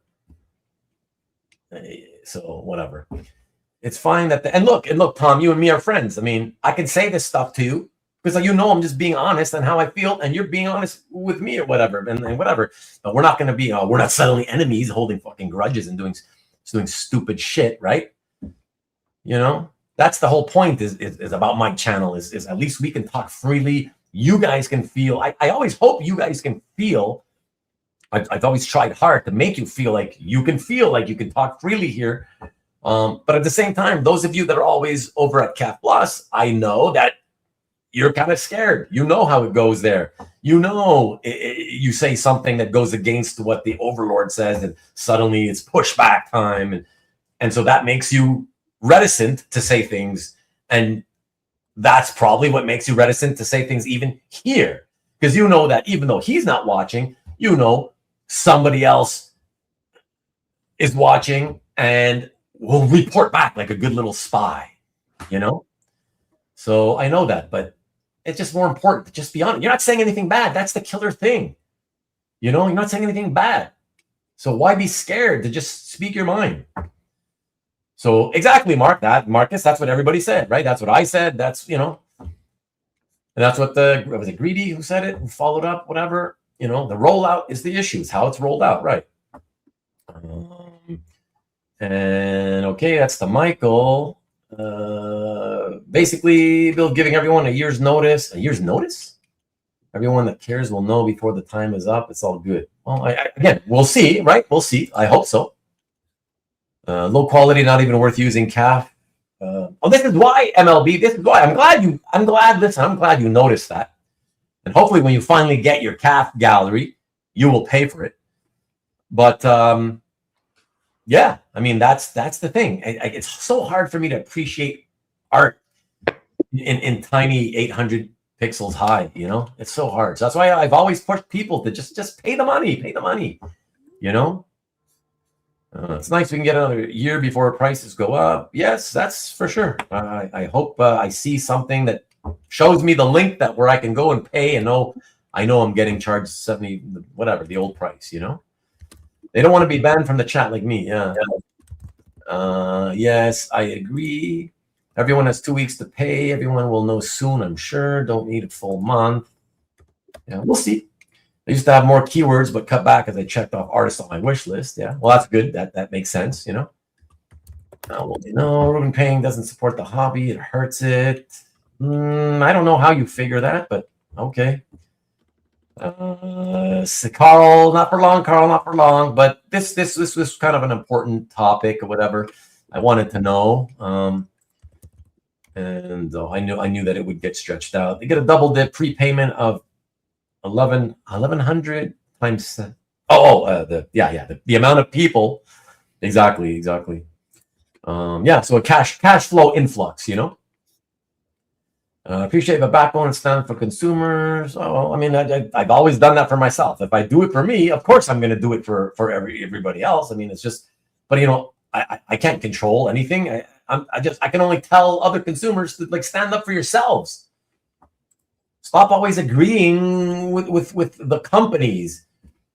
You know, don't you know? I know that's the problem. Sometimes these things become like echo chambers, and it becomes a cult of personality. We gotta all agree with the Lord and Savior, and we all have to agree with everything they say. And it's like, it's crazy, man. Watch the dogs, watch the house dragons, and ate dinner, took a fat dump, and everyone's still here. Indeed, should be comment on everyone's art. Tell them of the price increase since they won't send out an email. Oh boy. Okay, payback for messing with me. Busted my balls for 10 minutes with Felix. Later, Dwayne. See you later. Have a good one. Pay the price. We can be enjoying it. Okay, again, as you guys can see, I want to get out of here, so I'm going fast now. Folks shouldn't be nervous about providing build feedback. Of course, you should never be able to, you know, but they're greedy. The reason ones who are scared is because he has that attitude where he gets upset, right? He has thin skin, so he gets upset sometimes when you tell him something he doesn't like, right? And so when you get pushed back on live on a show, people tend to like crawl back into their shells, and then they don't want to say anything ever. Much less, yeah, like somebody who has that happen to them, you know, like oh, he does that live in public in front of all these people. How the hell? Like I'm supposed to be expected to? Yeah, you know what? I'll reach out to him privately now. You know, like what? No. But yeah, people are who they are. What can I say? Maybe you should make the cap update members only show. I don't know, but you know what would be cool? I really do agree. I don't know who said it, but somebody said it last time that with such a steep increase in the price, it's not even necessarily about adding more features or whatever. But if you're going to increase that much, I think I forget who said it. Somebody said they should really decrease the ability for the freebie people to do things on CAF. And I definitely agree with that. I absolutely think that should be the case. Take away a lot of the stuff that they have currently for free. Otherwise, why bother? Why should they keep getting the free ride? You know, we're paying because they didn't pay. You know. So this is the only thing I found from the CAF update email. Says Carl, quote unquote. We've also got some recent site updates to discuss. A few design features have already occurred that you've probably noticed, and we'll announce some pending updates that are close to rolling out. Yeah, so that doesn't. I'm surprised I didn't find an email. I am surprised. Yeah. Again, given that they had already made it a 15-minute segment on a live show, you know what I mean, Peter? That's the weird thing about it. It's like, okay, you were willing to do that already, but you couldn't draft an email to send out on the same day. Yeah. Is that the segment where they talked about the price increases? I mean, that's what we're talking about. But I didn't watch it. I mean, I think it was Marcus who raised it. Marcus mentioned it the first time, the whole price increase thing. I hadn't heard about it, so they took away features so they can make improvements to restore them. Kind of buried the lead, though. There, didn't they? Yeah, no mention of increase. Right. No, Stanley. No. I've always encouraged people to pay. I pay. Why wouldn't I encourage other people to pay? I doubt ever. Ruben, you're starting to sound like a Republican. Really? Well, I do like small government. I doubt. Well, people shouldn't get a free ride. They should pay. Oh, right.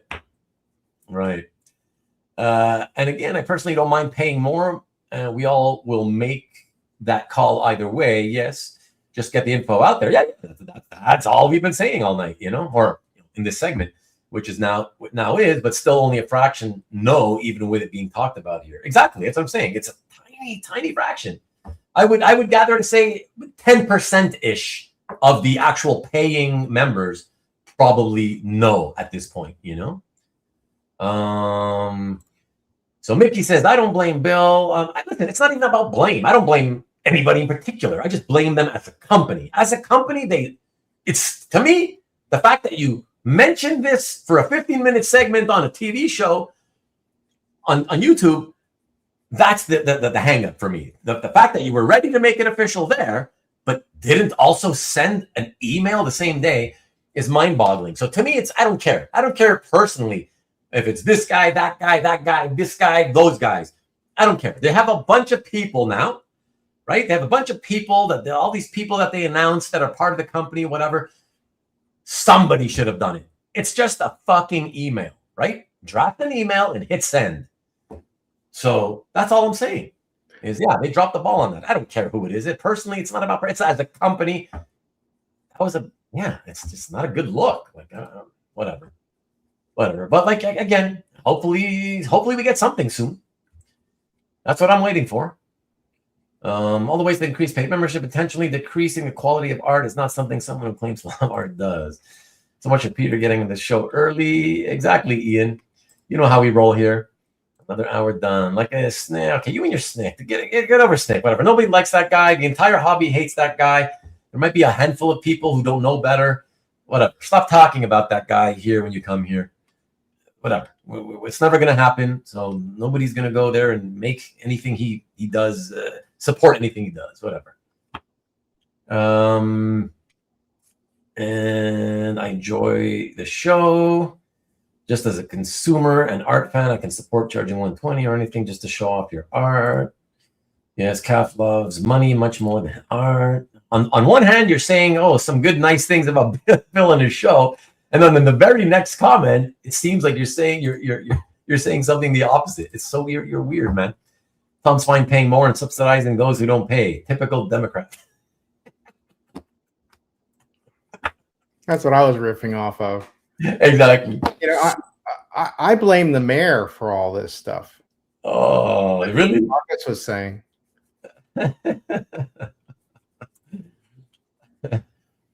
I wouldn't run an art website. If I did, I would absolutely monetize it. I wouldn't pretend to be all about the art. Yeah, whatever, man. You're preaching to the choir.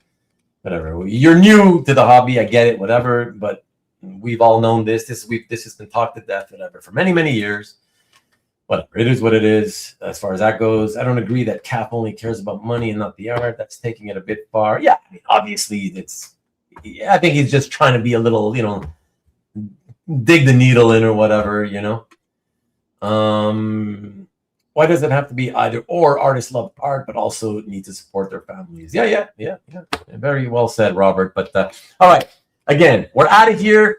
And thank you again, once again. Great show, guys. Great chatting. A lot of topics covered.